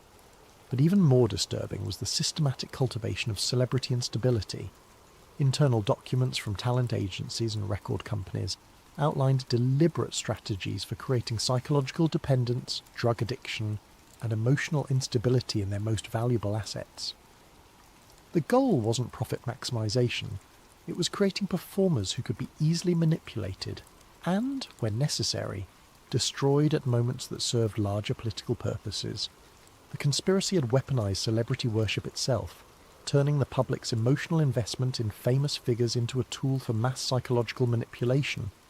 Every death became a ritual that renewed the collective trauma bonding between citizens and their media-created gods, making the population more dependent on external authority figures and less capable of independent critical thinking. Elias created a digital conspiracy board on his largest monitor, a sprawling network of connections that would have impressed investigative agencies worldwide if they hadn't been complicit in the system he was mapping. Red lines linked entertainment companies to intelligence agencies through shared personnel, financial investments, and operational coordination. Blue lines traced money flows through the labyrinthine network of shell corporations, revealing how massive sums moved between seemingly unrelated organizations. Green lines mapped the precise timing of cultural events to policy implementations, showing correlation patterns that achieved statistical significance far beyond chance.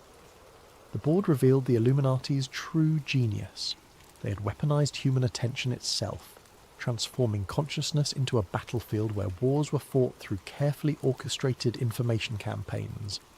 In an age of information overload, controlling what people focused on had become more valuable than controlling what they thought.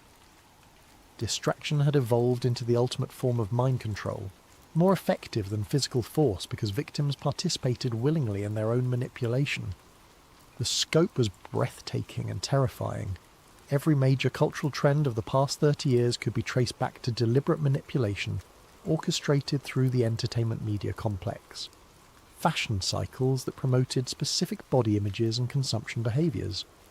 Social media trends that encouraged narcissistic self-documentation and reduced attention spans. Political movements that channeled genuine grievances into harmless symbolic protests that changed nothing. Even conspiracy theories themselves appeared to be guided phenomena, designed to discredit legitimate questioning by associating it with obviously false claims. As Elias studied his creation through bloodshot eyes that hadn't seen natural light in days, a pattern emerged that made him question everything he thought he knew about free will and human autonomy. The manipulation wasn't just cultural, it was neurological. The constant stream of engineered content was literally rewiring human brains on a species level, creating generations of people whose thoughts and desires had been shaped by external forces since birth. The evidence suggested that the traditional concept of individual choice had become largely illusory. In a world where every piece of information was filtered through manipulated channels, where every cultural touchstone carried hidden programming, where every social trend was artificially generated, what did it mean to make an independent decision?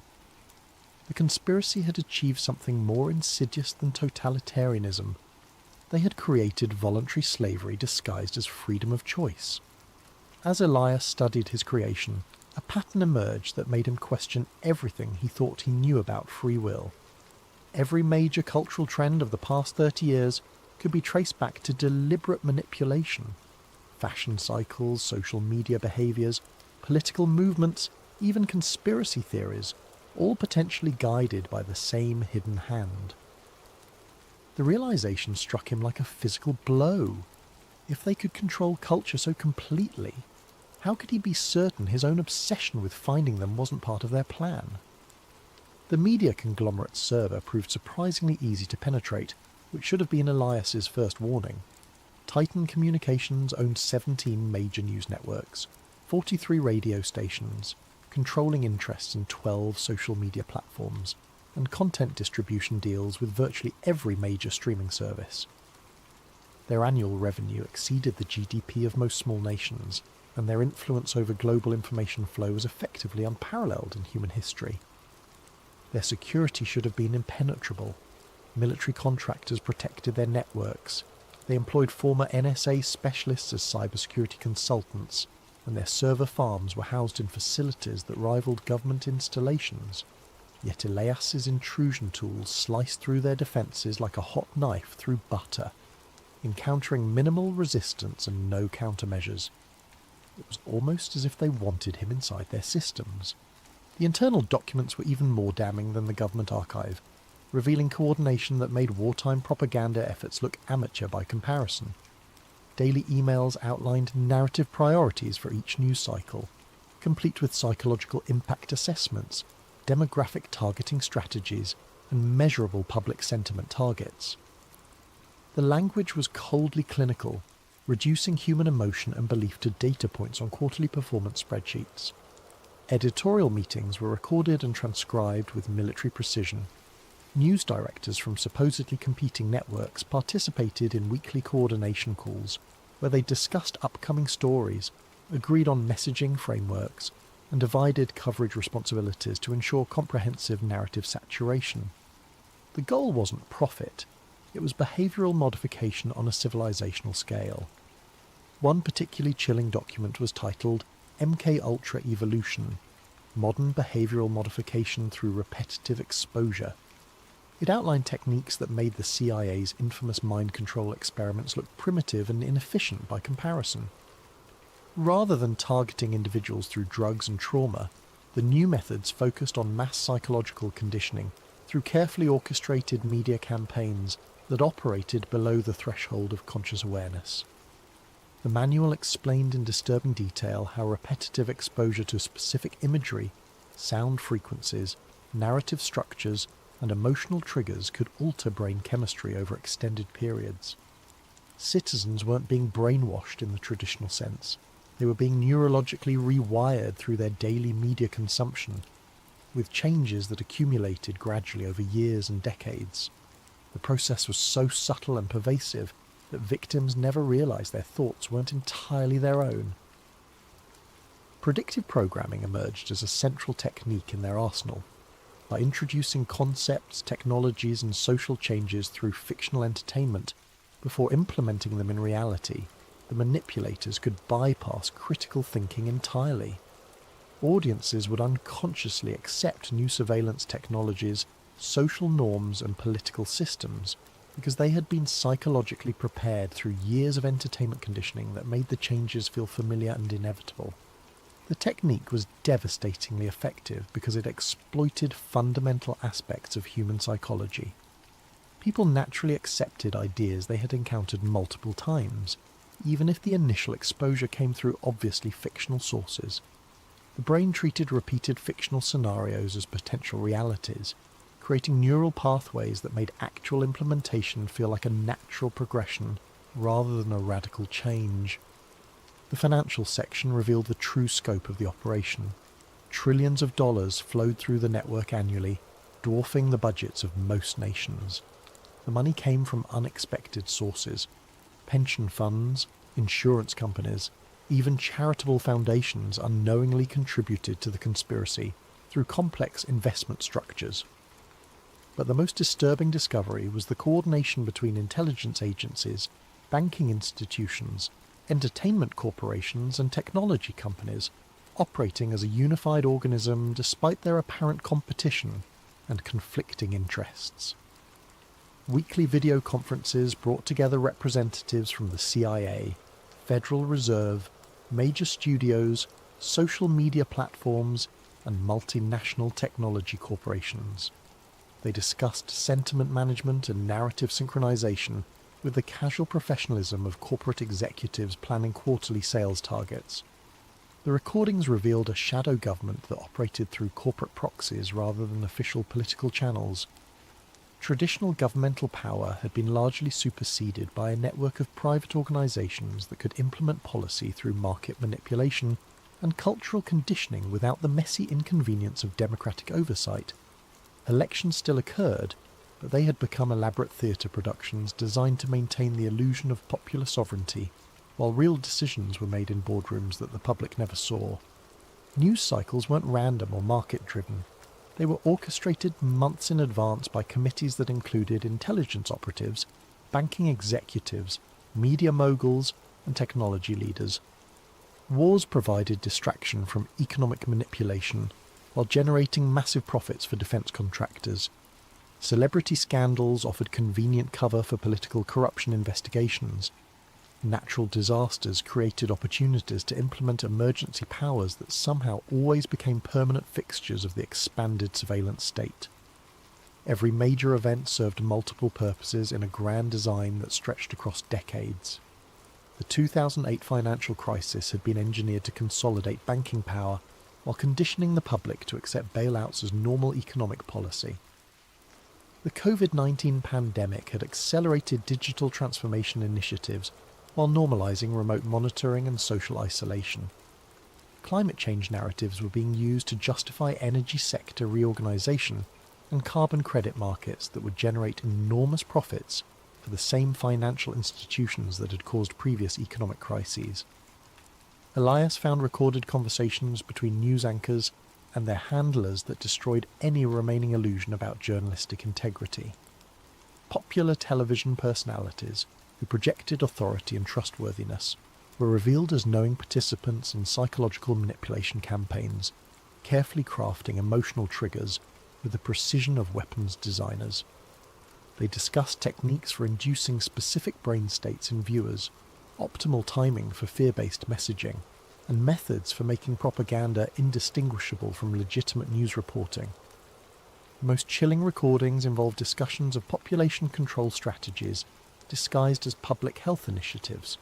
Representatives from pharmaceutical companies, government health agencies, and media corporations coordinated messaging campaigns designed to promote dependency on medical interventions while discouraging natural immunity and traditional healing practices. The goal wasn't public health. It was creating a population that required constant pharmaceutical management to function normally. Mental health treatment had been weaponized through carefully designed chemical interventions that didn't cure underlying problems but created permanent pharmaceutical dependencies. Educational systems were being restructured to produce workers who could follow complex instructions but lacked the critical thinking skills to question authority. Even exercise and nutrition guidelines were manipulated to ensure that optimal physical and mental health remained just out of reach for the general population. The evidence was overwhelming, but as Elias prepared to copy the files to his secure drives, an error message appeared. Access denied. User privileges revoked. The server was locking him out in real time, which meant someone was actively monitoring his intrusion. He worked frantically to extract what data he could, but the digital walls were closing in. As the connection terminated, one final document appeared briefly on his screen. A personnel file with his photograph and the header Asset Management, Elias Corin. Status, Active Monitoring. The file vanished before he could read it completely, but the implications were clear. They knew he was coming. Desperation drove Elias deeper into the network than he had ever dared venture. Using techniques that bordered on digital necromancy, he resurrected connection pathways that should have been impossible to access. The risk was enormous. Each probe left digital fingerprints that could lead authorities directly to his door. But the glimpse of his own file had transformed his quest from curiosity to survival. The recordings he discovered in the deepest server vaults were audio files from meetings that shouldn't have existed, according to any official record. High-definition audio captured conversations between intelligence officials, Federal Reserve Board members, entertainment executives, technology billionaires, pharmaceutical industry leaders, and representatives from organizations he'd never heard of, but whose influence seemed to span continents. They discussed the future of human consciousness like generals planning military campaigns against an enemy population. The meetings followed a rigid schedule. Every third Wednesday of each month, participants would gather in a location identified only as the facility to review progress on what they called the Integration Project. The audio quality suggested advanced surveillance equipment, possibly indicating that someone within their organization was documenting everything for purposes that remained unclear. One recording from a meeting dated 6 months ago made his blood freeze in his veins. Phase 7. Implementation has exceeded all projections, reported a woman's voice that analysis software identified as belonging to a major pharmaceutical company executive. Antidepressant dependency rates have reached 23% of the adult population in target demographics. Cognitive function degradation is proceeding on schedule, with marked decreases in long-term planning abilities and resistance to authority structures. Another voice, male with a distinctive southern accent. The cryptocurrency infrastructure is approaching full readiness for behavioral tracking integration. Once we achieve real-time monitoring of every financial transaction, thought control becomes mathematically precise. Every purchase will inform our psychological profiles. Every payment will be subject to conditional approval based on compliance metrics. Money itself becomes the ultimate surveillance and control mechanism. The third voice, older and carrying unmistakable authority. Excellent progress. The entertainment division reports successful integration of transhumanist themes across all major platforms. Public acceptance of neural interface technology has increased 23% since the campaign began, with particularly strong adoption rates among the 18 to 34 demographic. We're ready for beta testing in select metropolitan markets next quarter. The conversations continued for hours, revealing a surveillance state that made Orwell's 1984 look like a children's story. They weren't just watching citizens, they were psychologically profiling entire populations in real time, predicting dissent before it emerged, and neutralizing threats through targeted manipulation rather than direct confrontation. The system was so sophisticated that most people would never realize they were living under complete psychological control. The Integration Project appeared to be the culmination of decades of research into human behavior modification. Rather than controlling people through force or obvious propaganda, They had created a system that guided human decision-making through carefully crafted environmental pressures. Every choice citizens made was influenced by factors they never recognized as external manipulation, creating the illusion of free will while ensuring predetermined outcomes. Food additives that affected brain chemistry, architectural designs that induced specific emotional states, lighting frequencies that influenced circadian rhythms, sound pollution calibrated to create chronic stress. Every aspect of modern life had been optimized to create psychological conditions that made populations easier to manage. The genius was that victims participated willingly in their own subjugation, often defending the very systems that enslaved them. The Watcher Protocol emerged as their most sophisticated tool. Rather than silencing conspiracy theorists and dissidents, they monitored them continuously, studying their methods and psychology.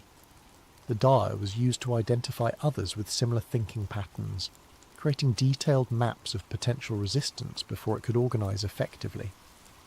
But the most chilling revelation was their approach to handling discovered threats. They didn't assassinate or imprison troublesome individuals, they drove them insane. Subtle psychological pressure, engineered coincidences, and carefully orchestrated personal tragedies would destroy a person's credibility and mental stability. Victims became their own worst enemies, discrediting themselves more effectively than any external force could.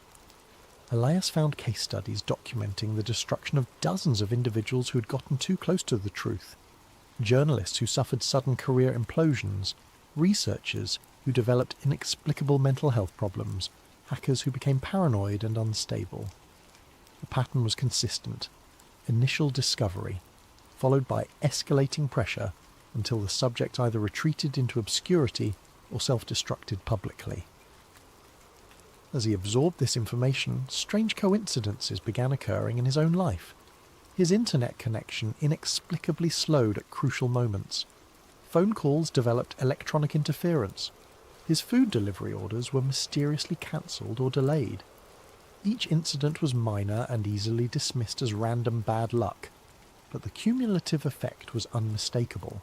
Someone was watching.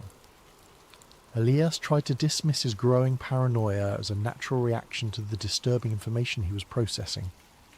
But late at night, when the city was quiet and his monitors provided the only light, he sometimes heard footsteps in the hallway outside his apartment.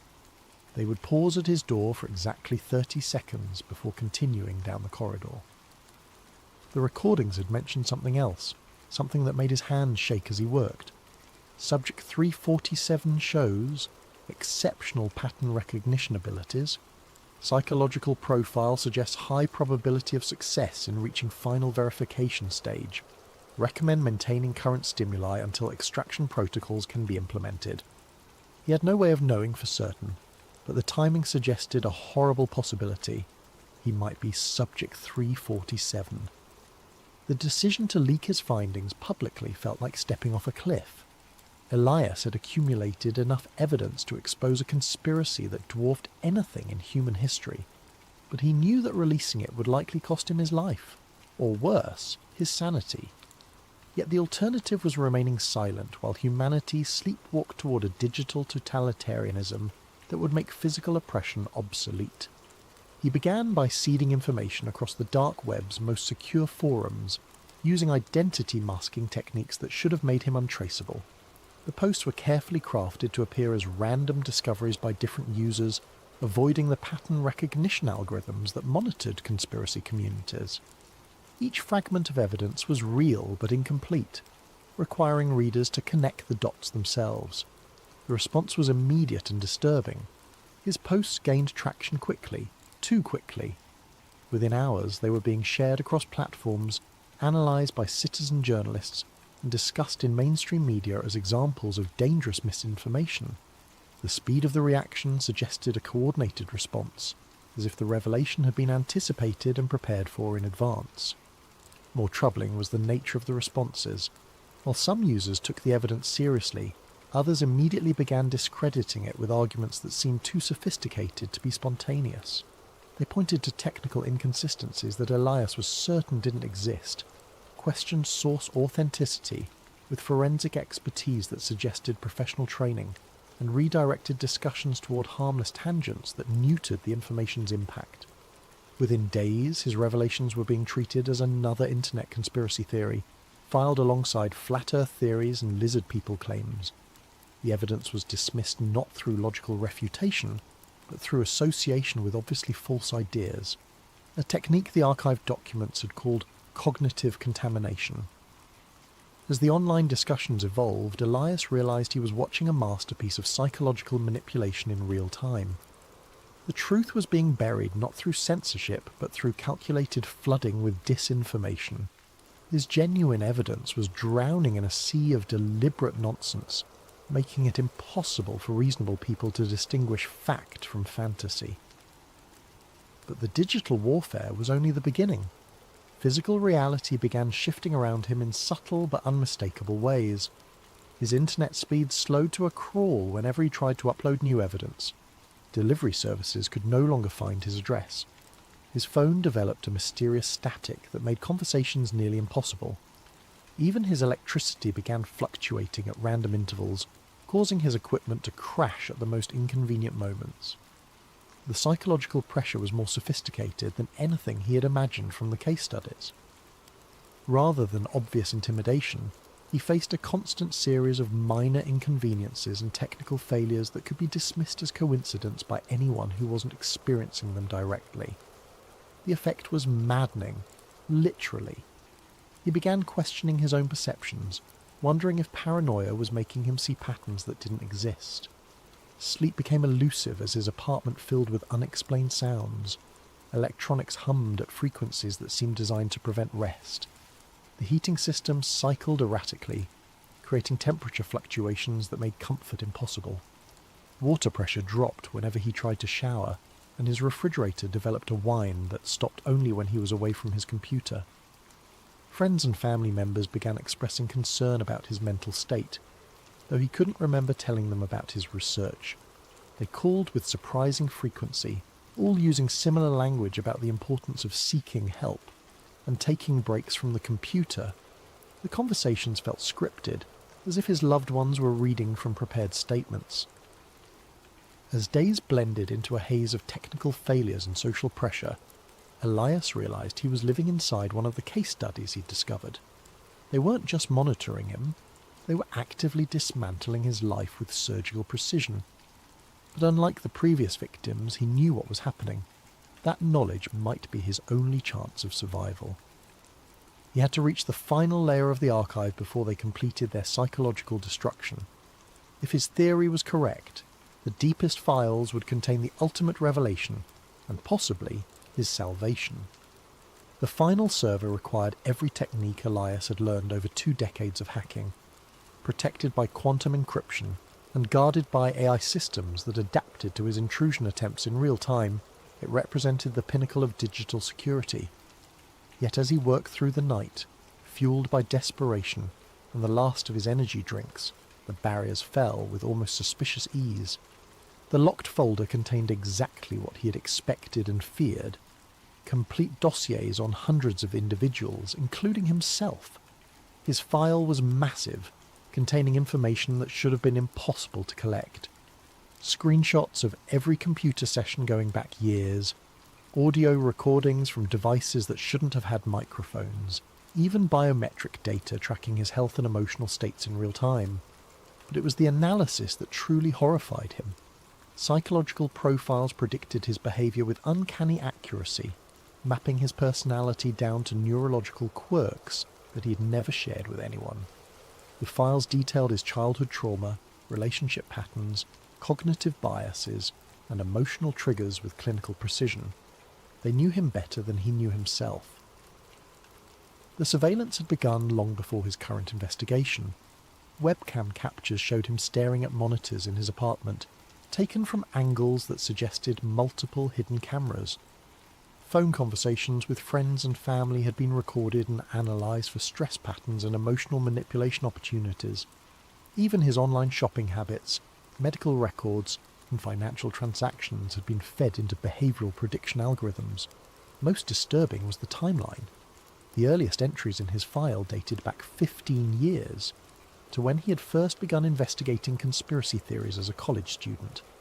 They hadn't just discovered his activities, they had been watching and shaping them from the beginning. Every major breakthrough in his hacking skills, every connection he had made in underground communities, every piece of evidence he'd uncovered, all had been carefully orchestrated. The documents revealed the true scope of his manipulation. The pharmaceutical company he had exposed years earlier, the leaked documents had been strategically placed for him to find. The wrongful arrest that had cost him his fortune, engineered to isolate him and fuel his paranoia. Even his current apartment had been selected for him, the basement location perfect for the psychological pressure techniques they planned to employ, but the most shattering revelation was still to come. As he scrolled through terabytes of personal data, a video file caught his attention. The timestamp showed it was recorded 3 days ago, the night he had first accessed the government server. The video showed him working at his computer, but the angle was impossible. The camera had to be inside his monitor, watching him as he discovered the conspiracy. He was staring at footage of himself reading about his own surveillance. The video continued, showing him creating his digital conspiracy board, making connections between entertainment companies and intelligence agencies, even the moment when he had first seen his own photograph in the corporate files. But there was something else, a timestamp in the corner that made no sense. According to the file properties, the video had been created 6 months before it was allegedly recorded. His hand shaking, Elias cross-referenced the timestamp with other files in his dossier. The pattern that emerged destroyed everything he thought he knew about his investigation. Every revelation, every breakthrough, every piece of evidence he had discovered, all had been prepared in advance. The conspiracy he had uncovered was real, but his discovery of it had been choreographed down to the minute. They hadn't just been watching him, they had been directing him, feeding him information at precisely calculated intervals, allowing him to feel the satisfaction of discovery while ensuring he found only what they wanted him to find. His entire investigation was a performance, and he had been playing his role perfectly. The sound of footsteps in the hallway outside his apartment was no longer mysterious. It was his cue that the final act was about to begin. The timestamp that shattered Elias's world appeared in a routine system log, buried among thousands of other entries he might have overlooked in his haste to process the overwhelming data. But his pattern recognition skills, honed by decades of digital archaeology, caught the anomaly immediately. His surveillance file had been created 3 years before he had even begun his serious investigation into secret societies. Not updated, not modified, created. The implications spread through his mind like digital wildfire. Every forum post that had sparked his interest, every breadcrumb of evidence he had followed, every contact who had guided him toward new information sources, all had been carefully planted elements in an elaborate psychological experiment. He wasn't hunting the Illuminati. He was their laboratory rat, navigating a maze they had constructed specifically for him. The files reveal the true scope of the operation. Project Cassandra aimed to study how individuals with specific psychological profiles could be guided toward predetermined conclusions while believing they were conducting independent research. Elias was test subject 347 in a series that had already processed thousands of potential dissidents, conspiracy theorists, and amateur investigators. The methodology was diabolical in its sophistication. Rather than suppressing information, they had created controlled leaks that satisfied the subject's desire for hidden truth, while ensuring that any revelations served their ultimate purposes. Every conspiracy theorist who believed they had uncovered secret plots was actually participating in a massive behavioural study that helped refine mass manipulation techniques. But Project Cassandra served another purpose, creating the perfect patsies. When subjects like Elias inevitably attempted to share their discoveries, the public would dismiss them as delusional paranoids. The conspiracy theorists discredited themselves more effectively than any government censorship could, providing cover for the real operations happening in plain sight. The genius was circular. They used genuine conspiracies to hide their conspiracy, to create conspiracy theories. The Ouroboros of manipulation consumed its own tail while strengthening the head. Elias found video recordings of planning meetings where researchers discussed his psychological profile like entomologists studying an insect. His obsessive personality, his need for validation through intellectual superiority, his isolation and distrust of mainstream society, all were noted as advantageous traits for the experiment. They had identified him as an ideal subject before he had even begun his journey into the digital underground. The recordings were clinical in their detachment. Subject 347 shows exceptional persistence and pattern recognition abilities. Recommend accelerating the revelation timeline to achieve maximum psychological impact. His technical skills allow for more sophisticated evidence plants than previous subjects. Agreed. The deep web forums are seeded and ready. We'll allow him to discover the entertainment industry connections next week, followed by the financial networks the following month. Estimated timeline to complete breakdown, 6 to 8 months. What about extraction? Standard protocol. Once he achieves full paranoid state, we'll activate the final revelation. The cognitive dissonance should ensure complete psychological collapse within 72 hours. Subject will either retreat into catatonic withdrawal or self-eliminate. Either outcome serves project goals.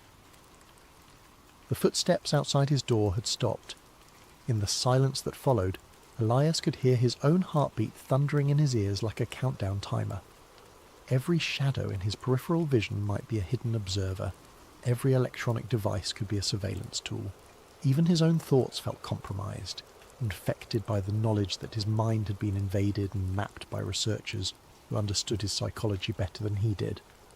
But as despair threatened to overwhelm him completely, a final realization emerged from the chaos of his collapsing worldview. If they had created all of this as an experiment, if his investigation was a carefully orchestrated performance, then the evidence he had found might be real after all. They couldn't manipulate him with fake conspiracies.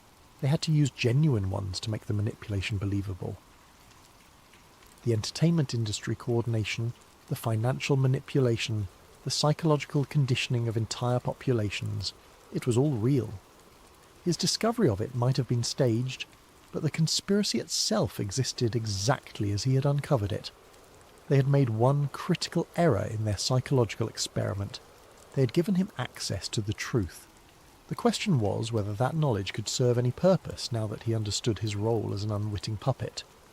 As the footsteps resumed outside his door, moving with deliberate slowness toward his apartment, Elias realized he had perhaps minutes to decide how this story would end. He could retreat into madness as they expected, becoming another cautionary tale about the dangers of conspiracy thinking. He could attempt to fight back, though they had mapped every aspect of his psychology and would anticipate any strategy he might devise. Or he could find a third option, something they hadn't planned for because it lay outside their understanding of his character.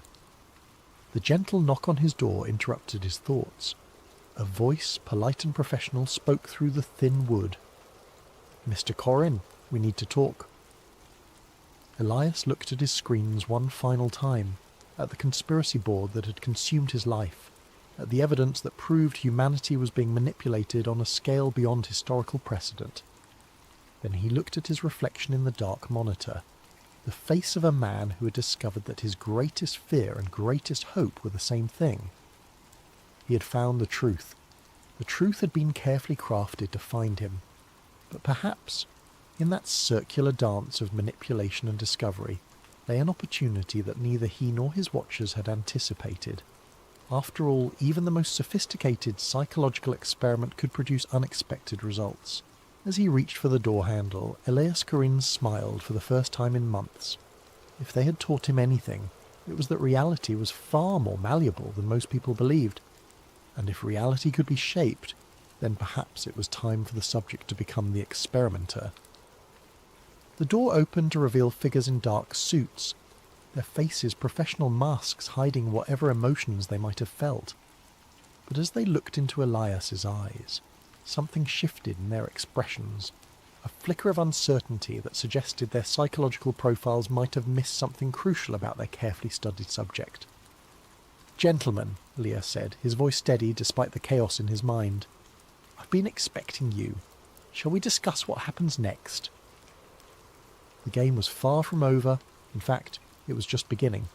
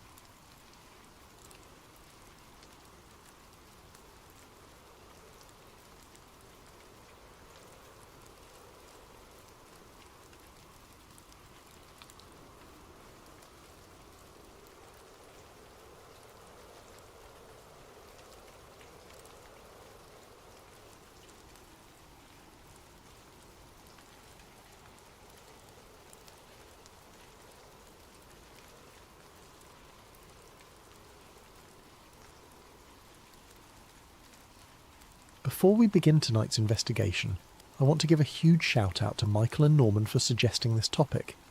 Your ideas help truly shape this channel. If you're enjoying this documentary and finding value in the research we do here, please consider using your hype points on this video. It genuinely helps the channel more than you could possibly know, and it allows us to keep diving deep into these fascinating mysteries. Also, if you'd like, drop a comment letting us know what time it is where you are and where in the world you're listening from. We absolutely love seeing where everyone is tuning in from, whether you're winding down for the night or just starting your day. But only if you want to share, no pressure. Now, let's descend into one of the most controversial construction projects in American history. Marin Cole had been working late in her home office in downtown Denver, reviewing zoning permits for a residential development project, when her computer chimed with the notification. The glow of her monitor was the only light in the room, casting long shadows across walls decorated with framed architectural drawings and her master's degree from the University of Colorado. She almost didn't open it. After 15 years as an urban planner, she had learned to be cautious about late-night emails from unknown senders. But something about the timing felt deliberate, as if whoever sent it knew she would be awake, knew she worked these late hours. The sender line read only, "A friend." No subject line, no message body, just a single attachment. Marin's hand hovered over the mouse. She thought about her father, who had been a structural engineer before his death 3 years ago. He'd taught her to trust her instincts, but also to verify everything. "Buildings don't lie," he used to say. "Paper trails always tell the truth if you know how to read them." Against her better judgment, she clicked it. The image that filled her screen was a blueprint, aged and slightly faded, with the unmistakable header, "Denver International Airport, Sub-Level Construction Plans, January 1993. Marin had seen plenty of DIA blueprints in her career. The airport's construction history was part of local legend, taught in planning courses as a cautionary tale about budget overruns and project mismanagement. But this blueprint showed something she had never seen before. Most people knew that Denver International Airport had underground levels. The automated baggage system that famously failed occupied much of the subterranean space. Public tours occasionally took visitors through the abandoned tunnels, showing off the miles of empty conveyor belts and sorting stations that cost hundreds of millions of dollars and never worked properly. Those tunnels occupied sub-levels 1 through 3.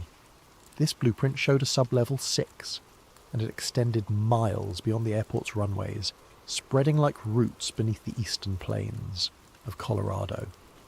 Massive rectangular chambers were labelled with clinical precision: Environmental Control Station 12, Biological Storage Wing C, Containment Observation Gallery. The technical specifications were extraordinary. Each chamber had ventilation systems more complex than hospital operating rooms. The walls were marked with thickness measurements that suggested bunker-level construction, power systems redundant enough for a military installation. In the bottom right corner, written in faded red ink, were 4 words that made Marin's hands go cold. They built much more than an airport. Find what's beneath. She stared at the screen for nearly 10 minutes, her analytical mind racing through possibilities. It could be a hoax. Conspiracy theorists had been making wild claims about Denver International Airport since before it opened. The internet was full of fabricated documents and photoshopped images designed to fuel paranoia. But something about this blueprint felt different. The technical specifications were too detailed, too precise. The handwriting in the margins matched the style of construction notes from that era, the kind her father had used. The paper grain visible in the scan showed authentic aging, with water stains in the corners that suggested decades of storage in less than ideal conditions. Marin zoomed in on various sections, studying the architectural symbols and measurements. Whoever created this document understood structural engineering at a professional level. The load-bearing calculations, ventilation shaft placements, and electrical grid layouts all followed proper protocols. More than that, they followed protocols from the early 90s, before computer-aided design had standardized everything. These were hand-drawn specifications with the small imperfections and personal touches that marked genuine period documents. If this was a fake, it was the most sophisticated one she'd ever encountered. She saved the file to 3 different locations, printed a physical copy, and spent the rest of the night researching everything she could find about Denver International Airport's construction history. The coffee pot emptied twice. Dawn began to grey her windows, and somewhere in those early morning hours, Marin made a decision that would change everything. She was going to find out if Sublevel 6 was real. The question was whether she was prepared for what that truth might cost. Part 2. The Airport That Shouldn't Exist. Denver International Airport opened on February 28, 1995, 16 months behind schedule and billions of dollars over budget. The official story blamed the delays on the automated baggage system, which had been plagued with technical failures from the beginning. But as Marin dug deeper into the construction records over the next several days, she found inconsistencies that troubled her professional instincts. The airport sits on 53 square miles of land, making it one of the largest airport properties in the world by land area. That's bigger than Manhattan. For a city the size of Denver, the scale seemed excessive, particularly given that the old Stapleton International Airport had been handling traffic adequately. She pulled up satellite imagery, comparing the footprint of Denver International to other major hubs. Chicago O'Hare, one of the busiest airports in the world, occupied less than 8 square miles. Los Angeles International, serving a metropolitan area 3 times Denver's size, sat on just over 4 square miles. Why did Denver need 53? The official explanation was that city planners wanted room for expansion. Fair enough. But why choose a location so far from the city centre? The new airport sat 25 miles northeast of downtown Denver, a significant inconvenience for travellers compared to Stapleton's 6-mile distance. Marin made a list of contractors from public records, cross-referencing names against business registries and construction union databases. She spent the next 3 days tracking down former contractors who had worked on the airport's construction.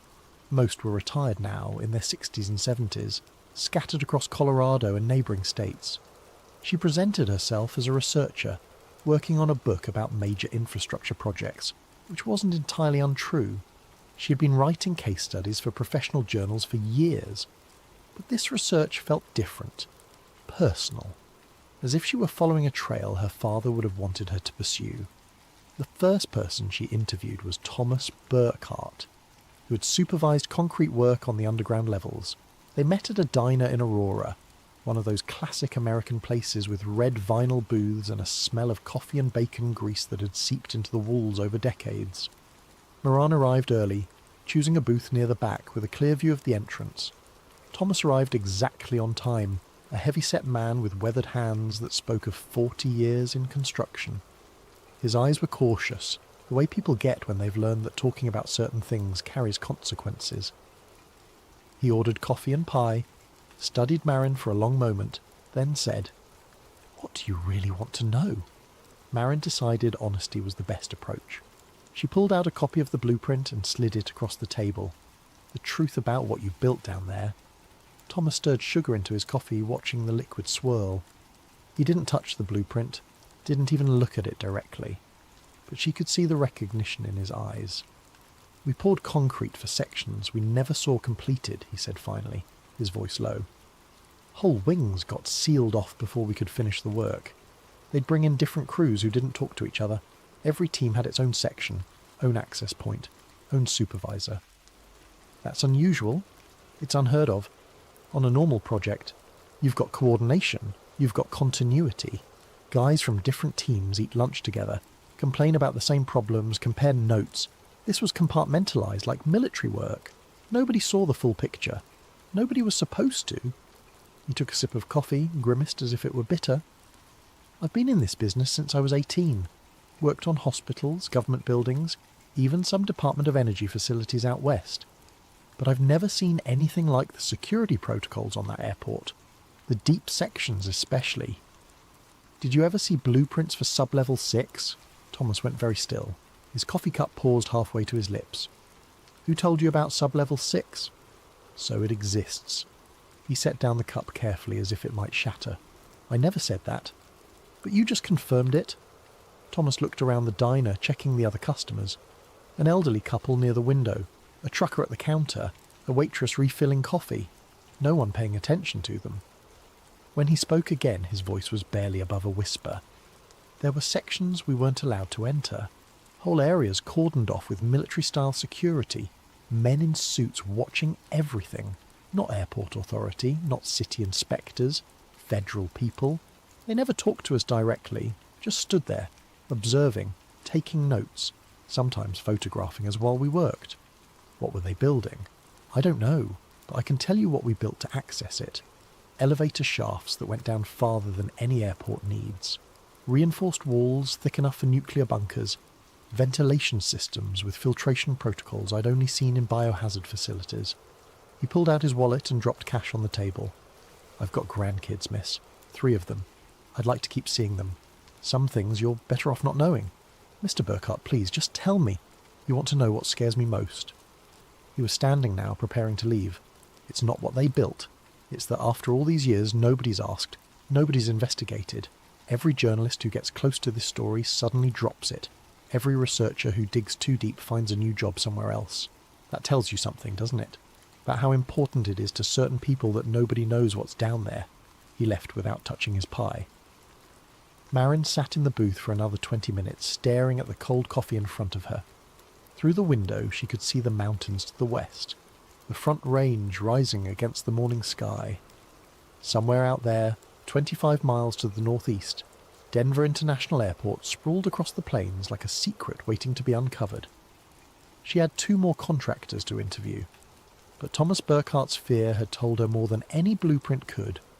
Whatever was beneath that airport, people had been keeping it hidden for 30 years, and they were still keeping it hidden now. Part 3. The Dedication Stone. The next day, Marin visited Denver International Airport herself. She parked in long-term parking, noting the massive lot that seemed to stretch forever across the plains. The terminal rose in the distance, its white tensile fabric roof designed to resemble snow-capped mountains, or, as some conspiracy theorists claimed, the tents of a massive encampment. She took the train to the main terminal, moving through crowds of travellers with her phone camera ready. She wasn't sure what she was looking for exactly, but she knew the airport's peculiarities were hiding in plain sight. The first stop was the Dedication Stone. It sat in the Great Hall, near the south end of the main terminal, mounted prominently on the floor. Most travellers walked right past it without a second glance, rolling their suitcases over the polished surface, focused on reaching their gates. But Marin knelt down and read the inscription carefully. New World Airport Commission. Below that, a dedication date, March 19th, 1994, and in the bottom corner, unmistakably, the square and compass symbol of Freemasonry. Marin had read about this stone in various conspiracy forums, but seeing it in person sent a chill down her spine. The New World Airport Commission sounded official, important. But according to every public record she could find, no such organisation existed. Not in Colorado, not in federal registries, nowhere. So who commissioned this dedication stone? And why did it credit a fictional organisation? She took multiple photographs from different angles, adjusting for the lighting that streamed through the terminal's windows. Around her, travellers continued their journeys, oblivious to the mystery beneath their feet. A child ran past, chasing a rolling ball. A pilot in uniform walked by, checking his phone. Normal airport life. Utterly mundane. But nothing about this place was mundane. She sat on a nearby bench and started researching on her phone. The Freemason connection was well documented in conspiracy circles, often dismissed as coincidental. Many public buildings had Freemason symbols. It didn't necessarily mean anything sinister. The Freemasons had been involved in construction and civic projects throughout American history, but combined with everything else, it formed a pattern. An airport built far from the city centre, massively over budget, with underground construction that nobody seemed to understand, dedicated by an organisation that didn't exist, and marked with symbols of a secret society. Either this was an elaborate series of coincidences, or something very deliberate was happening here. Marin stood and began walking through the terminal, studying its architecture with new eyes. The Great Hall was massive, with ceilings that soared overhead and windows that flooded the space with natural light. Beautiful in its way, but also excessive, wasteful even. Why build something so large for a city this size? Unless the terminal was designed for purposes beyond commercial aviation, unless it was meant to accommodate something else entirely. Part 4. The Murals of Prophecy. The murals were impossible to miss. Located in the main terminal, the massive paintings by artist Leo Tangumer had become infamous in conspiracy communities. Marin stood in front of them now, trying to understand what she was seeing. The first mural, titled Children of the World Dream of Peace, showed scenes of destruction that seemed anything but peaceful. Burning forests consumed ancient trees, flames rendered in vivid orange and red that seemed to leap from the wall. Dead animals lay in heaps, their bodies twisted in unnatural positions. Children in caskets, their faces pale and lifeless, lay in rows that stretched into the distance. Above them all, a massive soldier wearing a gas mask loomed over the devastation, holding a rifle and a curved sword. The colours were vivid, almost violent in their intensity. Behind the soldier, crowds of people fled in terror, their faces twisted in anguish, their bodies pressed together in desperate flight. The soldier's gas mask was the most disturbing element. It was rendered with technical precision, every detail carefully painted. The rubber seals, the filter cartridge, the reflective lenses that showed no humanity behind them. This wasn't an abstract representation of war. This was a specific piece of military equipment, painted from reference. Marin moved closer, studying the details. In the background, barely visible among the chaos, buildings burned. And one of those buildings had a distinctive shape. It took her several minutes to recognise it, but once she did, she couldn't unsee it. It was the main terminal of Denver International Airport itself. The second mural depicted transformation. The same soldier from the first painting now lay defeated, broken. His gas mask was shattered, his weapons transformed into ploughshares.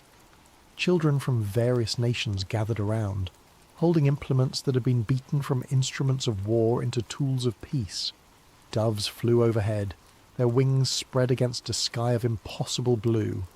The world bloomed with life and colour, flowers growing from ground that had been scorched and barren. The official interpretation was that these murals showed humanity overcoming war and oppression, moving from darkness into light, a message of hope. But standing in front of them, Merrin felt anything but hopeful. The level of detail was disturbing. The dead children looked too real, their features too specific. The environmental destruction showed particular types of collapse, chemical contamination indicated by the yellow-green tint to the smoke, biological warfare suggested by the protective equipment worn by the soldier, ecological disaster visible in the way the trees had been stripped of leaves before burning. These weren't abstract representations of war. They were specific scenarios. Marin took dozens of photographs, documenting every detail.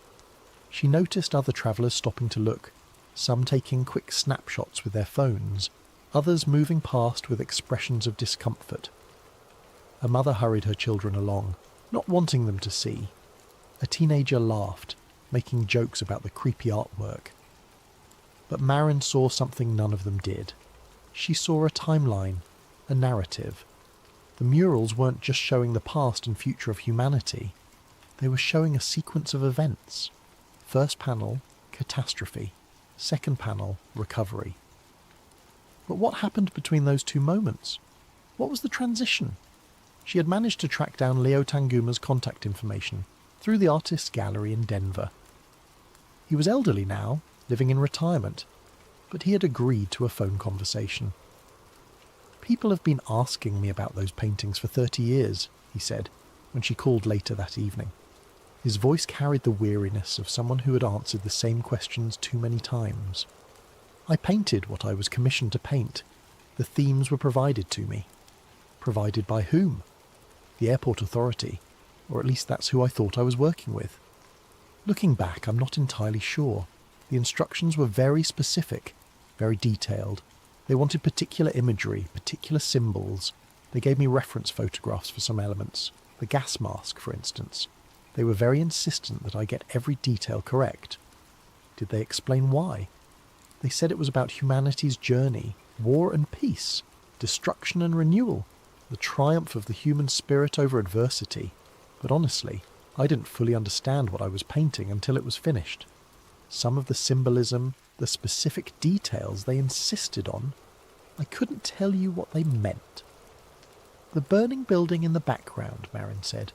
"The one that looks like the airport terminal. Was that in their instructions?" There was a long pause. "I don't recall. It's been so many years.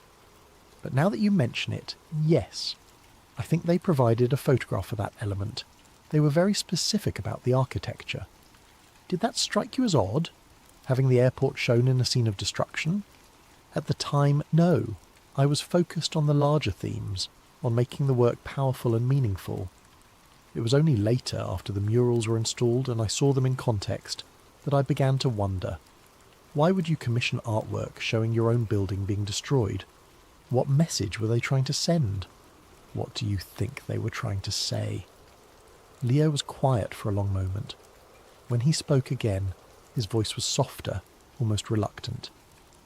"I think there are people who knew exactly what they wanted those murals to say, and I think they chose me because I could paint what they described without asking too many questions.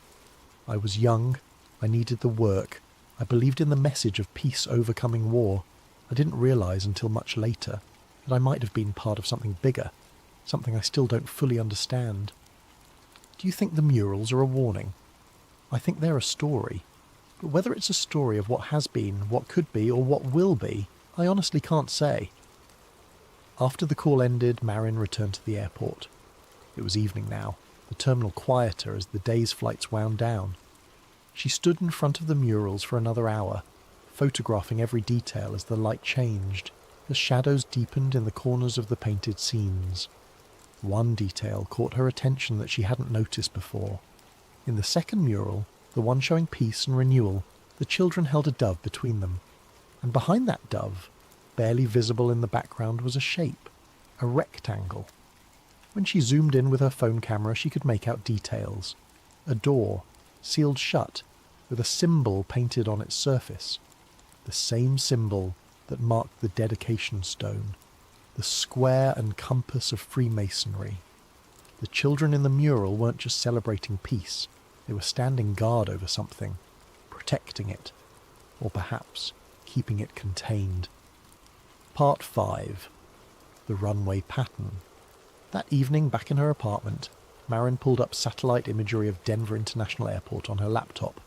From ground level, the airport looked like any other modern transportation hub, but from above, the runway configuration revealed something unusual. The 6 runways formed a pattern that, depending on how you looked at it, resembled a swastika. She traced the lines with her finger on the screen, following the angles. Runway 16, right 34 left, ran northeast to southwest. Runway 16 left 34 right parallel to it. Runway 725 crossed them, running east to west. And the 3 shorter runways filled in the spaces, creating angles that definitely formed a shape that made her uncomfortable. Official explanations attributed this to wind efficiency. Denver's weather patterns required runways positioned to handle crosswinds from multiple directions. The configuration was purely functional, designed by computer models to maximize operational capacity under challenging wind conditions. The front range created turbulent airflows, downdrafts, sudden shifts. The runways needed to accommodate approaches from any direction. But Marin had studied airport design in graduate school. She knew dozens of major airports around the world, all dealing with complex wind patterns, and none of them had runway configurations that looked anything like this. She spent hours comparing DIA's layout to other airports. Hong Kong, notorious for its challenging winds. Wellington, New Zealand, one of the windiest airports in the world. Chicago O'Hare, dealing with lake effects and prairie weather. None of them had patterns like this. She reached out to a former FAA airport planner named Richard Voss, who had worked on airport designs throughout the Western United States in the 80s and 90s. It took several calls to track him down, but she finally found him living in retirement in Boulder, a modest ranch house with a stunning view of the Flatirons. They met on a Saturday afternoon. Richard was in his early 70s, thin and sharp-eyed, with the careful speech pattern of someone who chose his words deliberately. He invited her into a living room lined with bookshelves filled with technical manuals and aviation history. Photographs on the walls showed airports under construction, Richard in various hard hats and safety vests, shaking hands with officials whose faces Marin didn't recognise. The runway pattern, he said, studying the satellite images Marin had brought, spreading them across his coffee table. Yes, I remember the controversy when these designs were first proposed. There were concerns about the optics, about what people might think when they saw this from above. But it was built anyway. It was built exactly as specified, despite objections, despite alternative designs that would have worked just as well for wind coverage. He traced his finger across one of the runways. This configuration isn't just about wind patterns, it's a directional code. What do you mean? Richard stood and retrieved a file folder from his study. Inside were yellow documents, old FAA memos, design specifications from decades ago. During the Cold War, certain airports were designated as emergency contingency sites, places where government aircraft could land if primary locations were compromised. These airports had specific runway patterns that could be recognised from high altitude, even without radio communication. Visual codes that pilots could identify and understand the purpose of the facility from the air. He pulled out one document showing similar runway patterns at various military installations. You see these angles? They're not random. They're navigational aids for pilots who need to identify secure locations quickly. You're saying Denver International Airport was designed as an emergency government landing site. Richard looked at her carefully, as if weighing how much to reveal. I'm saying the runway pattern serves multiple purposes, and one of those purposes has nothing to do with commercial aviation. Look here. He pointed to a section of the pattern. These angles would be visible from 50 miles away to a pilot at altitude. They'd know immediately that this facility had specific capabilities, specific resources. Why haven't you spoken about this before? Because I like my quiet life, Miss Cole. I like watching the sunset from my porch and visiting my grandchildren. There are some truths that cost more than they're worth. He handed back the satellite images. But I'll tell you this. When I heard they were building that airport so far from the city, with so much underground construction, with security protocols I'd never seen on a civilian project, I knew something else was going on, and I decided I didn't want to know what it was. But you kept the documents. Insurance, he said simply, in case someone ever asked the right questions, in case someone needed to know the truth. He walked to his window, looking out at the mountains. You're not the first person to come asking about Denver International, but you're the first one who's gotten this far. The others, they either stopped digging or... He trailed off. Or what? Or they had accidents. Strange coincidences. Job offers in other cities that were too good to refuse. That's how they operate. They don't threaten directly. They just make continuing more trouble than it's worth. Marin felt a chill run through her. Who are they? Richard turned from the window. That's the question, isn't it? And I honestly don't know the full answer.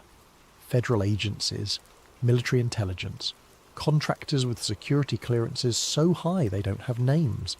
People who believe that national security justifies any level of secrecy. Maybe they're right. Maybe what's beneath that airport needs to stay hidden. Or maybe transparency and truth matter more than security, he shrugged. That's not for me to decide. I'm just an old airport planner who wants to see his grandchildren grow up. Part 6. The tunnels that failed. The automated baggage system was legendary in engineering circles as one of the most expensive failures in infrastructure history. Designed to transport luggage through miles of underground tunnels, using computer-controlled carts travelling up to 20 miles per hour. The system was supposed to revolutionise airport operations. Instead, it mangled luggage, crashed constantly, and was abandoned before the airport even opened. The official cost, $400 million, wasted. But Marin had found something interesting in the construction records. The tunnel system was far more extensive than necessary for a baggage system, and many sections of the tunnels had never been used for baggage at all. She managed to gain access to the maintenance areas through a contact in airport operations, a technician named James who owed her a favour from a previous consulting project. She had helped his department with an efficiency analysis 2 years ago, saving them from budget cuts. He agreed to give her an unofficial tour of the abandoned sections. This is completely off the record, he said when they met at the service entrance early one morning. If anyone asks, you were never here. Understood. They entered through a service elevator in Terminal A, descending past the active baggage levels, into older, darker sections. The elevator car was industrial, scarred with years of use, smelling of metal and grease. It descended for what felt like a long time, the numbers on the panel counting down. 3, 4, 5. When the doors opened, they stepped into a different world. The air smelled of concrete dust and stale ventilation. Fluorescent lights flickered overhead, casting shadows that seemed to move. The temperature was cooler than above, the humidity different. Marin could hear water dripping somewhere in the distance, an irregular rhythm that echoed through empty spaces. Most of this was supposed to be demolished after the system failed, James explained as they walked through a wide concrete corridor.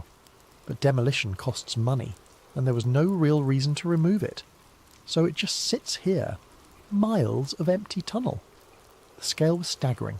These weren't narrow maintenance crawl spaces. They were wide enough to drive trucks through, tall enough to require safety railings along the upper walkways. The walls were reinforced concrete, far thicker than necessary for a baggage system. Marin ran her hand along the surface, feeling the smooth finish of professional construction.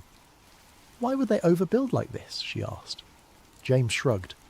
Official answer is they expected future expansion, but between you and me, this looks more like bunker construction than tunnel construction.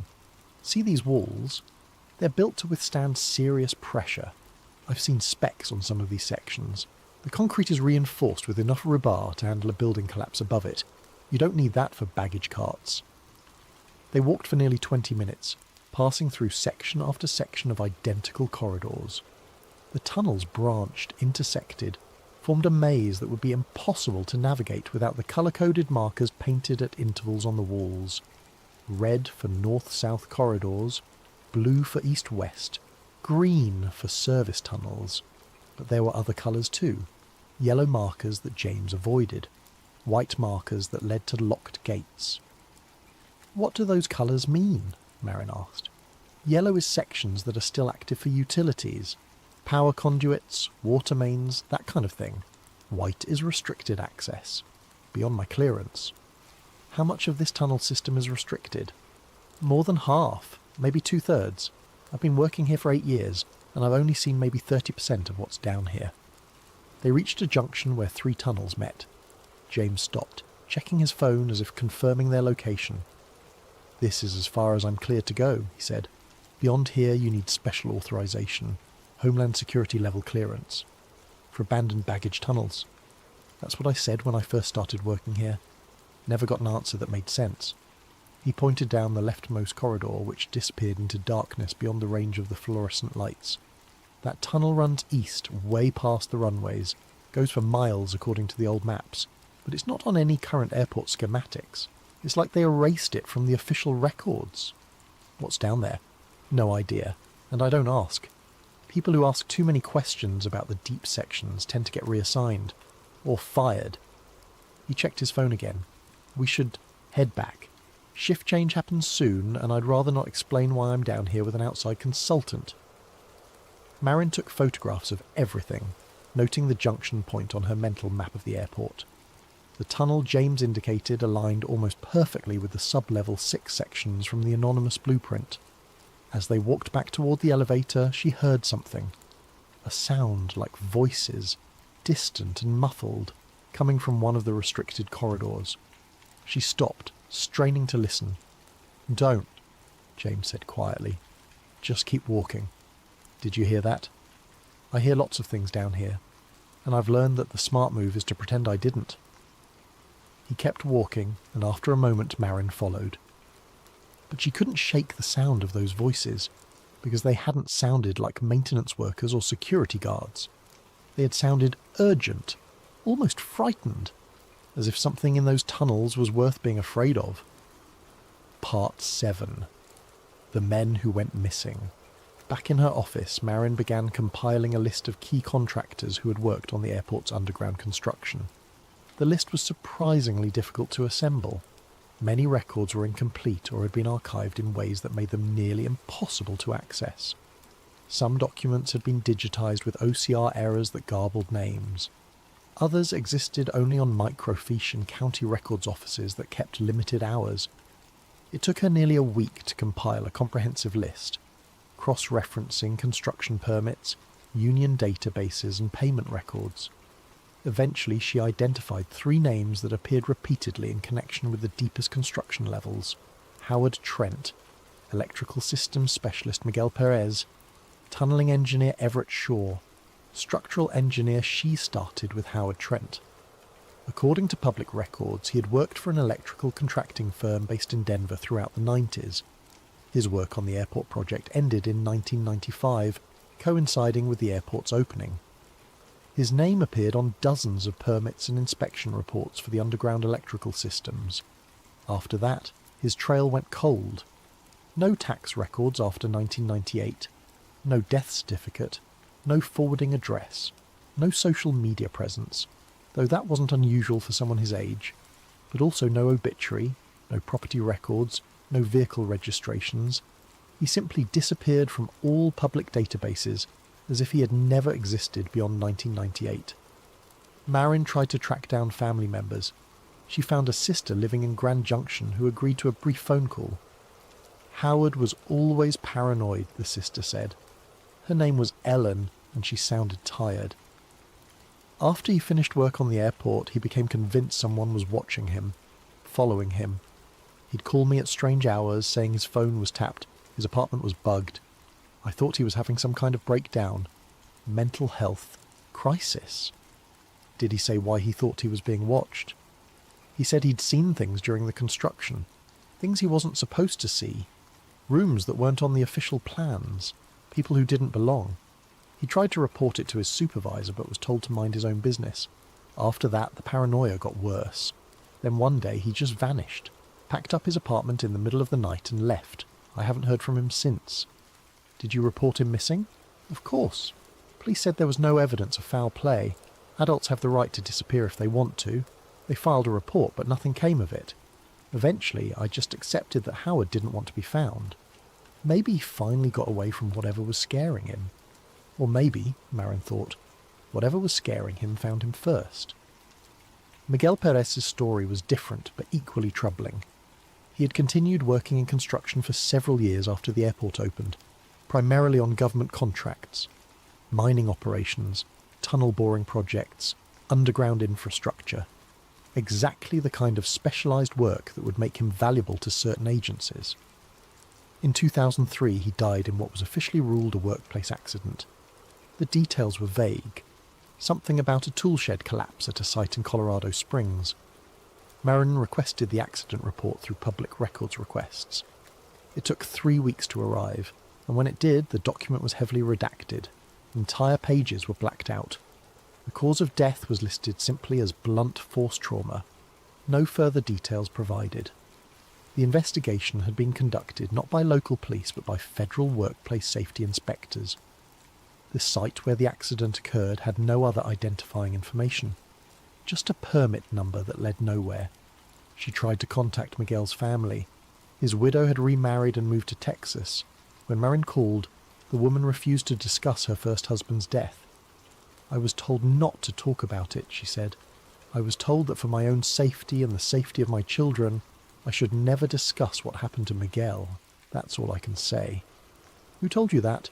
"People in suits. Federal people. They visited me after the funeral.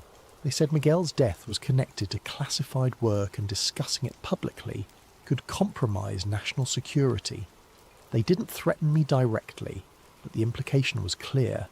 So I moved away, I remarried, I started over, and I don't look back." That left Everett Shaw. Finding Shaw took considerable effort. He had moved multiple times since leaving Colorado, each time covering his tracks carefully. But Marin finally located him through a property record in Wyoming, listed as the owner of a small ranch outside the town of Pinedale. She called first, but the number was disconnected. She tried emailing, but the address bounced back.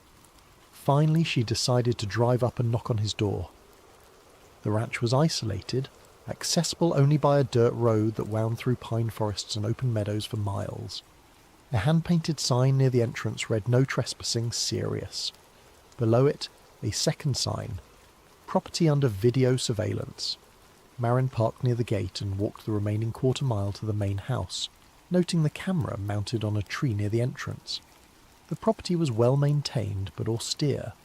A weathered log structure with smoke rising from the chimney, a barn that looked recently painted, a garden plot covered for winter.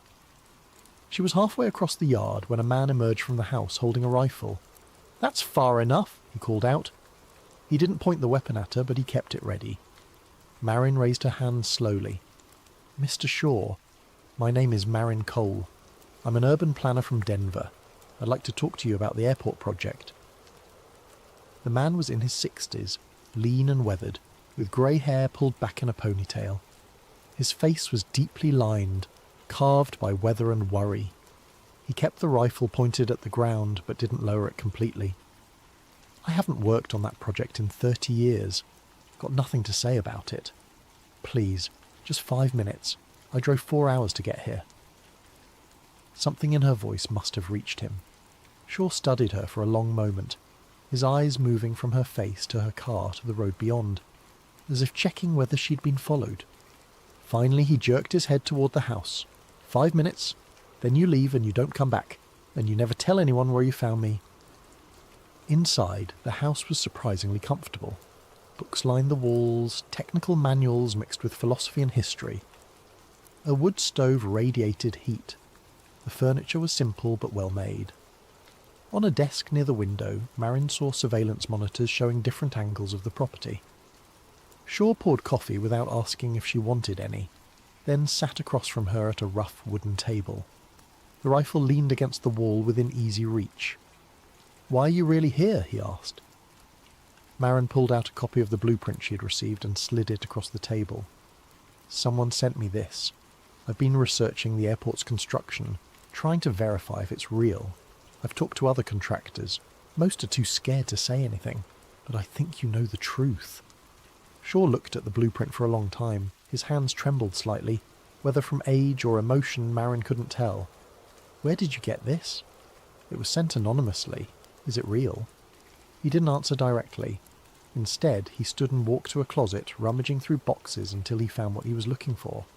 He returned with a yellowed folder containing his own set of construction documents, pages covered with his handwritten notes and calculations. "We were divided into specialised teams," he said quietly, spreading the documents across the table. "Different contractors for different sections. No one was supposed to see the complete picture, but I kept copies of everything. Force of habit from 40 years in the business. My father taught me to never trust that someone else had the records you might need someday." He pulled out several documents showing various levels of the underground construction, each more complex than the last. Sublevels 1 through 3 were the baggage system. Everyone knew about those. Sublevel 4 was supposed to be mechanical systems, HVAC, power distribution. Sublevel 5 was utilities and emergency backup power, redundant systems that could keep the airport operational during a crisis. And Sublevel 6? Shaw met her eyes, and she saw something in his gaze that made her understand why he lived out here, alone, watching his perimeter with cameras and keeping a rifle within reach. "We were told to build containment rooms, not storage, not utility spaces, containment. With pressure seals, air filtration systems rated for biological hazards, reinforced observation windows made of material I'd only seen in military applications.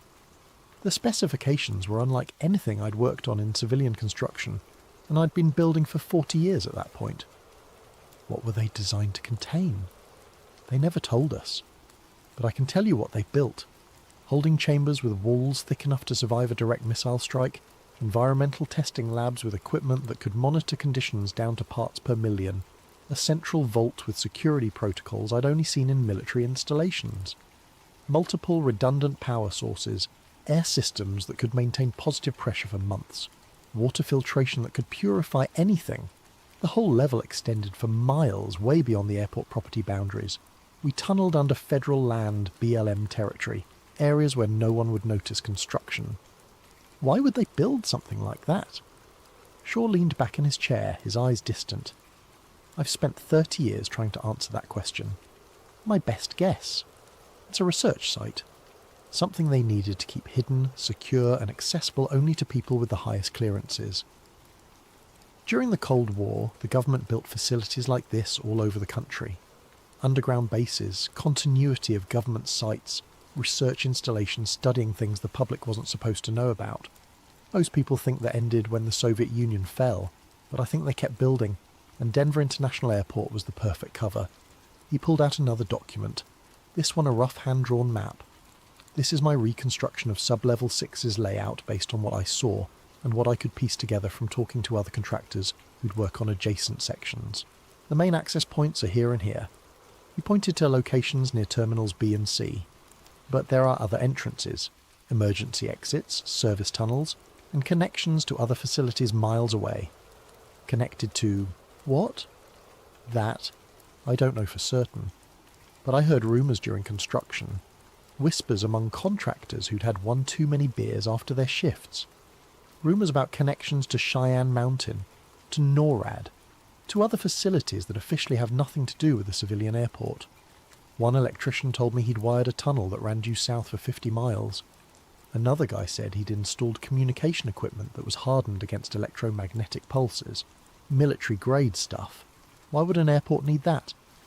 Marin studied the map, committing every detail to memory. "Why are you telling me this? Everyone else I've talked to refuses to say anything." Shaw was quiet for a moment, his fingers tracing the lines on his map. "Because I'm old, and I'm tired of carrying this alone. Because Howard is gone and Miguel is dead and I'm probably next. And because someone needs to know the truth before we're all silenced." He looked up at her. "Do you know what it's like to live in fear for 30 years? To know that everything you built, every calculation you made, every blueprint you drew was part of something you don't understand, something potentially terrible? Do you think you're in danger? I've been living off-grid for 20 years. I don't use email. I barely use the phone. My property has security that would make a paranoid survivalist proud. I take precautions because yes, I believe talking about this is dangerous. He folded up the maps and handed them to Marin. But I also believe the truth matters more than my safety. So here, take these. Find out what's really down there. Just be careful. People who dig too deep into this tend to have accidents. What kind of accidents? Howard disappeared. Miguel was crushed in a tool shed that somehow collapsed, even though it was new construction that had passed multiple safety inspections. I had a close call myself in 2001. Someone tampered with the brakes on my truck. I survived because I was paranoid enough to check them before driving anywhere important. After that, I moved here. Changed my name on everything except the property deed. Cut ties with everyone from my old life. Do you know who's behind it? Not individuals, but organisations. Federal agencies with budgets so black they don't appear in any public documents. Military contractors who answer to people without names. Intelligence services that operate beyond oversight. The kind of shadow government that conspiracy theorists talk about, except it's real. It's been real since the Cold War and it never went away. It just got better at hiding. Marin took the documents carefully, treating them like the precious evidence they were. Thank you for trusting me with this. Don't thank me yet. This information might just get you killed. Shaw walked to the window looking out at the forest surrounding his property. But if you're going to do this, if you're going to dig all the way down to the truth, then do it right. Document everything. Create redundant copies. Send it to people you trust in different locations. And most importantly, if you find something definitive, something that proves what's down there, don't try to be a hero. Release it all at once. Make it public immediately. That's your only protection. Part 8. The Federal Visit. The men arrived 3 days after Marin returned from Wyoming. She had been working from home, reviewing the documents Shaw had given her and trying to cross-reference them with other construction records when someone knocked on her apartment door at 8 in the evening. Through the peephole she saw 2 men in plain clothes. They looked official in the way federal agents always do. Neat haircuts, conservative suits that managed to be both expensive and deliberately forgettable. Expressionless faces that gave away nothing. She had been expecting this. Shaw had warned her. Thomas Burkhart had warned her. Even Richard Voss, in his careful way, had warned her. When you start asking questions about Denver International Airport, when you talk to too many people and dig too deep into records that someone wants to stay buried, people notice. Marin considered not answering, but they knocked again, firm and patient, and she knew they would keep knocking until she opened the door. Marin Cole? The first man asked when she cracked open the door, keeping the chain lock engaged. Who's asking? We'd like to talk to you about your recent research activities. He didn't show identification, didn't introduce himself. His partner stood slightly behind him, hands clasped in front, eyes scanning the hallway. I'm not discussing my research with anyone.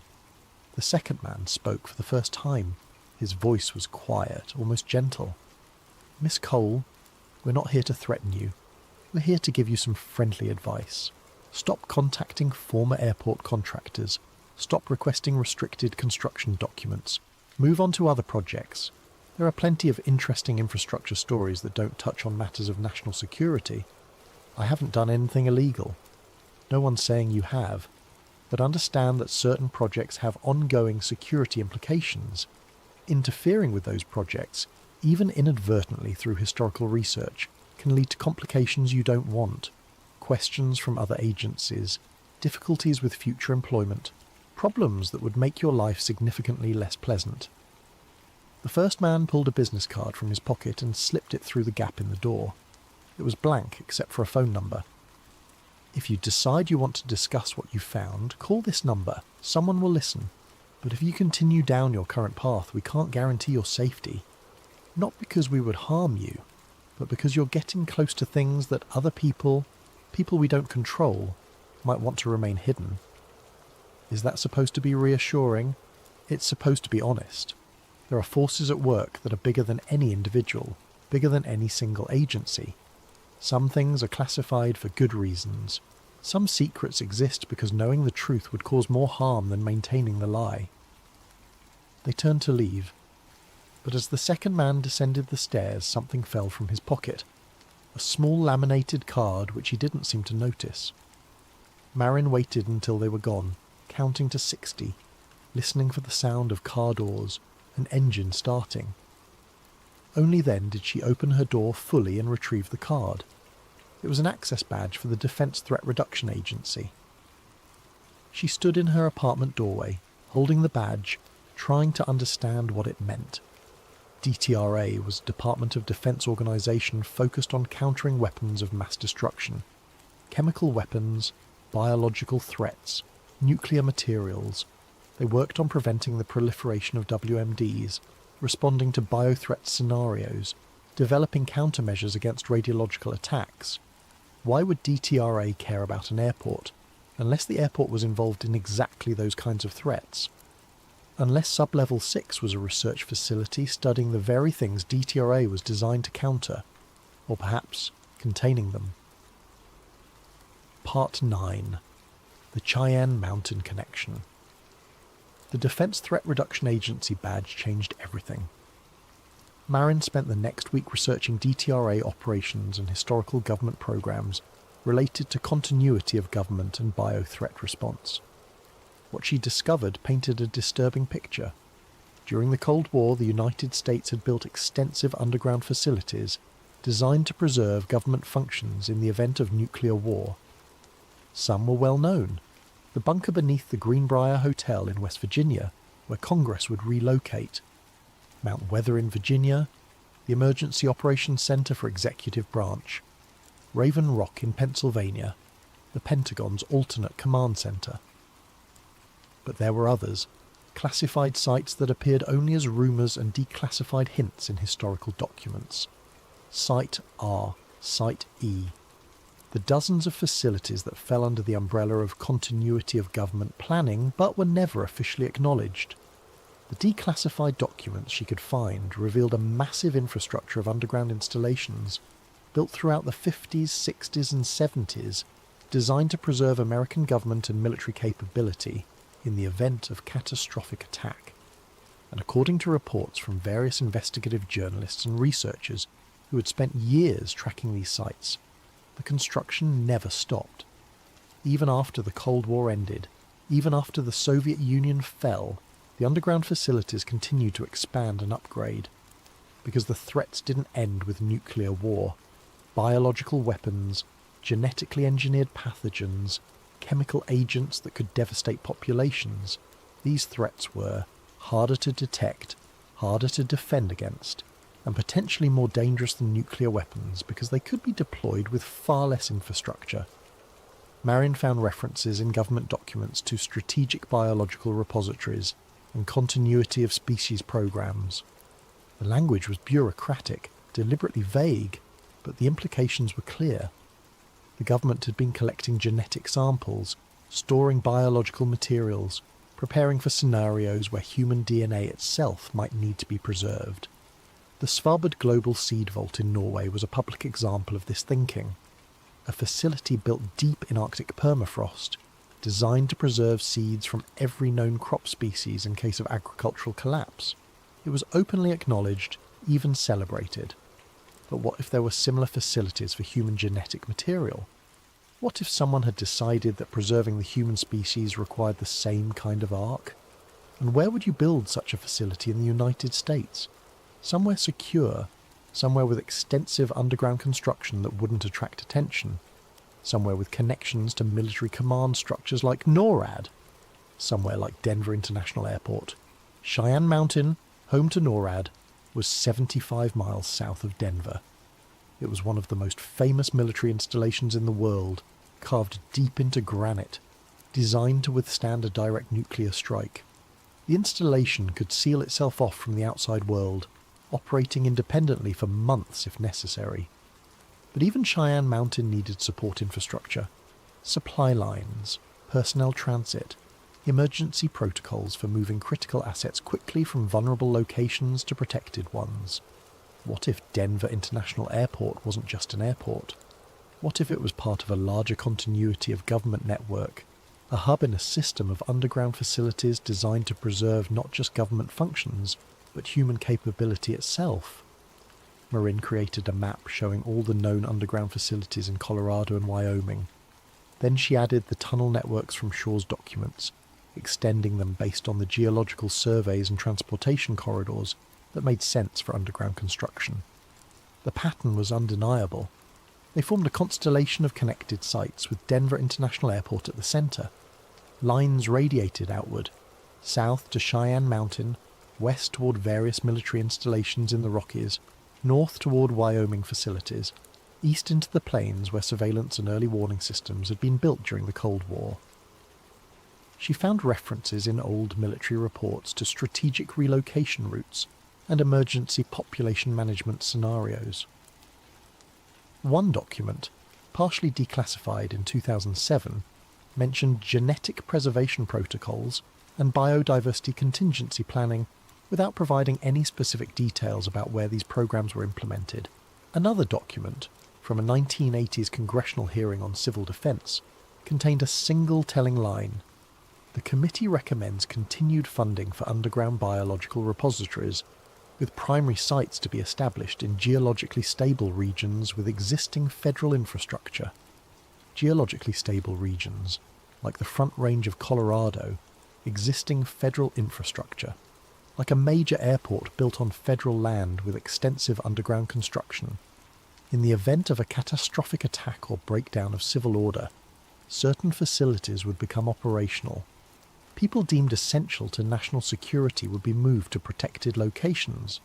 Genetic samples would be secured, research materials would be preserved, and the infrastructure for that movement needed to be built in advance, hidden within civilian projects where it wouldn't attract attention. Denver International Airport, with its massive underground construction, its federal involvement, its connections to military installations, made perfect sense as part of that infrastructure. But that didn't explain the containment rooms, or the observation galleries, or the specific reference to anomalous biological specimens. That suggested something beyond just genetic storage, something beyond just continuity of government. That suggested they were studying something, containing something, something that required the kind of security protocols normally reserved for the most dangerous materials on Earth. Part 10. The infiltration.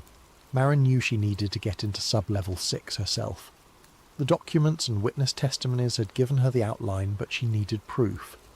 Physical evidence. Photographs that couldn't be dismissed as fabrications or misinterpretations. She spent 2 weeks planning her approach. Getting into the secure areas of the airport would require either extensive hacking of security systems, which was beyond her capabilities, or finding someone with access who could help her. The answer came from an unexpected source. One of her college classmates, a woman named Patricia Chen, worked as a facilities manager for the airport authority. They had stayed in touch sporadically over the years, meeting for coffee every few months to catch up on their careers and lives. Patricia had been with the airport for almost a decade, long enough to have access to areas most employees never saw. Marin invited her to lunch at a quiet restaurant in Cherry Creek and carefully broached the subject. "I'm working on a research project about underground construction," she explained, after they had ordered and exchanged the usual pleasantries about work and family, particularly the older sections of the airport that aren't in regular use anymore. "I was wondering if you could give me a tour of some of those areas for the book I'm writing." Patricia looked uncomfortable.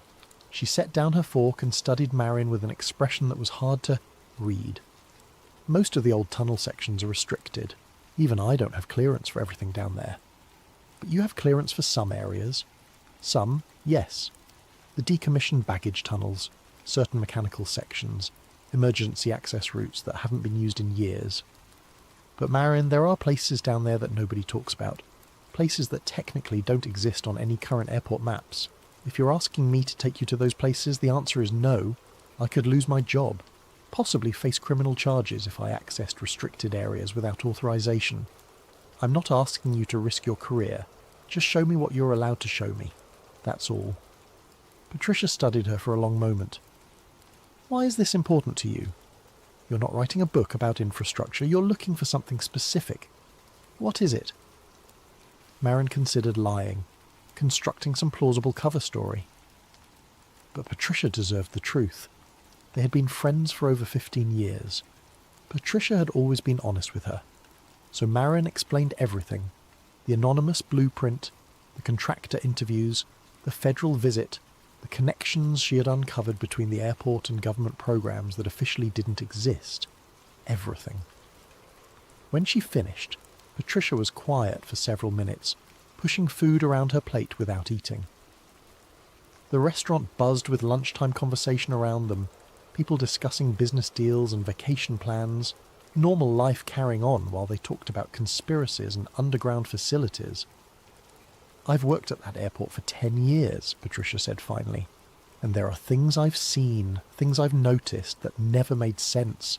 Security protocols that seem excessive for a civilian facility, sections that require federal clearances to access, deliveries that arrive at odd hours with military escorts, trucks with no markings. I always assumed it was related to post-9/11 security measures, heightened vigilance. But maybe it's more than that. Maybe it's always been more than that. Will you help me? I'll show you what I can access. But we do this my way, during a maintenance shift when fewer people are around. And if we get caught, the story is we were just doing a routine inspection of systems that haven't been checked in a while. Plausible deniability. Understood. Understood."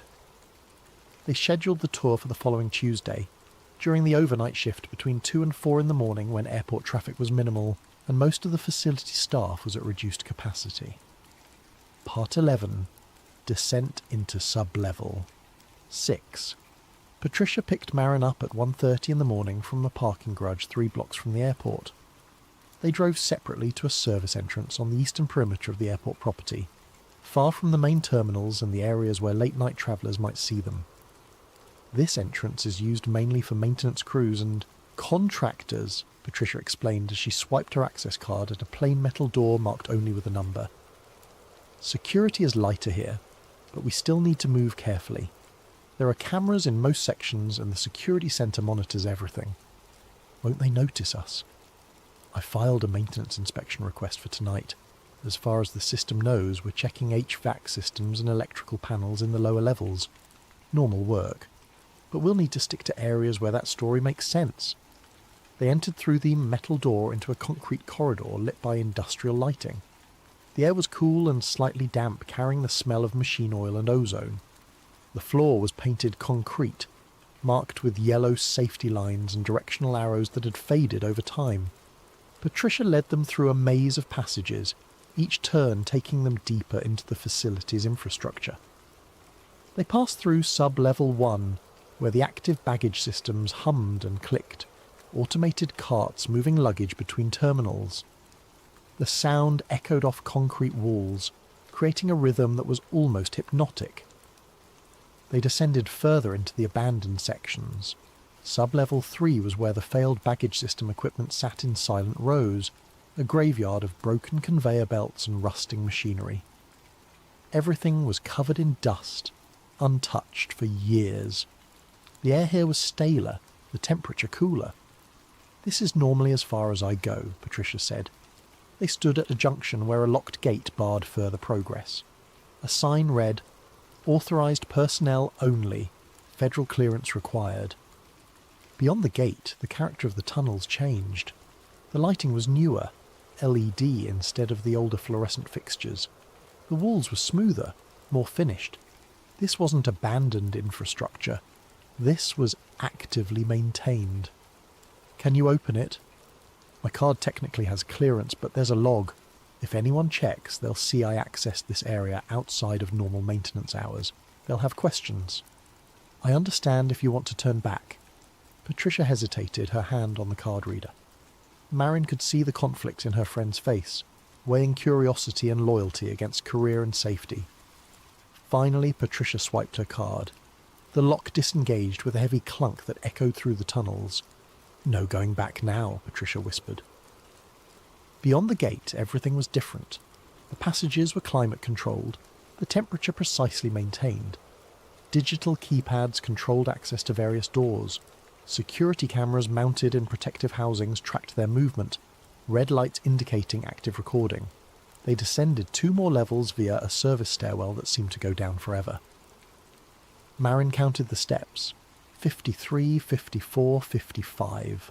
At the bottom, they emerged into a corridor unlike anything in the upper levels. This was sub-level 5. And it was definitely not abandoned. Climate control units hummed in the walls. Digital keypads controlled access to various doors, each requiring card authentication and presumably tracking every entry. The floors were polished concrete, clean and well maintained. The walls were painted institutional white, marked with coloured lines that indicated different zones and purposes.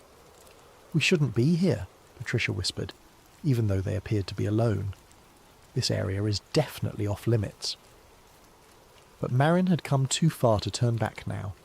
She moved forward, checking doors, searching for any way down to the 6th sub-level. She knew from Shaw's documents that the access point should be near this location, somewhere in this section of sub-level 5. She found it near the end of the corridor, an elevator shaft with buttons labelled 1 through 5 and a blank button at the bottom of the panel. No label, no indication of what the blank button led to. But Marin knew. This was the entrance to sub-level 6. Patricia saw what she was looking at. "That button requires a keycard I don't have. I've seen it before but never had authorization to use it. I've never been to whatever level that accesses. I don't even know if anyone on my team has." Marin examined the panel. There was no label, no indication of what the blank button led to, but she knew from Shaw's documents that this was it. The final level. The place where the truth was hidden. She pressed the button, not really expecting it to work. But to her surprise, the elevator engaged. The blank button glowed red, and she heard the mechanism activating above them. "How did you do that?" Patricia asked, her voice tight with nervousness. "I don't know. Maybe the security protocols are looser during maintenance hours. Maybe your card has more access than you thought." The elevator arrived with a soft chime. The doors opened to reveal an interior that was immaculately clean, stainless steel walls reflecting the LED lighting. Marin and Patricia exchanged glances. "Last chance to turn back," Marin said. "We're already caught on camera. Might as well see what we came for." They stepped into the elevator. Marin pressed the blank button. The doors closed, and the elevator began to descend. It took a long time, much longer than the descent between normal floors. Marin watched the digital display, but it showed no floor numbers, just a blank screen. They were descending into a part of the facility that officially didn't exist, into sub-level 6. When the doors finally opened, they stepped into a space that took Marin's breath away.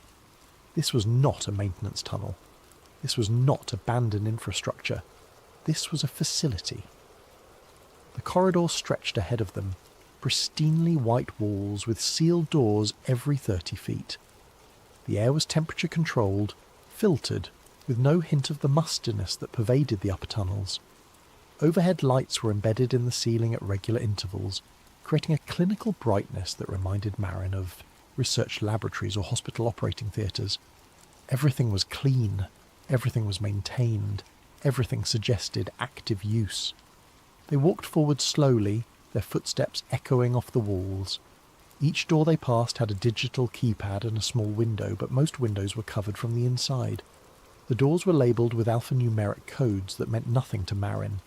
A12, B7, C19. About halfway down the corridor they found a door that was slightly ajar. Room designation. Observation Gallery 3. Marin pushed it open carefully. Inside was a large observation room. One wall was entirely glass, looking into a chamber beyond. The chamber was empty now, but the walls showed signs of heavy use. Scuff marks that looked like something had been thrown against them. Discoloration in places where chemicals or biological materials might have been present. Mounting points on the floor and ceiling where equipment had been installed and removed. The observation room itself contained equipment racks, now mostly empty. Along one wall, metal shelves held dozens of identical sealed containers. Each container was about the size of a shoebox, made of some kind of specialised alloy, with temperature gauges on the sides and biohazard warnings stamped on the tops. Marin examined one of the containers. It was heavy, carefully sealed.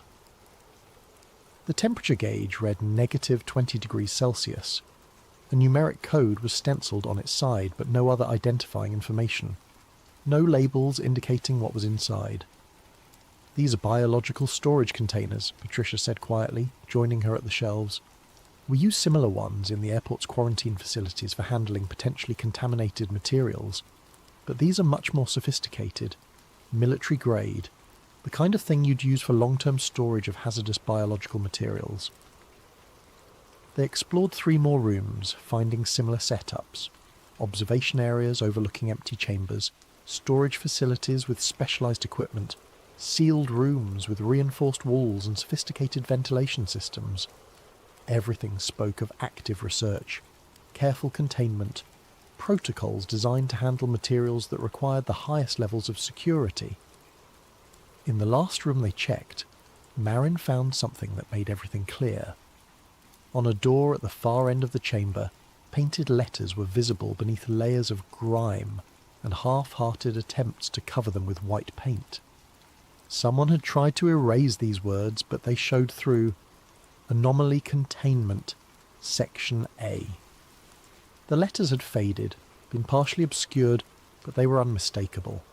This wasn't a storage facility. This wasn't a government bunker. This was a containment site for something that required isolation, observation, and federal security.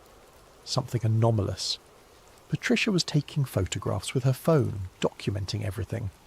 The empty chambers, the storage containers, the labels on equipment racks, the warning signs, evidence that sub-level 6 was real and active.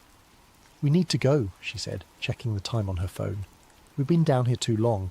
If security's watching the cameras..." An alarm began to sound. Not loud, but persistent. A red light started flashing above the elevator. They ran. Part 12.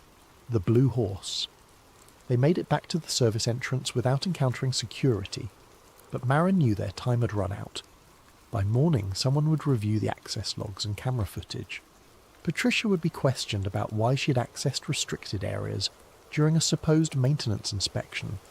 The facility would know they had been there. In the parking garage, Patricia handed Marin a USB drive. "Everything I photographed. All of it. Take it. I'll claim I was doing a routine inspection if anyone asks, but I don't think they'll believe me. I'll probably be fired.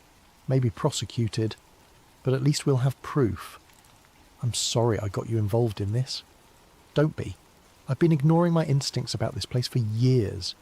Every time I saw something that didn't make sense, every time I encountered security protocols that seemed excessive for a civilian facility, I told myself it was none of my business, that there were good reasons for everything. But maybe it's time someone actually looked at what's down there." She got into her car, started the engine. "Be careful, Marin. Whatever this is, it's big and dangerous. People don't build facilities like that without being willing to protect them." Marin drove home as dawn broke over Denver. She was exhausted, running on adrenaline and too much coffee, but her mind wouldn't stop racing. She thought about everything she had discovered: the containment chambers, the biological storage, the federal security, all hidden beneath an airport that shouldn't have needed any of those things. And she thought about something else, something she had noticed during all her research but hadn't fully connected until now. The Blue Mustang statue. Everyone who visited Denver International Airport knew about the statue. It was impossible to miss. A 32-foot sculpture of a rearing horse, painted bright blue with glowing red eyes. Locals called it Blucifer, a name that captured both the statue's demonic appearance and its dark history. The sculptor, Luis Jimenez, had been killed during its construction when a section of the statue fell on him, severing an artery in his leg. He bled to death in his studio before help could arrive. The statue was unveiled in 2008, 13 years after the airport opened. The official explanation was that it represented the wild spirit of the American West, a symbol of freedom and untamed nature. But the statue had always generated controversy. Parents complained that it gave their children nightmares. Some people claimed to see the red eyes glowing in the dark, visible from the highway miles away. Local legends sprang up about the statue being cursed, about Jimenez's death being a sacrifice, about the horse being a guardian of something beneath the airport. Morin had always dismissed these stories as simply bad art combined with urban legend, but now she pulled up photographs and technical specifications of the statue's construction. The statue weighed 9,000 pounds. Its internal structure was made of steel armatures and support brackets.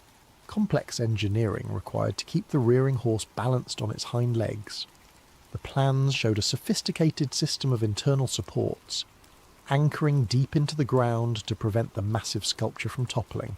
And those support brackets, those internal structures, those anchor points that extended deep underground, looked remarkably similar to the containment bracket designs she had seen in the sub-level 6 blueprints. The same angles, the same reinforcement patterns, the same engineering principles used for structures that needed to withstand extreme stress. What if the statue wasn't just art? What if it was a marker, a symbol visible from the air indicating the location of the facility below? She spent the morning researching the statue's design process, its funding sources, the decision to place it exactly where it stood. The more she learned, the more deliberate everything seemed. The statue sat on the western edge of the airport property, at the end of the main access road. Directly beneath its location, according to Shaw's maps, was one of the primary access points to sub-level 6. It was a sign.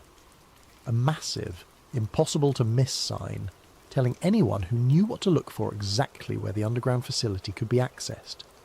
The glowing red eyes visible from miles away, a beacon, a navigational aid for aircraft that needed to find this facility quickly, even without radio contact. The blue colour. Blue was the NATO standard for identifying biological hazards.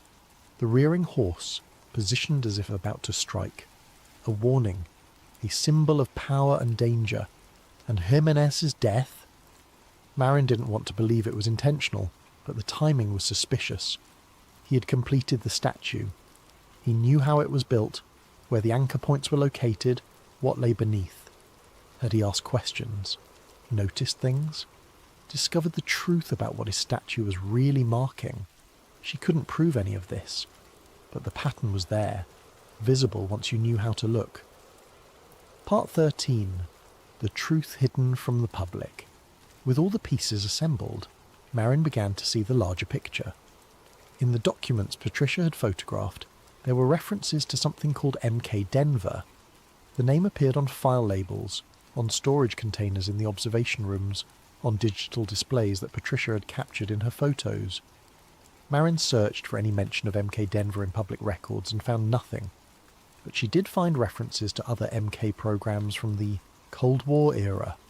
MK Ultra, the notorious CIA mind control experiments that tested LSD and other drugs on unwitting subjects.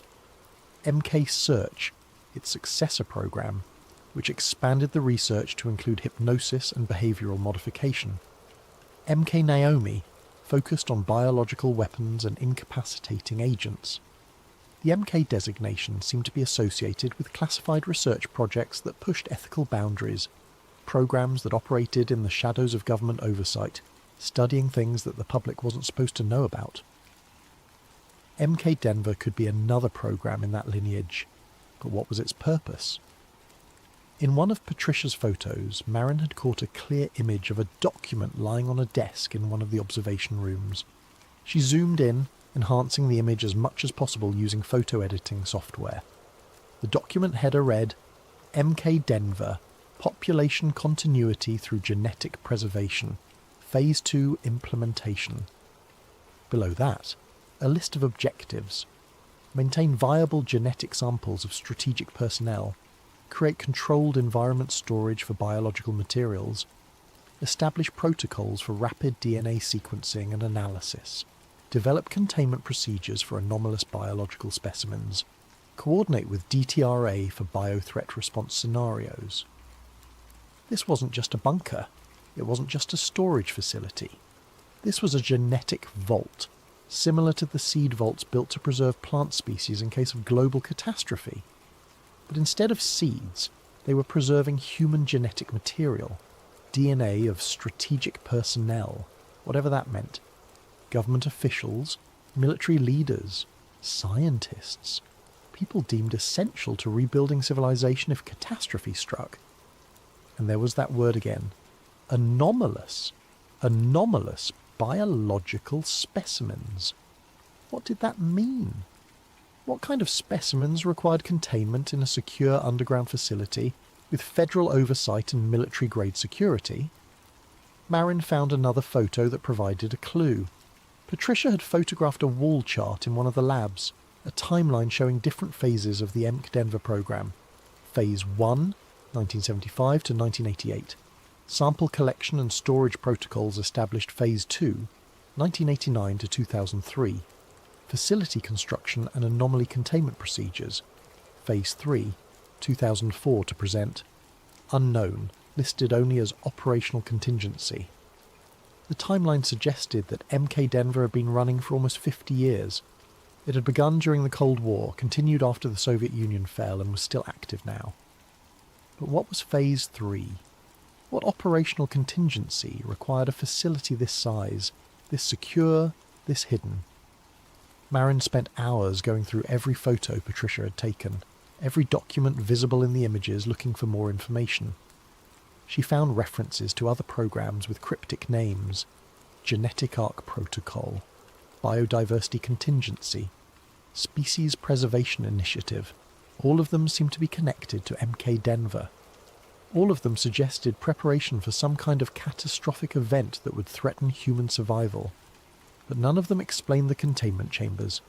None of them explained why observation rooms had been built with reinforced glass capable of withstanding extreme impacts. None of them explained what anomalous biological specimens meant, unless they had found something. Something that didn't fit existing categories. Something that required study and containment because it posed a threat that no one had anticipated. Part 14. The tape. Among the items Patricia had photographed was an old VHS tape, sitting on a shelf in one of the observation rooms.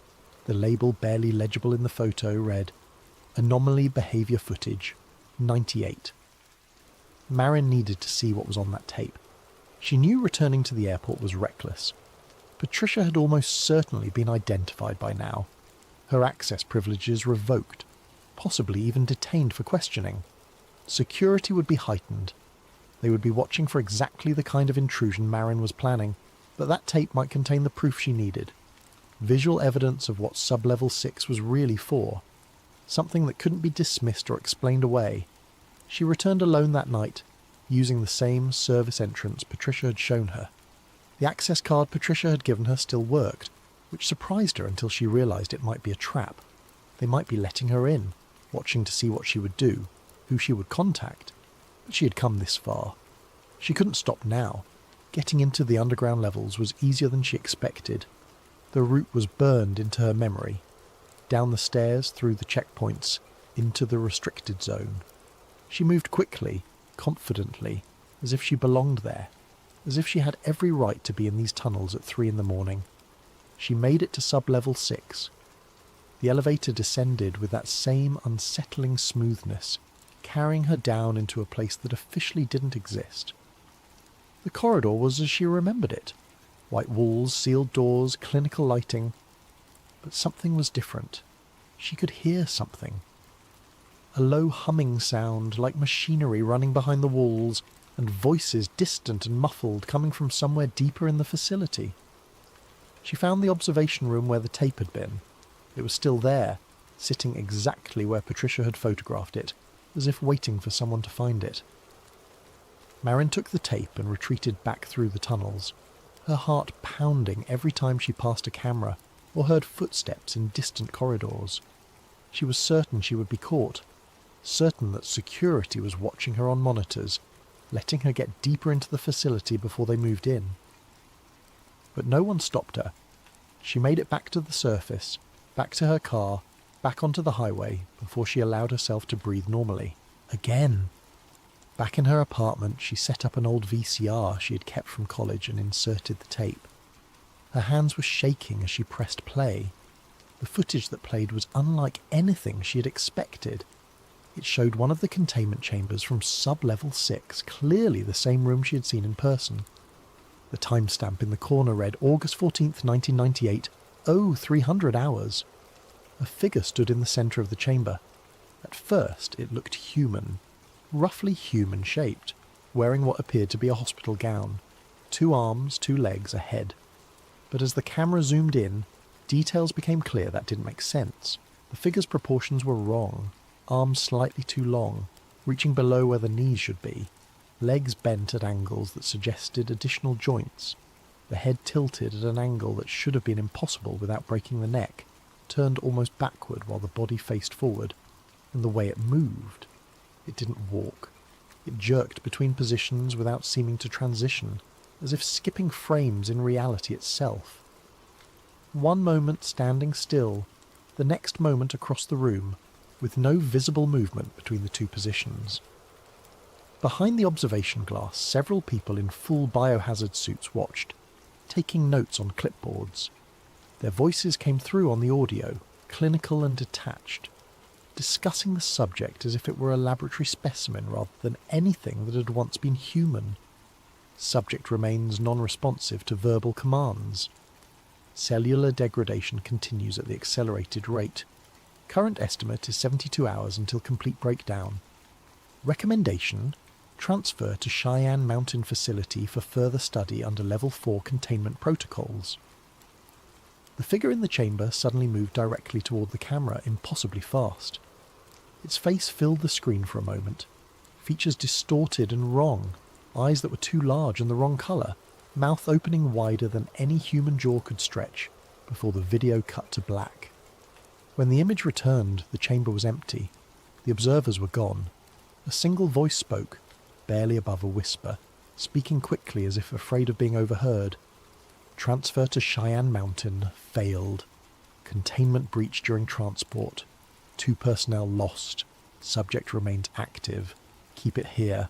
Maintain sub-level 6 operational status until Phase 3 protocols are implemented. No further attempts to move specimens until new containment procedures are established. The tape ended with one final shot. A blueprint of the entire Denver International Airport, with sub-level 6 highlighted in red. In the corner, a handwritten note in the same red ink as the original anonymous blueprint. Sub-level 6 must remain operational until Phase 3. Marin sat in her dark apartment, staring at the static on the television screen. Her mind struggled to process what she had just seen. That figure in the chamber, that thing that looked almost human but wasn't. What was it? Where had it come from? The clinical tone of the observers suggested this wasn't the first time they had dealt with something like this.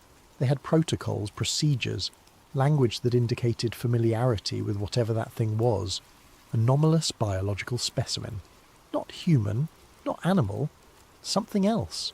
Something that required containment in a facility built to withstand catastrophic containment failures.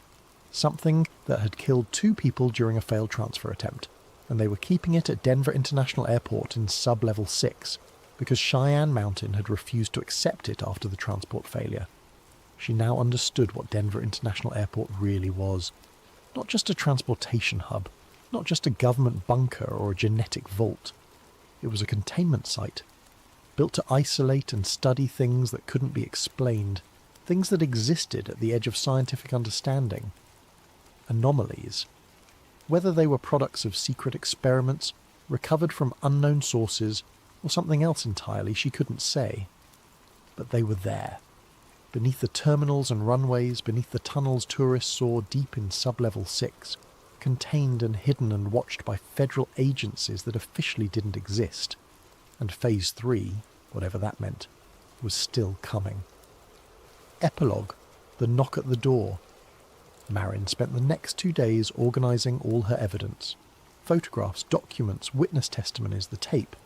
She created redundant copies, stored on multiple drives, sent to different locations. She followed Shaw's advice exactly. document everything, create backups, prepare to release it all at once if necessary. She began writing a comprehensive report detailing everything she'd discovered. She planned to send it to journalists, researchers, advocacy groups, anyone who might be able to corroborate her findings and help make them public. But as she sat at her laptop in a cheap motel room in Colorado Springs, having fled her apartment when she became convinced it was under surveillance, playing the footage one more time to ensure she had captured all the details, someone knocked on her door. 3 precise knocks, a pause, then 3 more. The pattern was too deliberate to be random, too controlled to be housekeeping or another guest. Marin felt her pulse spike, adrenaline flooding her system. She closed her laptop, walked slowly to the door, and looked through the peephole. 2 men in plain clothes stood in the hallway. Not the same men who had visited her apartment, but the same type. Federal agents or contractors who worked for agencies without names. One of them was holding up a badge she couldn't quite read. They knocked again. The same pattern, 3 knocks, pause, 3 more. Marin didn't open the door. Instead, she returned to her laptop and sent one final email to a list of addresses she had carefully curated. Journalists she trusted, activist organisations focused on government transparency, researchers who had studied classified programs, even a few members of Congress who had shown interest in oversight of intelligence agencies. The email contained everything.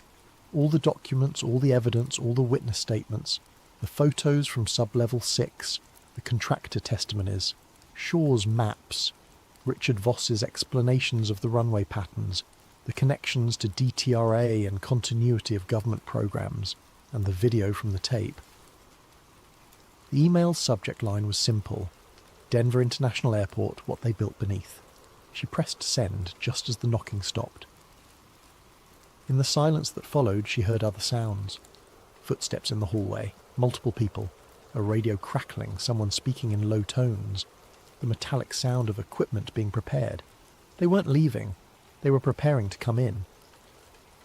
Marin watched her laptop screen, watching the email progress bar inch forward. 50%, 60%. The files were large, the video file especially. It was taking too long. Outside her motel room, she heard a key card being used in the lock. Not her card. A master key, the kind that maintenance or security would have, or that federal agents would obtain. 70%. The doorknob began to turn, slowly, as if whoever was outside wanted to give her time to realise what was happening, time to understand that there was nowhere to go. 80%. The door opened. 3 men entered, moving with professional efficiency. 2 positioned themselves between Marin and the window. The third approached her calmly, hands visible, showing he wasn't armed. "Miss Cole, we need you to step away from the computer." 90%. "Please don't make this difficult. There are things you don't understand. Information that's classified for reasons beyond your clearance. We need to talk about what you think you've discovered." 95%.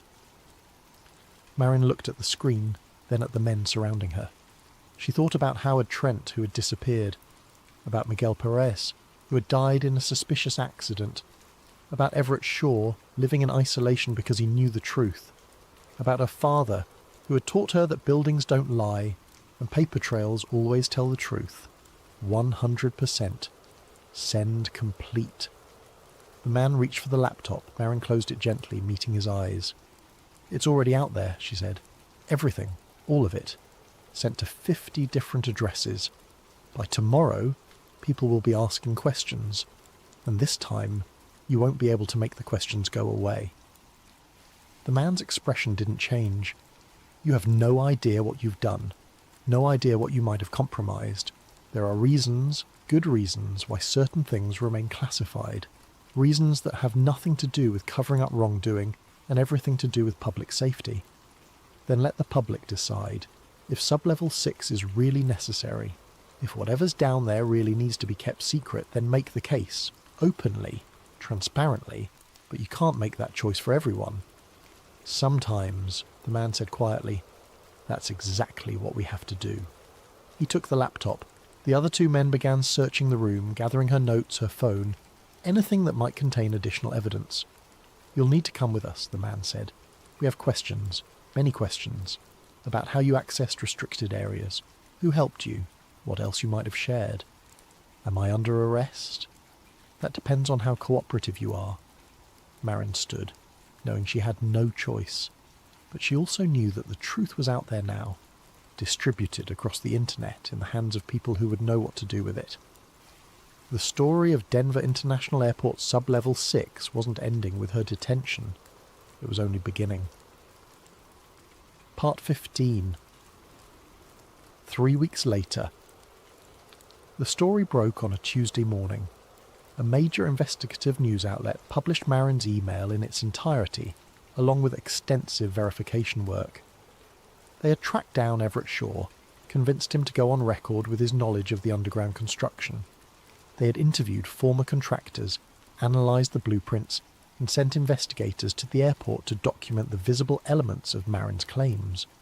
Most importantly, they had shown the video from the tape to experts in various fields. Forensic video analysts confirmed it hadn't been manipulated or fabricated. Biologists couldn't explain what they were seeing. Physics professors suggested the movement patterns violated known laws of motion. The story spread rapidly. Within hours, it was trending on every social media platform. Other news organisations picked it up. Congressional representatives started asking questions. Aviation authorities were forced to respond. Denver International Airport issued a statement denying everything. No sub-level 6 existed, they claimed. The blueprint was a fabrication. The video was a hoax. Miss Cole had illegally accessed restricted areas and created an elaborate conspiracy theory. But then an anonymous source within the airport authority confirmed that Patricia Chen had been detained and questioned for 3 days before being released without charges, that her access privileges had been revoked, that she had been forced to sign non-disclosure agreements under threat of prosecution. More whistleblowers came forward. A security guard who had seen strange deliveries to restricted sections. A contractor who had worked on ventilation systems that served areas not on any official maps. An airport employee who had heard rumours about federal agents operating in the underground levels. The Department of Defense initially refused to comment, then issued a blanket denial. Then, when pressed by congressional committees with actual oversight authority, admitted that certain facilities beneath Denver International Airport serve classified national security purposes that cannot be disclosed publicly, which was as good as a confirmation. 3 weeks after Marin sent that email, she was released from federal custody. No charges were filed, though she was warned that further attempts to access classified information would result in prosecution. Her professional license was suspended pending review. Her apartment had been searched, her computers seized, but she was free, and the truth was out. Public tours of Denver International Airport's underground sections were suspended indefinitely. The airport authority announced a comprehensive review of all underground facilities. Congressional hearings were scheduled to investigate what exactly the federal government had built beneath a civilian airport and why. Shaw called her from a burner phone, his voice shaking. "I never thought I'd see this day. Never thought anyone would actually get the truth out there. How are you holding up?" "I've been better, but it was worth it. Be careful, this isn't over. The people who built Sub-Level 6, who've been running whatever programs are down there, they're not going to give up just because some journalists asked questions. They'll regroup, relocate, cover their tracks, but at least now people know. At least now they'll be watching." Patricia reached out through a lawyer, unable to contact Marin directly due to the NDA she had signed. The message was simple. Thank you. Worth it. As for Marin, she spent her days following the unfolding story, watching as investigators dug deeper into the history of Denver International Airport as more information emerged about continuity of government programs and classified research facilities. She didn't know what was really in Sub-Level 6, didn't know what that figure on the tape was or where it had come from, didn't know if MK Denver was still operational or if the facility had been emptied in response to her revelations. But she knew this. For 30 years, something had been hidden beneath Denver International Airport. Something important enough to require massive underground construction, federal security, and decades of secrecy. And now, finally, people were asking the right questions. Whatever Phase 3 was, whatever the planners of Denver International Airport had intended, it would now happen under public scrutiny rather than in complete darkness. Buildings don't lie, her father had taught her. Paper trails always tell the truth, and in the end, the truth had been worth everything it cost. The story of Denver International Airport wasn't ending. It was only beginning.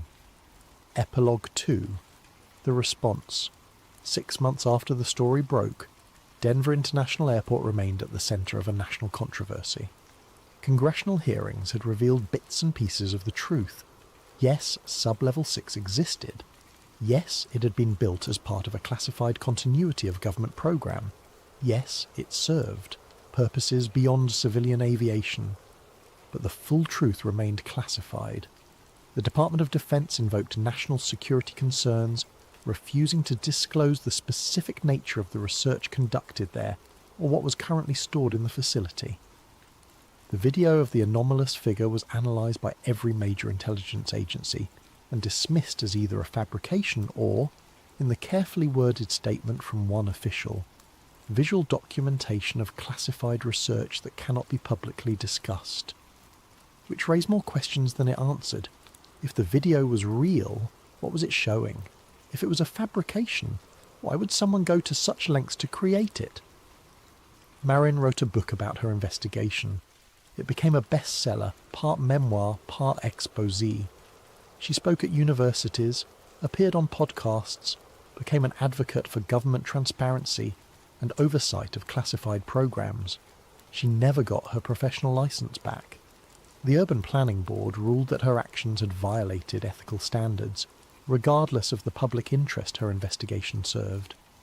But she found other work, consulting for oversight committees, helping journalists investigate other classified facilities, teaching courses on government secrecy and the public's right to know.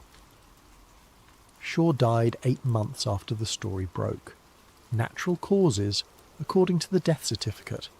Heart attack. He was found in his Wyoming ranch, his security system mysteriously disabled. Marin didn't believe it was natural, but she couldn't prove otherwise. Patricia never spoke publicly about what she had seen. The NDA she signed was ironclad, but she sent Marin a card every year on the anniversary of their descent into Sub-Level 6. No words, just a single image, a photograph of the blue Mustang statue, its red eyes glowing in the night. And Denver International Airport continued to operate. Millions of travellers passed through its terminals every year, rolling their luggage across the Masonic dedication stone, walking past the controversial murals, landing on runways arranged in that suspicious pattern. Most of them never wondered what lay beneath their feet, never questioned why the airport was built so far from the city, why the construction went so far over budget, why security seemed excessive for a civilian facility. But some did.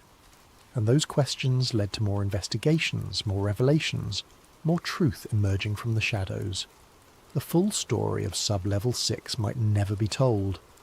Some secrets are buried too deep, protected too well, deemed too dangerous for public knowledge. But at least now people knew to ask.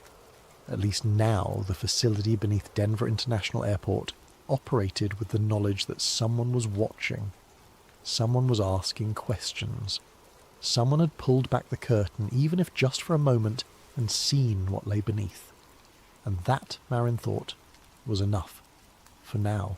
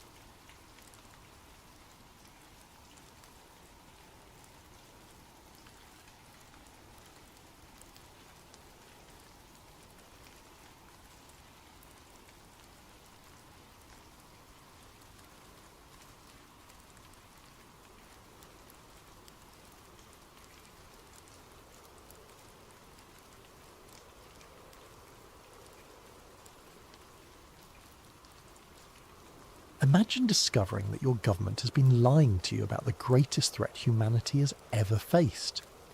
Imagine learning that while officials tell you everything is normal, they've been secretly building underground cities for themselves and their families. Imagine realising that 300 million Americans have been marked as acceptable losses in a disaster that's not a matter of if, but when. This is a story based on real geological science, actual government protocols, and the terrifying possibility that the truth about Yellowstone is being hidden from you right now. What happens when the greatest natural disaster in human history has been predicted, planned for, and hidden from the public? When a junior geologist stumbles upon evidence that the Yellowstone supervolcano isn't dormant, it's being managed. He discovers that some truths are worth killing for. Special thanks to Nicola for this incredible story concept and detailed research that made this narrative possible.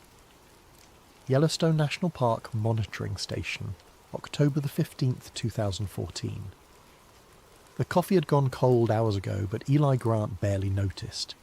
His eyes were locked on the seismic readout scrolling across his monitor, watching patterns that shouldn't exist dance across the screen like digital ghosts. At 24, fresh out of graduate school with a geology degree from Colorado State, Eli had spent the last 3 months as a USGS intern learning that monitoring America's most dangerous supervolcano was mostly routine data collection, punctuated by moments of sheer terror. This was one of those moments. The microquakes were coming from depths that made his stomach turn. 15 miles down, deeper than any recorded activity in Yellowstone's 30-year digital monitoring history. The frequency was wrong too, clustered in tight bursts rather than the random scatter typical of normal geothermal activity. Each tremor registered between 1.2 and 1.8 on the Richter scale, small enough to be dismissed individually, but together they painted a picture that made Eli's hand shake as he reached for his phone. Before he could dial his supervisor, the screen flickered. The anomalous readings vanished, replaced by a steady green line indicating normal background activity.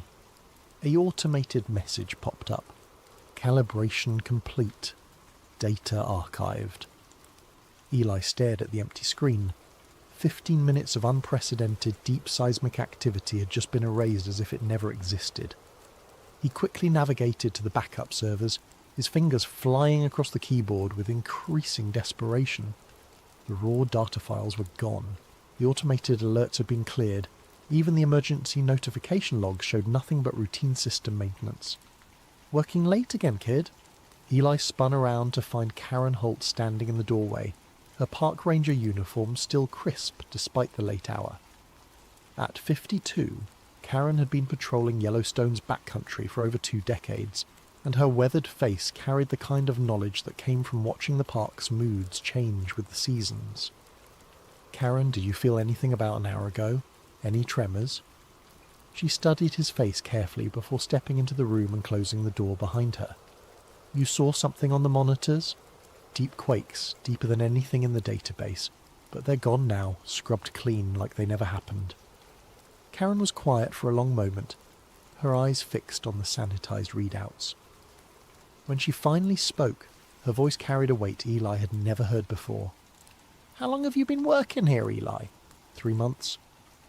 "Long enough to know what you're looking at, not long enough to know what you're not supposed to see." She pulled up a chair beside him.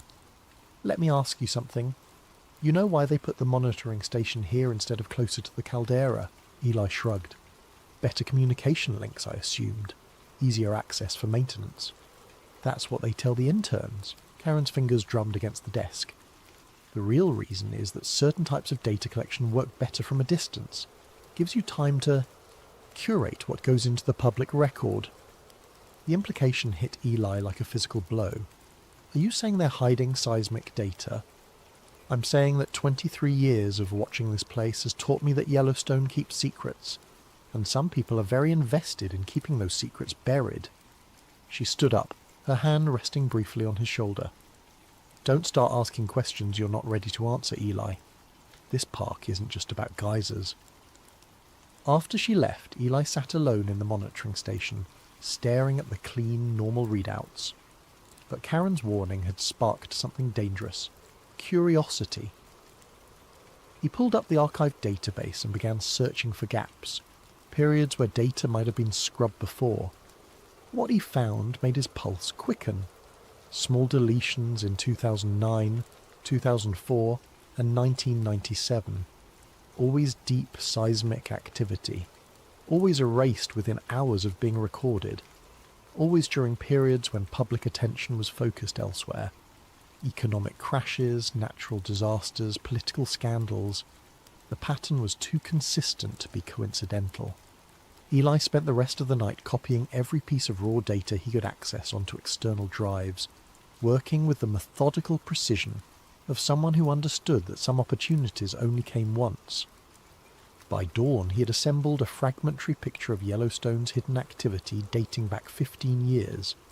The supervolcano wasn't dormant. It was being watched, monitored, and most importantly hidden from public view.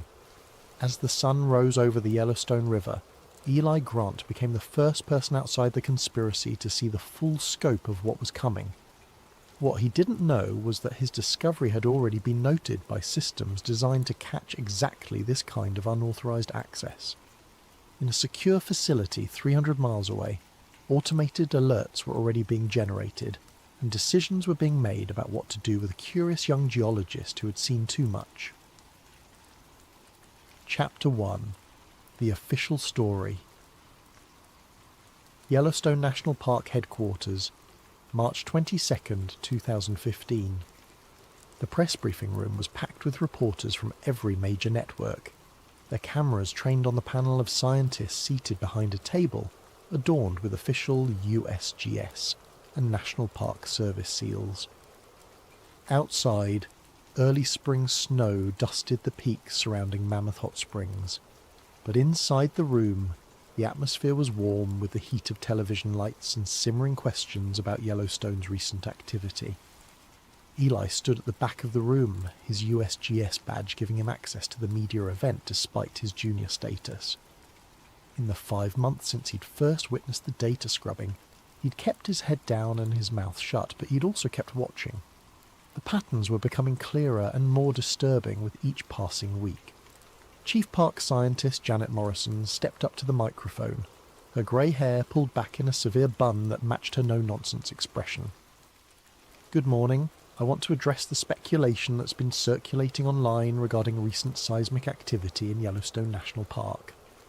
Eli noticed how she avoided mentioning the source of that speculation, a viral video showing hundreds of elk and bison streaming out of the Lamar Valley in what appeared to be a coordinated exodus.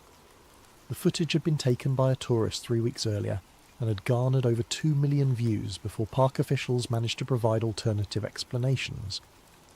"Based on our continuous monitoring of the Yellowstone volcanic system," Morrison continued, "I can state categorically that no eruption is imminent.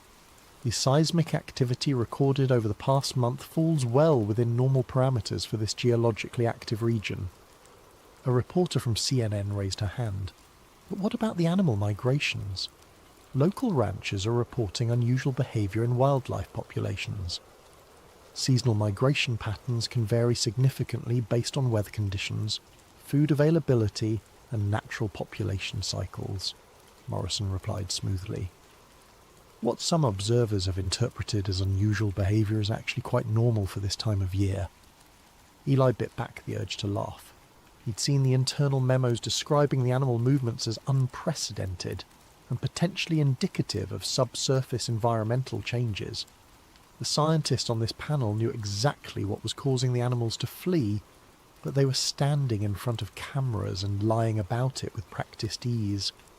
The questions continued for another 20 minutes, each one deflected with rehearsed responses that provided just enough technical detail to sound authoritative while revealing absolutely nothing of substance.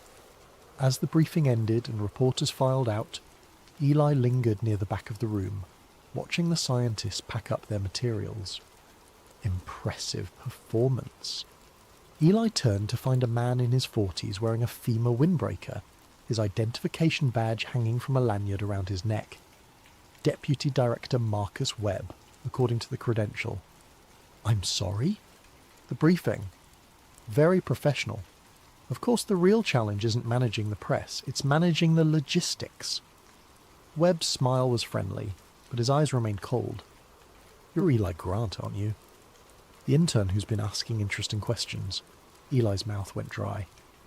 I don't know what you mean. Database queries at odd hours, unusual download activity, IT security flags that kind of behaviour automatically. Webb stepped closer, lowering his voice. Don't worry. Curiosity is natural in your line of work, but there are some areas where curiosity can become problematic. Are you threatening me? I'm offering advice. FEMA has been conducting training exercises in this region for several months now. Interagency coordination, emergency response protocols, that sort of thing. You might have noticed our vehicles around the park. Eli had noticed. Black SUVs and unmarked trucks had been appearing at various locations throughout Yellowstone, always accompanied by personnel who claimed to be conducting routine training exercises. The timing seemed suspicious. Why increase emergency preparedness training just as seismic activity was being actively suppressed from public records? What kind of training? Webb's smile widened. Zone 5 evacuation protocols. Very comprehensive, very necessary. He handed Eli a business card. If you ever want to know more about emergency preparedness, give me a call. But remember, some knowledge comes with responsibilities. After Webb walked away, Eli stood alone in the empty briefing room, turning the card over in his hands. Zone 5 evacuation protocols. He'd never heard the term before, despite his security clearance and access to most FEMA documentation. That night, he spent hours searching through official databases, finding references to Zones 1 through 4, but nothing about Zone 5. Whatever Webb was talking about, it existed outside the normal chain of command and public accountability. The realization sent a chill down Eli's spine that had nothing to do with the late spring snow falling outside his apartment window. 3 days later, Karen Holt found him in the monitoring station, hunched over his computer with the intensity of someone racing against time. You're digging deeper, she observed, not bothering to make it a question. Someone has to. They're lying to everyone, Karen. The seismic data, the animal behaviour, the FEMA exercises, none of it adds up to the story they're telling the public. Karen closed the door and activated the white noise generator that was supposedly used to prevent electronic eavesdropping during sensitive conferences. What do you know about the Deep Bore project? Never heard of it. Officially, it never existed. Unofficially, it was a joint USGS military operation that ran from 2008 to 2012. The cover story was installation of advanced seismic monitoring equipment in previously inaccessible areas of the park. And the real story? Pressure venting? They were drilling down to the magma chamber and installing systems designed to release pressure in controlled amounts, potentially delaying or preventing a catastrophic eruption. Eli stared at her. That's actually brilliant. Why would they hide something like that? Because it didn't work. The magma chamber is too large, too unstable. The venting systems were supposed to buy us decades. Instead, they may have accelerated the timeline. Karen's face was grim. One of the contractors died during the installation phase. Officially, it was an industrial accident. Unofficially, he was murdered to prevent him from talking about what he'd discovered down there. What did he discover? That the eruption isn't a matter of if, Eli. It's a matter of when. And when is a lot sooner than anyone is willing to admit publicly. As Karen left him alone with this revelation, Eli found himself staring at the sanitized seismic readouts with new understanding. The data scrubbing wasn't just about hiding Yellowstone's activity from the public. It was about hiding the failure of a desperate attempt to prevent the greatest natural disaster in human history. And somewhere, people with access to the real data were making plans that didn't include the 300 million Americans living in the path of destruction. Chapter 2. The Elite Plan. USGS Regional Office, Denver, September 14, 2016. The security badge scanner beeped as Eli swiped his credential, granting him access to the restricted archives beneath the Denver Federal Building. 18 months had passed since his first glimpse of the conspiracy, and his official duties had gradually shifted from basic monitoring to special projects, a euphemism for working on data sets that required higher security clearances and absolute discretion. What his supervisors didn't know was that Eli had been using his expanded access to piece together a puzzle that grew more terrifying with each new fragment of information he uncovered. The file he'd been looking for was buried in a section marked HLT 2030, nestled between routine geological surveys and budget projections for monitoring equipment. Hazard level threshold 2030. The designation meant nothing to most people, but Eli had learned to recognize the bureaucratic camouflage used to hide the most sensitive documents. He opened the file with trembling fingers. The first page was a summary that made his vision blur. Probabilistic eruption window, 2028 to 2032. Confidence interval, 94.7%. Recommended public disclosure timeline, none. Eli had to read the last line 3 times before its meaning sank in. They had narrowed down the eruption timeline to a 4-year window with near certainty, and the official recommendation was to tell the public nothing. The next section detailed evacuation protocols that divided the American population into 2 distinct categories. Tier 1 included federal government personnel, military leadership, critical infrastructure managers, and selected scientific and medical professionals, approximately 2.3 million people, who would receive advance warning and priority evacuation to designated safe zones. Tier 2 encompassed everyone else, 327 million Americans whose evacuation status was listed with brutal honesty as no viable plan. Eli scrolled through page after page of logistical nightmares and resource calculations. The ash fallout zone would render most of the continental United States uninhabitable for years. The immediate kill zone, a radius of approximately 700 miles from the eruption site, would experience pyroclastic flows, toxic gas emissions, and complete ecological collapse. Even with advance warning, there weren't enough resources to evacuate more than a fraction of the affected population. But the most damning section came toward the end. Cross-reference construction projects that had been authorized and funded over the past decade. Underground facilities in Colorado, Utah, and South Dakota, officially described as continuity of government installations or strategic resource storage sites. The locations formed a clear pattern, far enough from Yellowstone to avoid the immediate devastation, supplied with independent power and air filtration systems, and sized to accommodate the Tier 1 population for extended periods. None of the facilities were located in Wyoming or Montana, the states that would bear the brunt of the initial eruption. The people living in those areas, including Eli himself, were considered acceptable losses. A sound in the corridor outside made Eli freeze. Footsteps were approaching the archive room, accompanied by the low murmur of voices. He quickly photographed the most critical pages with his phone, replaced the file, and pretended to be reviewing mundane seismic reports. The door opened to reveal Deputy Director Webb and a woman Eli didn't recognize, both wearing the kind of serious expressions that accompanied discussions of national security. "Grant," Webb nodded, "working late again, I see." "Just catching up on some routine analysis," Eli replied, hoping his voice sounded steadier than he felt. The woman studied him with interest. "You're the intern who's been flagged for unusual database access patterns.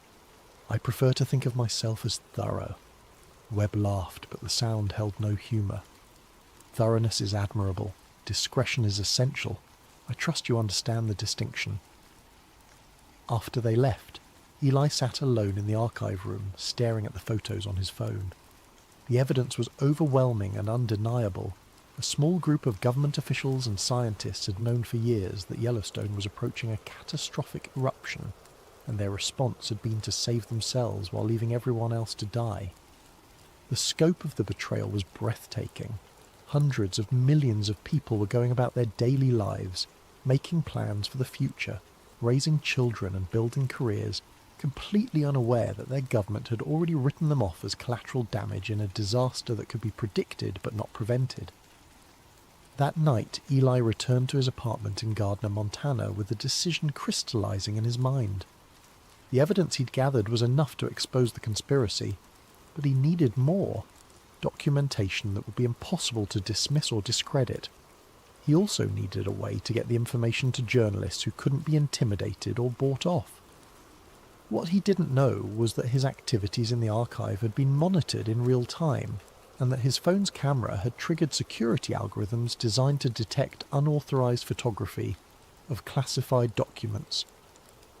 By the time he fell asleep that night, plans were already being made to ensure that Eli Grant's investigation would end before it could threaten the carefully constructed wall of silence surrounding Yellowstone's deadly secret. Chapter 3. The Suppression. Gardner, Montana, November the 8th, 2016. Eli's apartment had been turned upside down with surgical precision. Furniture overturned, drawers pulled out and dumped, every electronic device missing or destroyed. But the most telling detail was what the intruders hadn't done. They'd left his television, his expensive hiking equipment, and the cash he kept in a kitchen drawer. This wasn't a random burglary. Someone had been looking for specific items and they'd found them. His laptop was gone. His external hard drives were missing. Even his backup thumb drives, hidden in a hollowed-out book, had been discovered and taken. Months of carefully gathered evidence had vanished in a single night, leaving behind only the photos on his phone. Photos he'd been smart enough to upload to a secure cloud storage account before going to bed. Eli stood in his wrecked living room, surveying the damage with a mixture of fear and determination. They'd sent a message: stop digging, or face consequences. But they'd also confirmed that his investigation was getting close to something they desperately wanted to keep hidden. His phone buzzed with a text from Karen. "Meet me at Mammoth Terraces, North Side. Come alone." 30 minutes later, Eli found Karen standing on the limestone terraces that gave Mammoth Hot Springs its name, her park ranger uniform stark against the white mineral deposits. Steam rose from the thermal features around them, creating an otherworldly landscape that felt appropriate for the conversation they were about to have. "They hit your place," she said without preamble. "How did you know?" "Because they're watching all of us now. Anyone who's asked too many questions. Anyone who's shown too much interest in the wrong data." Karen gestured toward the thermal features. "You see these springs? They've been active for thousands of years, but their flow patterns have changed dramatically in the past 18 months. The thermal system is destabilizing. Why are you telling me this?" "Because you deserve to know what you've stumbled into." Karen's expression was grim. "I told you I worked on the Deep Bore project. What I didn't tell you is why I really left." She led him away from the main viewing area, down a maintenance trail that wound behind the limestone formations. The drilling operation was based out of a temporary facility near the Norris Geyser Basin. Officially, we were installing seismic monitoring equipment at depth that would provide better data about magma chamber activity. But that wasn't the real purpose. The real purpose was to tap into the magma chamber and create controlled release valves. The theory was sound. If you could bleed off pressure gradually, you might prevent a catastrophic eruption, or at least delay it long enough to develop better evacuation procedures. They emerged onto a small plateau that offered a clear view of the valley below. In the distance, Eli could see the geometric lines of roads and buildings that marked human presence in the wilderness, tiny and fragile against the vast landscape. What went wrong? Everything. The magma chamber is far more complex than the models predicted. Instead of bleeding off pressure, the venting systems created new pathways for thermal activity. The timeline for eruption may have been accelerated rather than delayed. Karen pulled a small device from her pocket, an encrypted satellite phone that Eli recognized as military hardware. Tom Rodriguez was the lead contractor on the drilling team. Geothermal engineer, 23 years of experience, 3 kids. He started asking questions about why the pressure readings weren't matching the theoretical models. What happened to him? Vehicle accident on a mountain road. Lost control on a curve, went over a cliff. Very tragic. Very convenient. Karen's jaw tightened. except Tom was one of the most careful drivers I'd ever met, and he'd driven that road hundreds of times. Also, his personal notes about the pressure anomalies disappeared from his trailer the same night he died. The implication was clear and terrifying. Eli was looking at a conspiracy that had already committed murder to protect its secrets. His ransacked apartment wasn't just a warning, it was a preview of what could happen if he continued to threaten their operational security. Why haven't you gone public with this? With what? A story about a secret government project with no documentation, a convenient accident with no witnesses, and seismic data that gets scrubbed from official records. Karen shook her head. They've been very careful to keep everything compartmentalized. Most of the people involved only know pieces of the puzzle.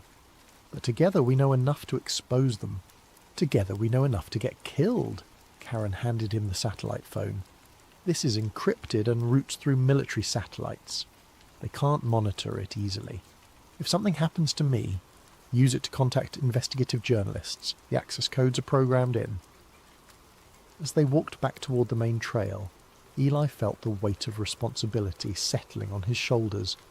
He was now part of a resistance movement he'd never asked to join, fighting against a conspiracy that had resources and ruthlessness he could barely comprehend.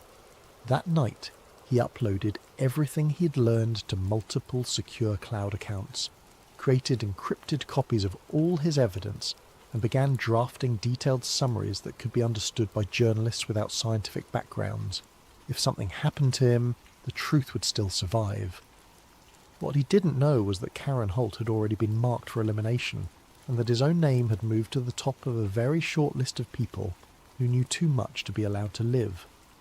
The conspiracy had spent years perfecting the art of making problematic people disappear without raising suspicions. Eli Grant was about to discover just how efficient they'd become. Chapter 4. The False Flag. Lamar Valley, Yellowstone National Park, June 15th, 2017. The video went viral within hours of being uploaded. Shot on a tourist's smartphone from the Lamar Valley overlook, it showed something that no park official could easily explain away. Nearly 1,000 bison streaming eastward in a coordinated exodus that looked more like a military retreat than seasonal migration. Eli watched the footage for the 12th time, pausing on frames that showed the animals' behaviour. Their ears were pinned back, their movements urgent and purposeful. These weren't animals wandering to new grazing areas. They were fleeing something that had triggered every survival instinct evolution had given them. The official response came within 6 hours. Park spokeswoman Janet Morrison appeared on CNN to explain that large herbivore migrations were completely normal, and that social media was creating panic over natural phenomena that occur regularly in Yellowstone. What Morrison didn't mention was that the bison were fleeing from a section of the park that had been closed to public access for the past 3 months. The Norrisback Basin, officially under restoration after minor geothermal changes, was actually experiencing subsurface temperatures that had increased by nearly 40 degrees Celsius in the past year. Eli had seen the classified reports. New fumaroles were opening weekly. The ground temperature was rising so rapidly that park maintenance crews couldn't approach the monitoring equipment without protective suits. Most telling of all, the area was showing magnetic anomalies consistent with massive metallic intrusions, exactly what you'd expect if the magma chamber was rising toward the surface. His phone buzzed with a message from Karen. "Need to show you something. Tonight. Usual place." They met after midnight at the Mammoth Terraces, their breath visible in the cold mountain air. Karen looked haggard, her face showing the strain of months spent living with dangerous knowledge.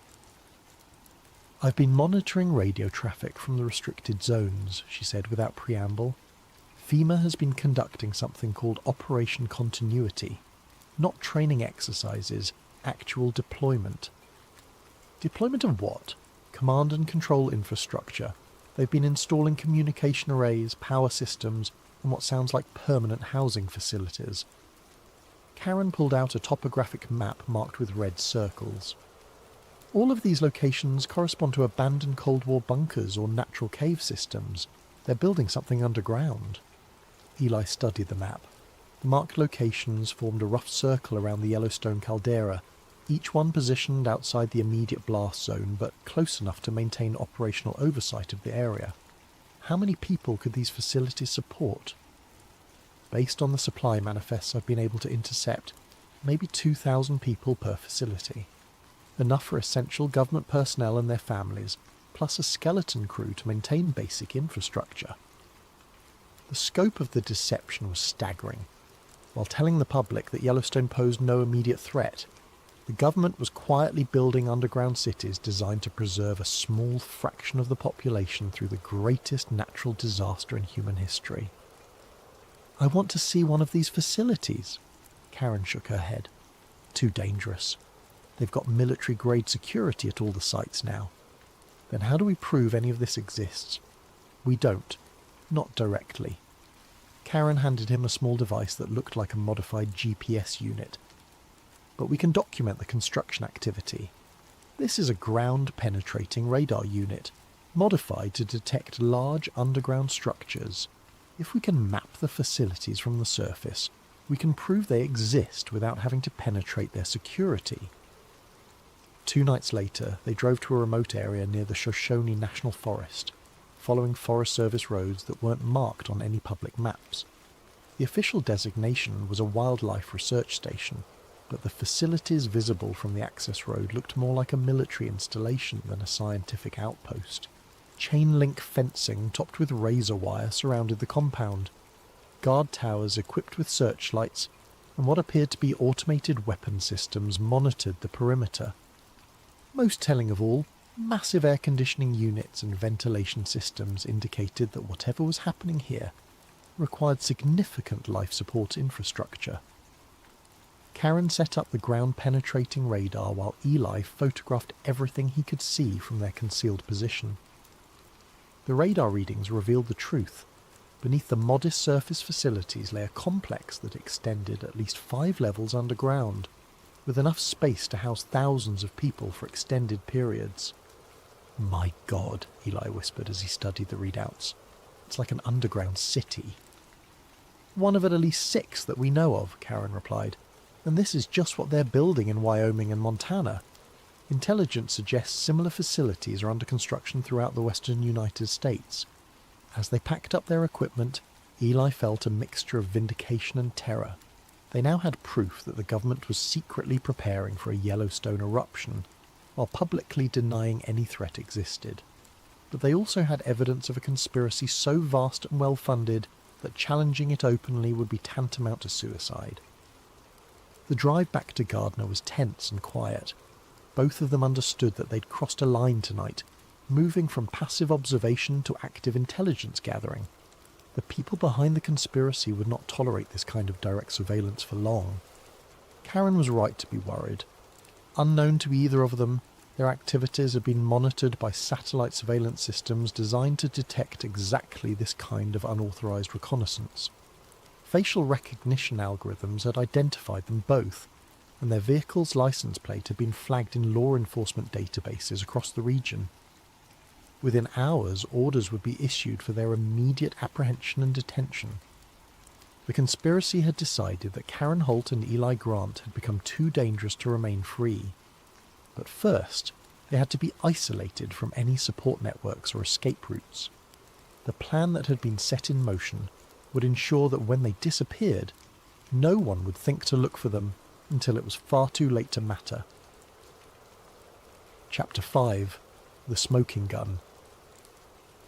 Secure conference room, undisclosed location, August 3rd, 2017. The recording device was smaller than a matchbox, designed to look like a routine equipment monitoring sensor of the type found throughout government facilities. Eli had placed it in the ventilation system of conference room C7 3 hours earlier, using his maintenance access codes to enter the secure wing of the Denver Federal Building. What he captured on that device would become the smoking gun that proved everything he'd suspected about the Yellowstone conspiracy. The voices on the recording were clearly identifiable. Deputy Director Webb from FEMA, Assistant Secretary of Interior Patricia Vance, and at least 2 other officials whose identities Eli couldn't immediately determine.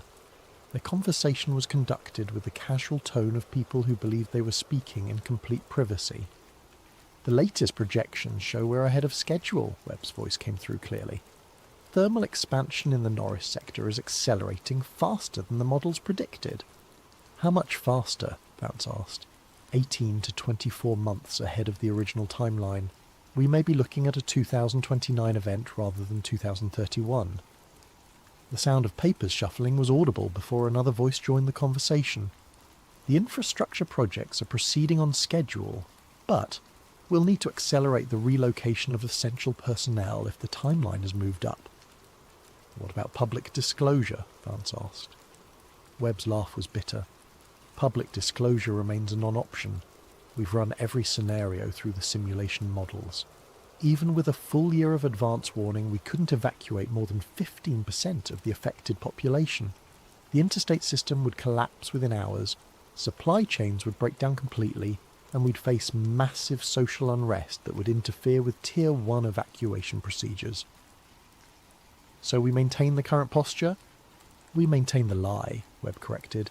Continue the public briefings about normal seismic activity. Continue dismissing online speculation as conspiracy theories. And most importantly, continue the media relationships that keep investigative journalists focused on other stories. Eli's hands trembled as he listened to the casual discussion of abandoning hundreds of millions of people to die. These weren't comic book villains plotting world domination. They were mid-level government bureaucrats who had decided that preserving their own lives and positions was more important than honouring their oath to serve the public. The recording continued with logistical discussions that were even more damning. Supply caches were being positioned at the underground facilities. Communication networks that would remain operational during and after the eruption were being tested. Even arrangements for maintaining genetic diversity in the post-eruption population were being planned with clinical efficiency. What about the monitoring station personnel? An unidentified voice asked. Some of them are asking uncomfortable questions. We're handling that, Webb replied. Enhanced security protocols, selective information sharing, and when necessary, personnel reassignments to less sensitive positions. What about the ones who have already seen too much? Problem solved, Webb's voice carried a note of finality that made Eli's stomach turn. The park ranger who was asking questions about the deep bore project will be transferred to a remote station in Alaska next week. A routine reassignment that gets her away from Yellowstone and limits her access to sensitive information. Karen. They were talking about Karen, and Eli knew with sickening certainty that her reassignment would be permanent in ways that had nothing to do with Park Service bureaucracy. The meeting concluded with assignments and timelines that painted a clear picture of a conspiracy in its final phases. The underground facilities would be fully operational by 2028. Essential personnel would begin training exercises that were actually disguised evacuations by early 2029, and the public would remain completely unaware until the eruption made further secrecy impossible. Eli retrieved the recording device later that night, his heart pounding as he navigated the empty corridors of the federal building. The evidence he now possessed was explosive enough to bring down the entire conspiracy, if he could find a way to get it to journalists who couldn't be intimidated or discredited. But first he had to warn Karen about her impending reassignment. He tried calling her cell phone but got no answer. Her ranger station reported that she was off duty and couldn't be reached for routine inquiries. Growing increasingly worried, Eli drove to her apartment in Mammoth Hot Springs, only to find it dark and apparently empty. Karen's supervisor, when Eli finally tracked him down, was apologetic but unhelpful. Officer Holt has been temporarily assigned to a special project in Alaska. She left this morning on a charter flight. Very sudden, but you know how it is with Park Service priorities. Eli knew exactly how it was. Karen Holt had become a liability, and liabilities were being eliminated with bureaucratic efficiency. Her disappearance was a warning and a preview of his own fate if he continued to threaten the conspiracy's operational security. That night, he uploaded the recording to multiple secure servers and began reaching out to investigative journalists whose work suggested they couldn't be easily intimidated. The evidence was now beyond their ability to suppress completely, but Eli understood that possessing it had made him the most dangerous man in America.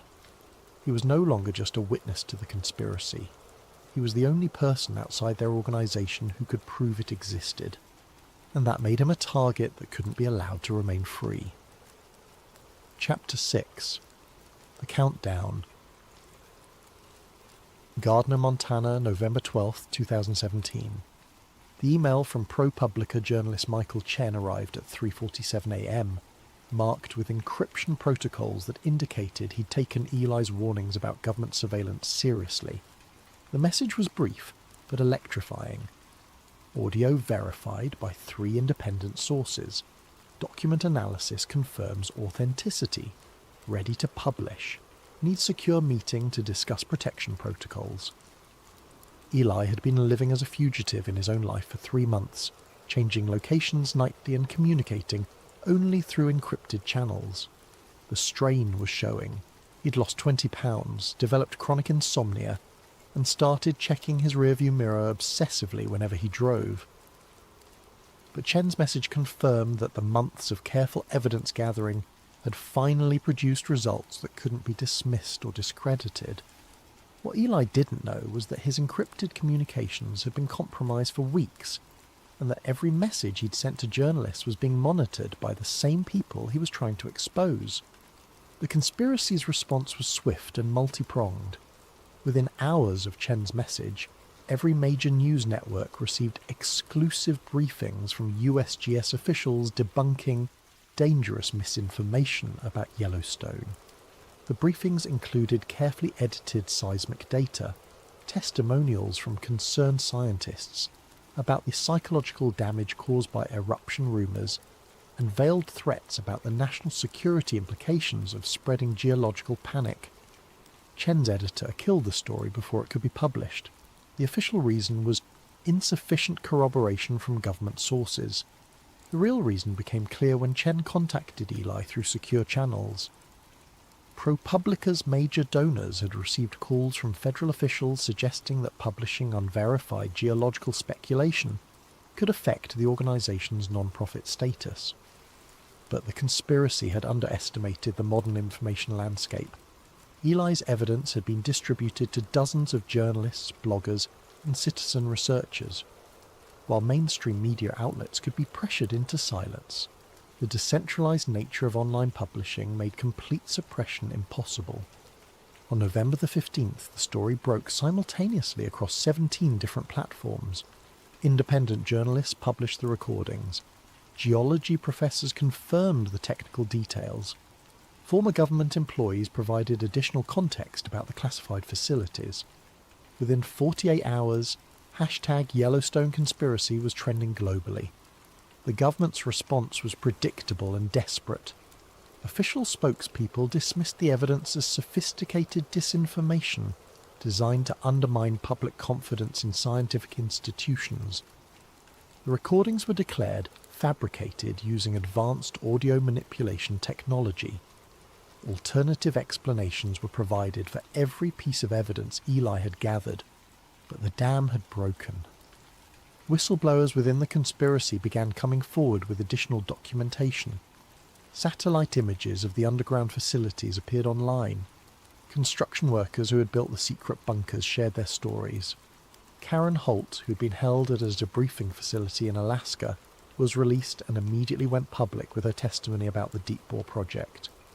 The revelation that the government had been planning to abandon 300 million Americans to die while saving only a privileged few sparked the largest protests in American history. Demonstrations erupted in every major city. Congressional hearings were demanded. International allies expressed outrage at being kept in the dark about a disaster that would affect global climate and agriculture. Most importantly, real evacuation planning finally began.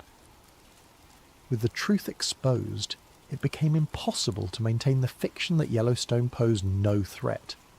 Scientists worked around the clock to develop actual emergency response procedures. International cooperation emerged as other countries offered to assist with evacuation and resettlement efforts.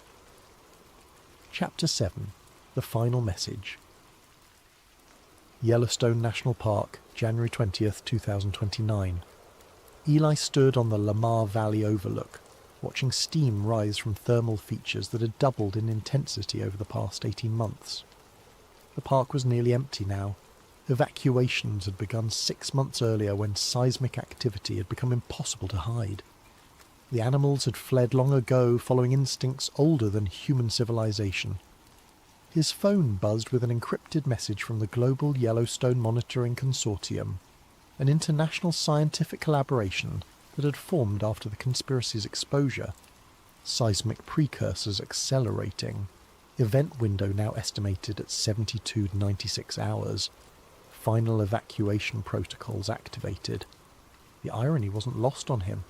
The same evidence that the conspiracy had tried to suppress for decades was now being used to save millions of lives. The underground facilities that had been built for a privileged few were being converted into evacuation centres for ordinary families.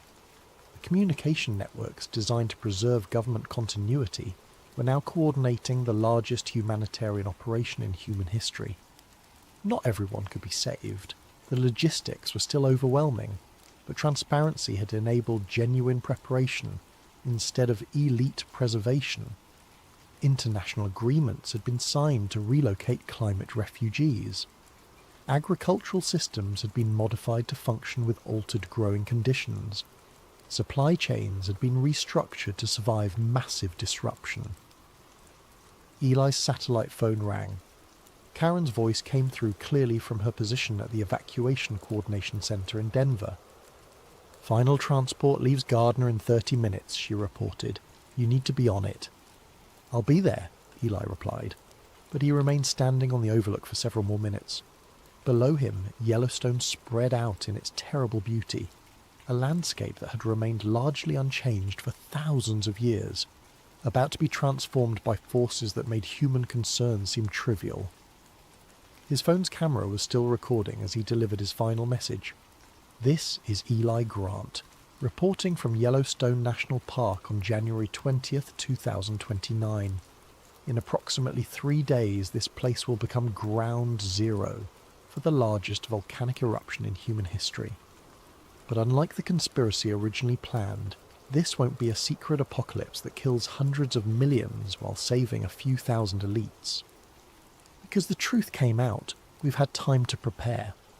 Not perfectly, not completely, but honestly. The people fleeing this region know what's coming and why. The international community is ready to help. The aftermath will be terrible, but it won't be hidden, and it won't be used to justify abandoning the principles of democratic society. If you're watching this from the future, remember that transparency saved lives. Remember that ordinary people, when given truth instead of lies, are capable of extraordinary cooperation. And remember that the greatest disasters are always made worse by the people who try to profit from them instead of preventing them." As he walked back to his truck for the final drive to the evacuation point, Eli felt something he hadn't experienced in years. Hope. Not for avoiding the catastrophe, that was beyond human power to prevent, but hope that when the crisis came, humanity would face it together rather than divided by the lies of those who valued their own survival above everyone else's. Epilogue. The quiet after the storm. New Geneva, International Reconstruction Zone, January 20th, 2034.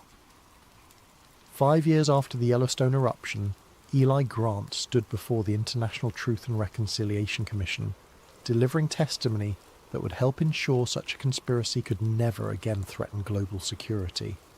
The hearing was being broadcast live to millions of survivors in refugee communities across 6 continents.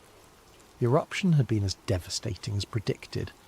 Ash fallout had disrupted global agriculture for 3 years. Climate patterns had shifted dramatically, and large areas of North America remained uninhabitable. But because the truth had emerged in time, the disaster had brought out humanity's cooperative instincts rather than its destructive ones. The Yellowstone conspiracy taught us that the greatest threats to human survival aren't natural disasters. Eli concluded his testimony. They're the institutions that respond to those disasters by protecting themselves at the expense of everyone else. Transparency isn't just an ideal, it's a survival strategy. In the audience, Karen Holt nodded her approval. She now directed the Global Early Warning Network, an international organisation dedicated to ensuring that geological threats could never again be hidden from the public. Around the world, the underground facilities originally built for elite preservation had been converted into research stations, museums and memorials dedicated to democratic accountability.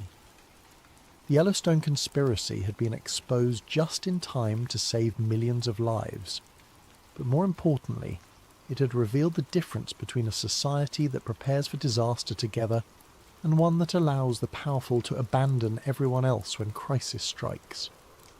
As Eli walked out of the hearing room into the rebuilt world beyond, he carried with him the knowledge that sometimes the most dangerous secrets are the ones we tell ourselves we're keeping for everyone's own good. The truth, no matter how terrifying, is always preferable to a lie that serves only the few at the expense of the many.